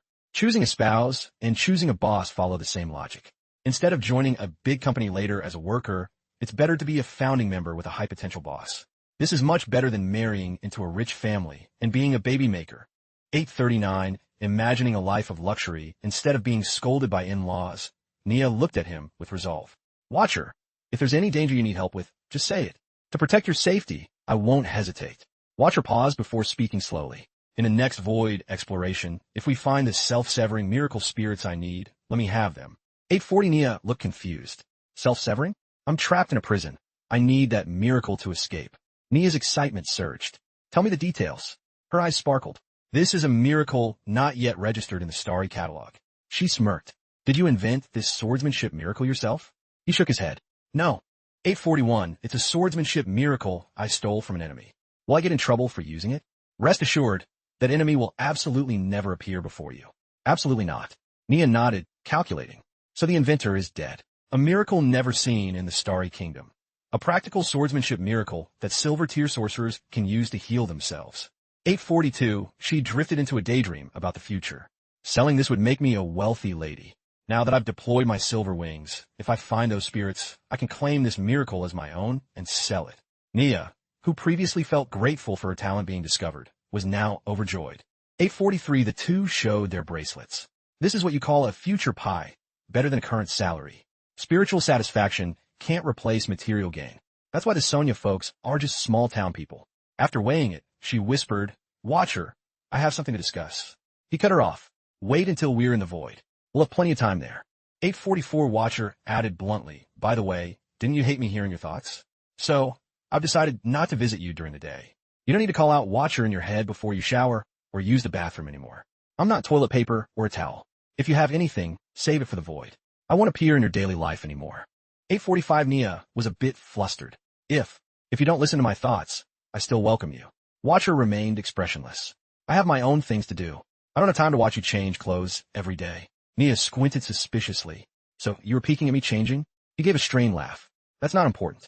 Anyway, our time together will be limited to those hours in the void. I won't disturb you otherwise. Even if you call, I won't show up. Nia asked, what if it's an emergency? 846 Watcher's back looked lonely as he spoke slowly. My descent to your side is just a phantom. I can't even pick up a strand of hair. I can't provide any physical help. If you call me, I can't do anything but mock you. But Nia stepped up seriously. Mocking is fine. Will you show up if I call? Watcher looked helpless. That's a hard request to refuse. 847 Watcher couldn't help but ask, but I'm curious. Do you need me because of the daddy issues from your childhood? Nia's eyes were serious. So, you want me to call you Dad? Watcher waved his hands in terror. Forget it. Just call me Watcher. The door closed. Watcher stared at it, thinking, is it good or bad to let her wake up so soon? Not my problem anymore. Scene cut, the two fighting side by side. 848 Nia swung her sword. Vibration wave slash. 849, a monster opposite her raised a hand and effortlessly blocked it. Watcher's mouth hung open. He blocked it with one hand. 850, the brute stood like a mountain. Watcher was puzzled. The map said this place was worth visiting, but why is it so much stronger than the gun sorcerer's shadow from last time? Sword Maiden's attacks are just scratches. The monster lunged. 851 both turned their heads at the same time and yelled, run. 852 Nia sat on the boat, panting. Fiscal sorcerers are so hard to deal with. Watcher wasn't doing any better. Sword Maiden, you really couldn't hurt him? Nia frowned. I just learned a high-power move, but it needs careful charging. I never had an opening. Watcher groaned. Well, only one way to bet. 853, the substitute strategy. Watcher lunged onto the monster, struggling to restrain it. 854, he yelled, Sword Maiden. Nia swung her blade. The difference between a strategist and a butcher is precision. The sword pierced straight through the monster's thigh. 855, Watcher triggered. Vibration sword burst. 856, the monster was destroyed. Nia cheered, we did it. Note, injuries in the void are illusions. As long as you don't die instantly, you recover quickly, but it drains massive soul energy. Pain is 10 to 20 higher than in reality. Asher looked at the meager loot. I sacrificed so much for this. Better be some good drops. Items dropped. 857 tree, skin spirit, tier 1. Restriction, sorcerer must have tissue wrapping skin. Effect, convert skin to tree skin. While on land, 10 of kinetic impact is transferred to the ground. Passive, natural hardships like wind and cold make you sturdier. Both of them looked disgusted. Ugh. Asher was curious. Why two identical spirits? Nia sighed. Fiscal sorcerers love stacking passive skills. 858 Watcher held them out. Defense boost. You want them, Sword Maiden? Nia waved them off. No, they're ugly and worthless. Watcher agreed. True, let's use them as fodder. Finally, he decided. Then you take this sorcerer's notebook. Nia opened it. Let me see. You. Gross. She tossed it. Watcher looked inside, fascinated. Nia sneer, man. I swear. 859, the book left by the Beast Man was. Well, let's call it Alternative World Customs Research. It was a pleasure guide for beings over 2M tall. Effect. Multi-gender intuition in close combat, allowing one to dodge strikes from blind spots. Watcher stared blankly ahead. 860 it's good, but the island is sinking just like before. On the boat, Nia sat cross-legged. Can you really absorb that notebook? What about your morals? He laughed sheepishly. I'm flexible. Let's move to the next area. Nia grumbled. Watcher, you're pretty cute yourself. Let's find something worth it. This is harder than last time. He nodded seriously. Ideally, a swordsman's heritage island or a swordsmanship spirit memory island. Nia tossed her head. 861, at least it wasn't another fiscal island. Watcher suddenly stiffened. He frowned. Wait, Nia urged him. Why aren't we moving? We have to wait a bit. Why? For how long? He looked lost. I don't know. 862 Nia went with the flow. Fine, we wait. Actually, I wanted to discuss my daily training. Can you cancel it? Stop the 4 sessions. Watcher looked at her blankly, thinking, what's up with paper people these days? Unwilling to produce surplus value. She's the laziest person I've ever met. 863, he thought it over. Of course. I respect your wishes, but I'd like to hear your reason. He smiled nostalgically. I have plenty of experience with this scenario. 864 Nia started her sob story. I have 0 personal time. 8 a.m. lectures, basic knowledge, swordsmanship theory, practicals. Professor Deloten checks my progress every single day. I have no rest during the day, and then I'm forced into extra training at night. Those sessions don't even mean much. 865, if I have sword vibration, I should focus on that and summon supporting spirits. There's no need for basic training. Of course, Nia kept some things to herself. I'm exhausted and have no entertainment. This is just a small issue. I want the right to speak. Even if you refuse, I want you to remember how much effort I've put in. 866 one day, I'll figure out your psychological limits. Then we'll see who's in control. After a pause, Watcher nodded. You have a point. Nia was stunned. That easy? 867 he smirked. But let me ask, if you had 2 extra hours at night, what would you do? Nia looked at the sky. Read, watch movies, join clubs, make friends. So, just entertainment? Have you met people with better backgrounds than you? People whose talent is equal to yours? Nia answered robotically, yeah. Watcher continued, ignoring her tone. Do you know the scariest thing in this world? It's when people with better backgrounds and equal talent work harder than you. 868 when you can't help but stop to rest, they take the chance to pull ahead. Don't waste your prime years on a meaningless life. Don't chase pleasure when you should be struggling. There are too many people whose starting point is our finish line. 869, are you content to only ever see their backs? Are you okay with being just an ordinary person, leaving no mark anywhere but the sea of knowledge? 870 Nia bit her lip, a fire of determination in her eyes. I'm not content. 871 Watcher walked past, adding a final consolation. So, Sword Maiden, don't blame me for being critical. Don't let other people's lives blind you. Do you want to be just a commoner? You're at the age of growth. Step out of your comfort zone. Use struggle to give your life value. Don't let desire cloud your reason. Desire only slows down your draw speed. 872, a sorcerer's life shouldn't look back or pray for the next life. Only live this one passionately. Nia's aura flared up. She clenched her fists. Watcher, you're right. 873, if you like something, you have to fight for it. That way, even if you fail, you can blame the world with no regrets. Watcher turned away and sighed. No wonder bosses always post this stuff. This inspiring talk is actually kind of fun.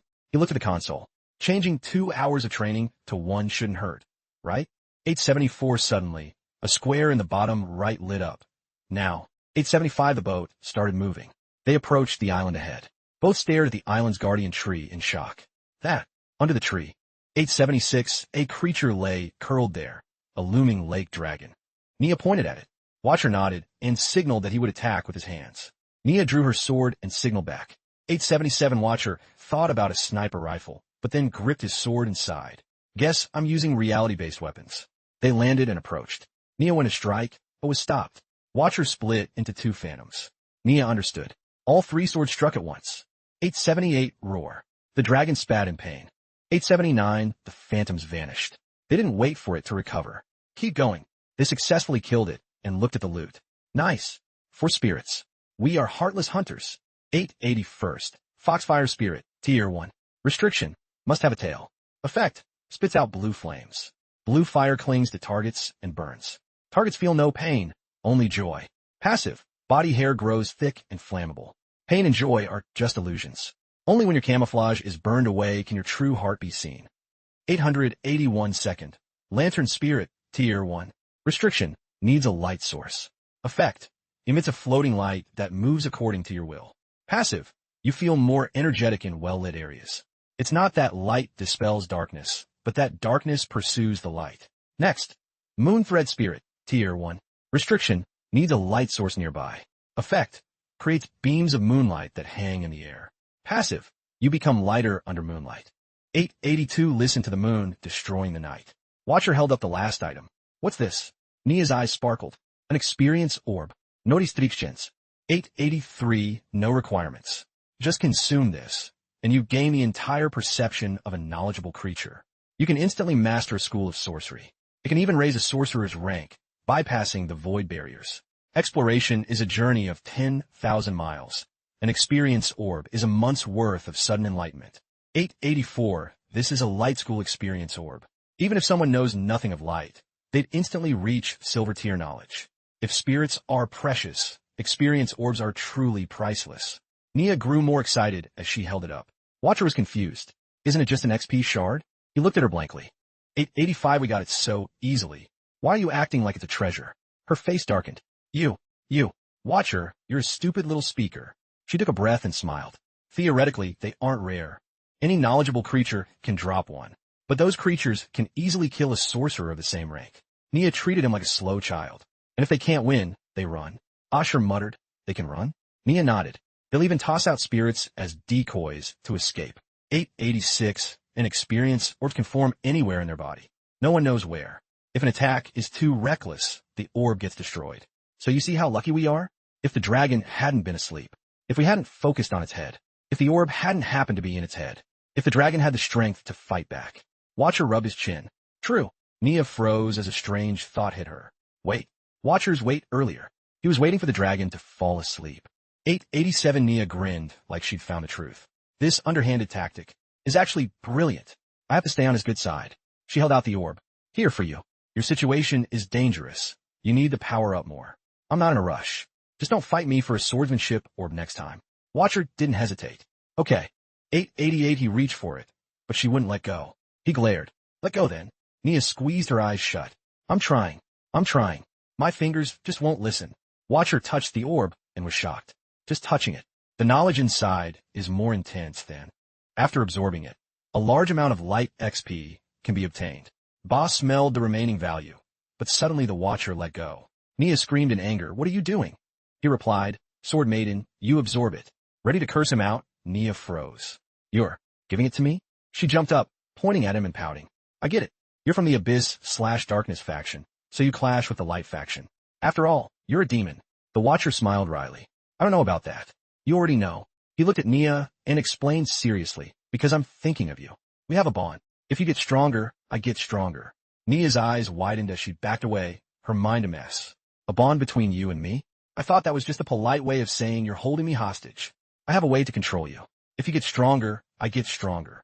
You weren't just being polite? You're serious? She held the orb in her hand, excited. Then I won't be modest. Nia absorbed the orb. Her eyes lit up, her whole body full of vitality. Knowledge, the knowledge of the Light faction, flooded her mind like a memory. The Watcher was also amazed. Whoa, so this is Light faction knowledge. I really can share 30 of Sword Maiden's experience. I'm now a Light specialized sorcerer too. If he absorbed it himself, it would be 100 benefit. By giving it to her, the two of them gained 130 total benefit. This is called the shared month. XP orbs are just tools like a hoe. No matter how cool the hoe is, it needs a farmer to be useful. A talentless person like me just needs to wait for the rice to be served. Shiva has to thank me. In his head, he began to imagine, don't let me down. Study the Light faction knowledge well, and don't neglect your swordsmanship training. Nia replied excitedly, Thanks, Watcher. Based on the hoe and farmer idea, the Moon Thread Spirit is more powerful. Give it to Sword Maiden to study. The other two, I'll trade for money. She looked at him curiously. You want me to find this miracle spirit for you, then bring it to the Void Realm to trade? That won't work. The Watcher looked at her. Why? Nia explained wearily. If you undo your bond with a spirit in the Void Realm, it will run away instantly. He muttered vaguely. Can't we catch it again? Spirits run away slowly. Nia nodded but added, that's because the ones you've seen are spirits that haven't been caught. But we sorcerers are just travelers from the outside. In the Void Realm, the spirits are the true masters. For a spirit that's been caught and wants to escape, the entire Void Realm will help it.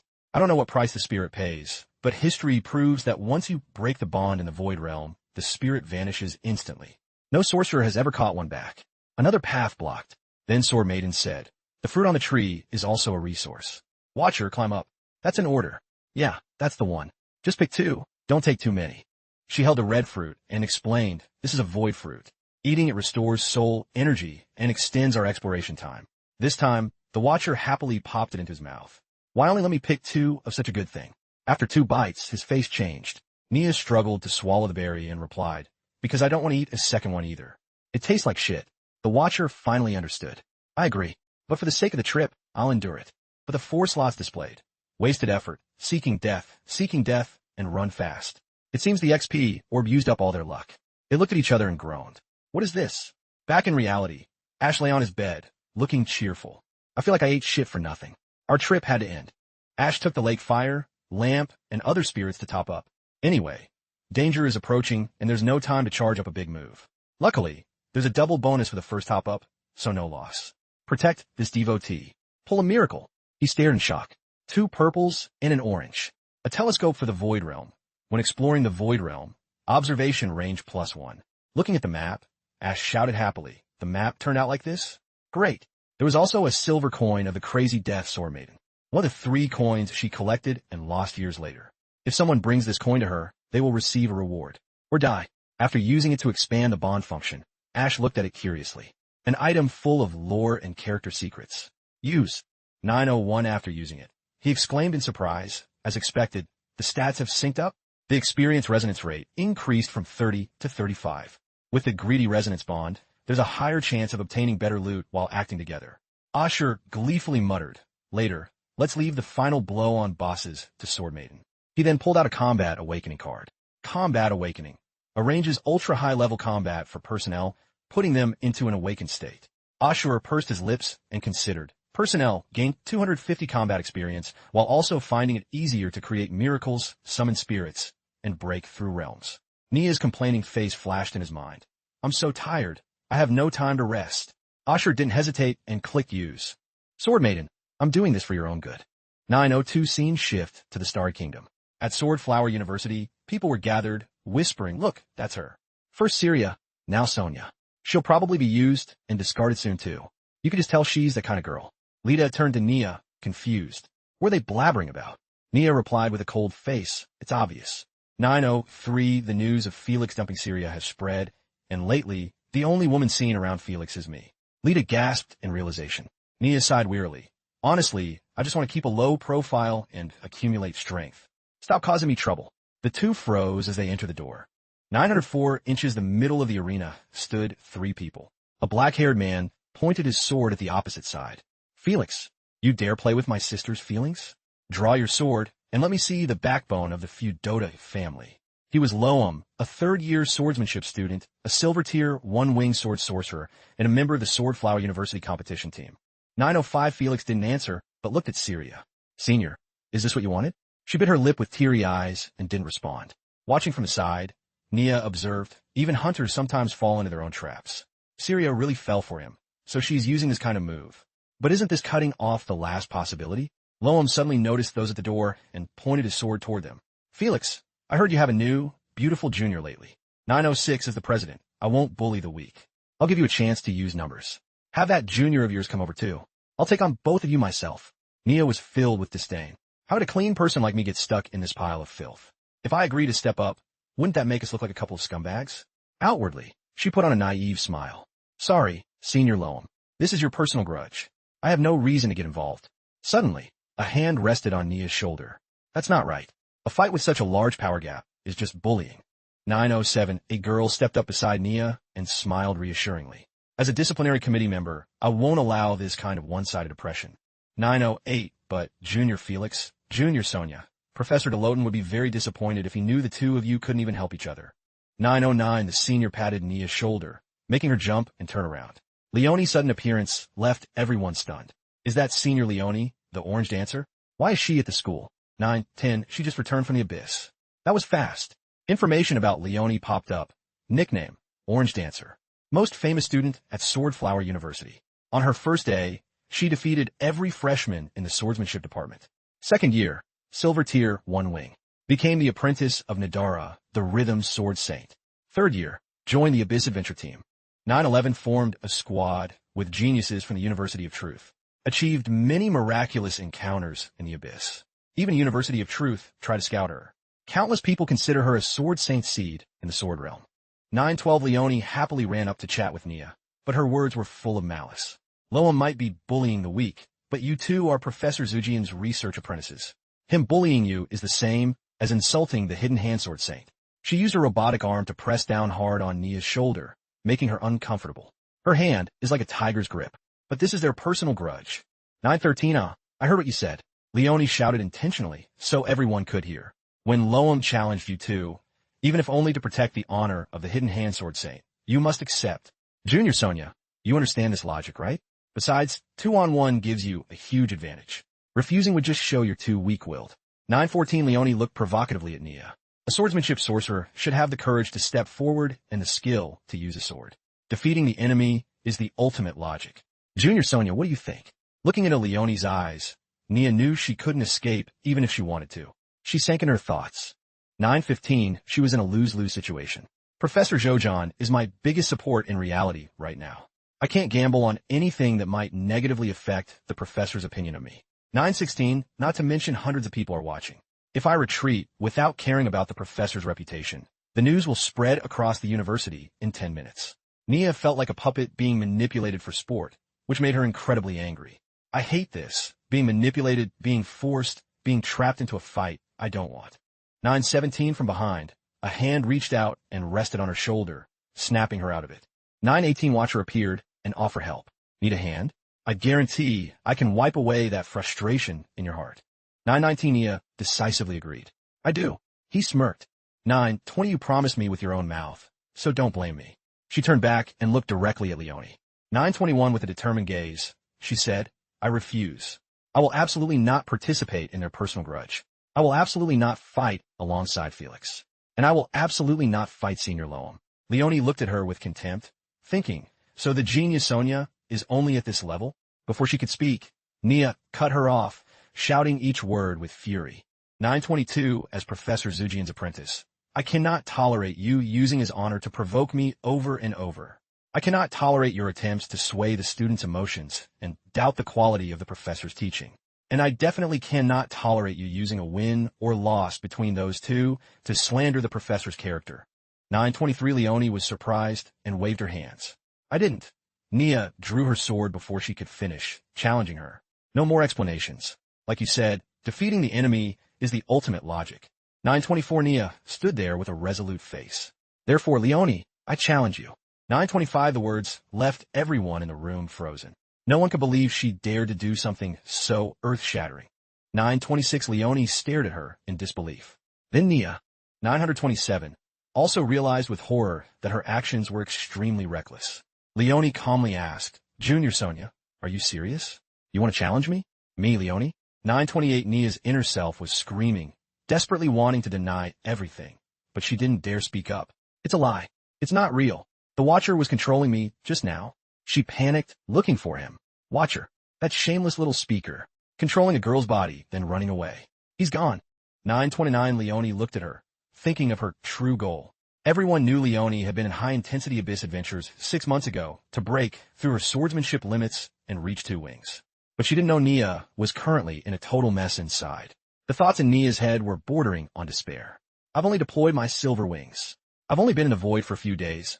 I'm still a complete novice. 930 the power gap between us is bigger than the gap between a child and an adult. Her spirits, her miracles, her combat experience. Everything is far superior to mine. Watcher, why did you screw me over like this? I'd rather have fought Loam. She felt hopeless. If I lose pathetically, I won't have the face to see Professor Jojon. Just like last time, making me challenge Felix and causing today's mess. Watcher is using his old tricks again. 9:31, she imagined strangling him and couldn't help but smile. But Watcher, you're right. I don't feel uncomfortable anymore. I'm just thinking about strangling you in the void tonight. 9:32, Leonie asked provocatively, Junior, are you sure? Nia replied irritably, yes. Inside, she wanted to back out, but couldn't. I've said it, I can't take it back. Leonie casually agreed. Fine. Admirable courage. As a swordsmanship senior, I have no reason to refuse a junior's challenge. 9:33, she walked toward the sword rack. But as a disciplinary committee member, I can't let a fight with such a massive power gap happen in school. She picked up a wooden sword and pointed it at Nia, setting rules for practical training. 9:34, if my sword touches your body even once, I lose. If your sword is knocked out of your hand, I win. Nia said nothing. Of course, if you can disarm me, you win too.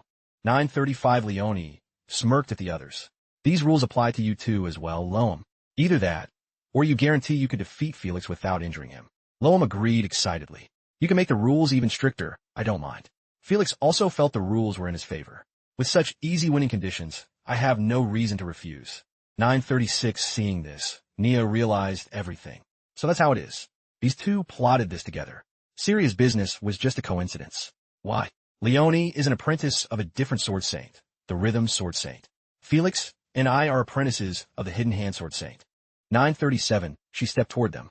Is this a clash between the two sword saints of Swordflower University, or is Leonie testing our mettle?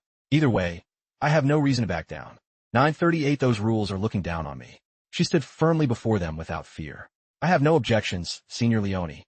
9:39, Leonie gave her a dismissive look. Then, I declare the battle started. The crowd cheered. A professor nearby wanted to stay and watch. Wait, I have a class. Someone put a hand on his shoulder. Who cares? This is a fight between sword saint apprentices. You can't miss this. They were excited for the match.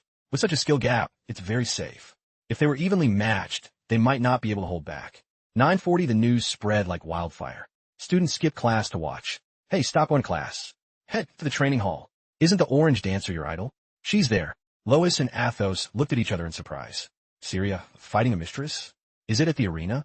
9:41, the crowd kept chanting for Leonie. Leonie, Leonie, Leonie, Lois and Athos. 942 arrived just as the battle began. They were stunned. It really is Sonia. The crowd continued to chant, Leonie, Leonie. 9:43, Nia swung her sword repeatedly, but Leonie blocked every hit. She's actually dueling the orange dancer. Nia took a stance and swung hard. A whirlwind of power surged around her, shaking the surroundings. 9:44, Leonie's long hair and skirt fluttered in the wind. She calmly raised her hand with a smile. Her sword easily blocked Nia's attack. Vibration wave sword. Not bad, but 9:45, Leonie used her strength to parry, sending Nia and her sword flying back. A bright flash erupted where the blades met. It's easy for someone to use your own strength against you. 9:46, Nia bit her lip and frowned, sweat pouring down her face. Her hands trembled as she gripped her sword. She looked at Leonie. Slash, thrust, parry. So far, she's only used the 3 basic spirits of swordsman. She hasn't even used her power to overwhelm me. 9:47, Leonie stood calmly, left hand touching her blade, smiling. She seemed to radiate a blinding aura and a beauty that couldn't be ignored. Nia thought, it's like she knows every one of my moves, every second, every breath, every motion. 9:48, everything is under her control. The true terror of a sorcerer is their knowledge. Nia frowned deeper. I have to admit, this is a real sorcerer. What have I been so proud of lately? Leonie saw Nia's silence and spoke up. Come on, Junior Sonia. Use whatever moves you have left. Nia's face darkened, something flashing in her mind. After hearing, don't worry about hurting me, she smiled. Then, Senior, I'll go all out. Watch out. 9:49, Nia slowly raised her sword, circling her arm to the left. She lowered her stance, holding the sword at a 90-degree angle in front of her chest. 9:50, her left hand lightly touched the blade at her hip. Blue light gathered at the sword, creating gusts of wind that blew her red ponytail. Leonie noticed the technique. An eye strike combined with vibration sword? Interesting. Nia frowned for a moment. 951, and swung the sword, a powerful light surrounding her as she lunged at Leonie. Leonie also charged forward. The blades clashed. 952, the impact made Nia's body under her armor tremble slightly. She was shocked that Leonie could block her move. She used the momentum to jump back. Leonie kept her calm smile. Interesting, but an II strike is only effective if. 9:53 Nia launched a barrage of attacks, forcing Leone back. Good footwork. A moment later, 954, it seemed the time had come. Leone raised her sword to knock Nia's blade away, smiling. Caught you. 9:55 suddenly, Leone's smile froze. She looked down at her chest, stomach, and thighs. She had been caught by glowing threads. 9:56, small vortexes appeared where the threads touched her, and long golden flower petals flew out. Before anyone noticed, the space around them had been covered by crisscrossing threads. Nia smirked triumphantly. Behind her appeared a fox-like spirit sitting and clutching a large crescent-shaped harp. Its hands strummed the sides, sending out small ripples as if it were sitting on water. 9:57 the crowd gasped in shock. What spirit is that? The Light School? Sonia just became a sorcerer a few days ago. How does she have that? The hidden hand sword Saint doesn't even practice the Light School. Leone's face darkened as the crowd continued to buzz. No way. Did she get that from the void? She's only been in there for a few days. 9:58 Leone lunged with a powerful thrust. Nia quickly dodged, the sword grazing her cheek. 9:59 if she hadn't dodged in time, she would have been seriously injured. Just as she dodged one, a flurry of strikes from Leone came at her. Nia gritted her teeth, struggling to block as sweat dripped down. Junior Sonia, Leone said, never stopping her assault. Honestly, I was a bit angry just now. You forced me to trigger my defensive miracle. I felt insulted. I'm a full silver-winged sorcerer. 9:60, she brought her sword down heavily, creating a bright flash that pushed Nia back. And you've only been a sorcerer for a few days. If Professor Nadara found out, I'd definitely get a lecture. The two stood far apart, stopping for a moment. The room was packed with spectators. In the background, Loam and Felix were still fighting. But I quickly realized I have no right to be angry. You're the one who should be angry. You used your greatest courage to challenge me, wanting a passionate duel, yet I treated you like a child. I was the one insulting you. Leone smiled. 9:61 she raised her fist and pointed her thumb behind her. I was wrong. I apologize. You used that light spirit to wake me up. It let me know you're not trash like Felix. You're a true swordsman. Before she could finish, her image began to flicker and vibrate. I'll give you my sincerest apology. I will give my all to match your fighting spirit. With a whoosh, she vanished. 9:62 the room went silent for a few seconds before exploding in whispers. She disappeared. Leone suddenly disappeared. 9:63 Nia raised both hands, gripping her sword in a defensive stance, scanning her surroundings. 9:64 suddenly, a powerful flash of light attacked from her left. She swung her sword over her head and blocked it. 9:65 the light shot past Nia's back. 9:66 she followed it with her eyes, then suddenly another strike came from the right. Nia skillfully blocked it again, panting. Leone's voice echoed, that wasn't luck. But next, let's see your true strength. With those words, she emerged from 967, a blinding light, lunging forward and knocking Nia high into the air. 968 for a moment, Nia was suspended in midair.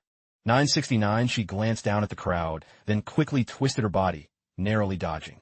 970 the energy beam shot past her and slammed into the wall behind, causing a massive explosion. 971 the crowd watched in terror as the rhythmic melody miracle unfolded. Drenched in sweat, Nia gasped. 972 the first two attacks were charging. The third is the burst. Leone's flickering form replied, correct. Nia thought, it looks simple, but once rhythmic melody is active, it becomes a death tune. It can easily destroy an enemy's defense in an instant, using absolute force to crush all resistance. 973 the crowd cheered wildly. Senior Leone has mastered the Rhythm Sword Saint's famous miracle. But wasn't that created for two wings? This means she's not far from her golden wings. Nia's brow furrowed, her mind on high alert. 974 she scanned her surroundings cautiously. Then, that light exploded again. Nia quickly retreated, but the glowing threads she touched snapped instantly. Leone's voice rang out, quietly setting up light traps? Did you think I'd just walk into them? 975 Nia spun and swung her sword, blocking the powerful energy. This kind of trap won't work on me. If my reactions couldn't keep up with his speed, I would have died in the abyss long ago. Nia's face darkened as she knelt, gripping her sword in front of her. She lowered it, as if admitting defeat. 976 around Nia. Time seemed to stand still in a void of darkness. Leone asked, do you want to surrender? Her hands trembled as she gripped the sword, blood dripping from a wound on her hand. She told herself, the next hit is the third strike of the rhythmic melody. I can't block it. One more burst, and I'll lose pathetically. 977, a little demon Nia's voice seemed to whisper in her ear, Sonia, surrendering now isn't shameful. fighting Leonie this far, forcing her to use her defensive miracle and her rhythmic melody. After this battle, no one will doubt your right to be Professor Zujian's apprentice. You'll be the most famous swordsmanship genius among the freshmen. The little demon skipped around happily. 978, it held a string tied to a balloon with Leonie's face on it. Stopping now is perfect. If you're lucky, you can even build a relationship with Senior Leonie. I heard her squad has people from the University of Truth. A fire erupted around the demon, and the string snapped. This is a direct path to the elite. 979 Nia gritted her teeth, her eyes burning with rage. But I'm not content. She muttered, "Watcher, did you plan all this just to see me fail? Let me tell you, I'm not your puppet." 980 she gripped her sword, her eyes resolute. This isn't about profit, or the future, or like or dislike. I just want to win. I don't want to lose.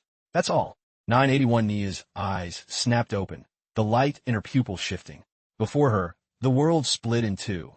On one side was the crowd, and on the other was the back of a girl holding a sword, standing still on rippling water that reflected the blinding light of a massive full moon. Nia held a long sword. 982 the moonlight reflected off every line of the blade. With graceful steps across the water, the bright moon followed her every move. Who is she? Why does she look just like me? 983 a massive wave suddenly surged from the still water, towering over the small girl. A monster emerged, its face hideous and its roar deafening, enough to terrify anyone. 984, she only gave a very gentle smile. 985 instantly, Nia gripped her sword tightly, her arm moving gracefully to pull the sword over her shoulder, preparing her move. 986 the water around her began to churn, waves splashing up from the sheer power of this small girl. Her blade swung as if tearing through space and time. As it descended, it seemed to catch the moonlight, splitting the monster in two. The water also felt the power, parting to create a path, as if inviting her forward. 987 her hair brushed against her face as she marveled with surprise and admiration. So powerful, so incredible. This single strike, she swung her sword back and forth, wanting to feel the power she had just created. I think I can mimic this. 988 standing in the room, Nia began to focus. She lowered her stance, sword ready. The desire to mimic was so strong her body seemed to move on its own. In that moment, before she could even think, a flash of light shot toward her like a lightning bolt. Not bad at all. 989, Leonie smiled with satisfaction. As expected of the hidden hand sword saint's disciple. But I won't hold back. She lunged at Nia without hesitation, hand raised to strike. Suddenly, a blinding blue light flashed, catching her off guard. Only an all-out clash is true respect for a swordsman. Rhythmic melody, third movement. 990 before her was the girl in the same stance as before. Her position hadn't changed, but her aura was different. The power surrounding her and that clear light left Leonie momentarily stunned. A light trap? 991 despite this, Leonie charged in any way. It doesn't matter. I'll shatter all obstacles with my sword. She lunged with overwhelming speed, a blur of orange light that seemed unstoppable. 992, but to her surprise, her strength couldn't shatter the move before her. Rhythmic melody can't break these threads? Each blue glowing thread was wrapped in a thin layer of water. No, it wasn't just moonlight silk. Each thread had flowing water on it. The water didn't just absorb the impact. It gave the moonlight silk unparalleled durability. The water flowed along those glowing paths. 993 toward the sword in Nia's hand. All the energy was funneling through the threads into the blade. 994 Nia dropped into a deeper stance. This was it, a miracle counterattack. 995, she swung her blade toward her opponent. 996 Leonie's image was reflected in the strike. 997, after the blow, sweat rolled down from Nia's temples. Each drop fell like the release of the power she had just unleashed. 998 Leonie was pushed back by the strike, her eyes wide with shock. 999 the sword she had been gripping tightly snapped in two. Everyone around was stunned by the attack. 1000 half the broken blade spun through the air before hitting the ground. A metallic clang echoed through the silent hall, followed by a burst of shock. Someone shouted, "Leonie lost." The whispers surged. She lost. The orange dancer lost. Leonie lost to Sonia. 1001 the other sorcerers were stunned by what just happened. What was that move? I've never seen a miracle like that. Is it new miracle? Sonia just became a sorcerer a few days ago, and she actually defeated the silver tier Leonie. After pulling off the move, Nia's legs trembled. She wobbled as if she might collapse at any second. A freshman taking down a senior? My God, are we witnessing the rise of a new sword saint? She staggered, her eyes momentarily vacant as sweat dripped down. 1002 Leonie reached out and grabbed her shoulders, holding the girl steady so this warrior wouldn't fall. 1003 she smiled and asked, "What's the name of this miracle?" Nia replied, "Watermoon." Lita watched with pure admiration. 1004 Sonia, you're amazing. The hall erupted. Sonia, Sonia, Sonia. Even Leonie's fans joined in enthusiastically. Leonie, Sonia, Leonie, Sonia. 1005 two girls, each on their own path, but sharing a common dream, stood in the center of a room filled with cheers from strangers, shouts of pride and expectation for these two beautiful girls. 1006, with a look of high expectation, Leonie put her arm around Nia. "After today, you'll become one of the brightest jewels of Swordflower University, just like me." 1007, the cheering didn't stop. Sonia, Leonie. In a corner of the room, two figures watched the talented pair. Loan let out a sharp breath. "Stay right there and don't move. Let me land one punch." He swung a powerful fist. "Remember this punch." 1008 Felix. Not every woman is yours to touch. Felix felt the impact and thought, indeed. 1009 steady footsteps echoed behind him. Suddenly, two other figures appeared at his back. Two people looked toward the girls. The watcher spoke up. "I recall that losing to Leonie's orange light was one of your few humiliations, right?" Sword Maiden replied, "It wasn't that bad. I defeated her 3 years later, so I didn't take it to heart." 1011 he closed the book. "I didn't expect the notorious Wicked Duke to have been a swordsmanship genius. The records didn't mention it." She added, "In the Voslota family, it's only surprising if someone isn't a swordsmanship genius." The watcher mused, could it be that because of this learning experience, the Wicked Duke knew exactly how to counter swordsmen? One stroke of achievement for the future Sword Saint Burier. He looked down at the people below. 1012 Sword Maiden continued, her voice calm and gentle. "Who knows? No one knows how their current choices will affect their future self." Her eyes sharpened, and her expression darkened, though she remained poised. Right now, all sorcerers are the same, using their hands to dig up the future they want from the soil of destiny, only to accidentally dig a grave that might bury them. We're all fools digging our own graves. 1013 he smirked. "Why so sentimental, all of a sudden? It doesn't suit you." He barely finished saying, "Just a bit of contact with the current Sonia," before his eyes widened. A blade was pressed against his neck. "Has she really changed you that much?" Sword Maiden's face was shadowed as she pointed her sword at him, her voice hard and warning. "Don't mistake me for that naive, foolish girl. You're just a loser who fell to my blade. Watch your attitude."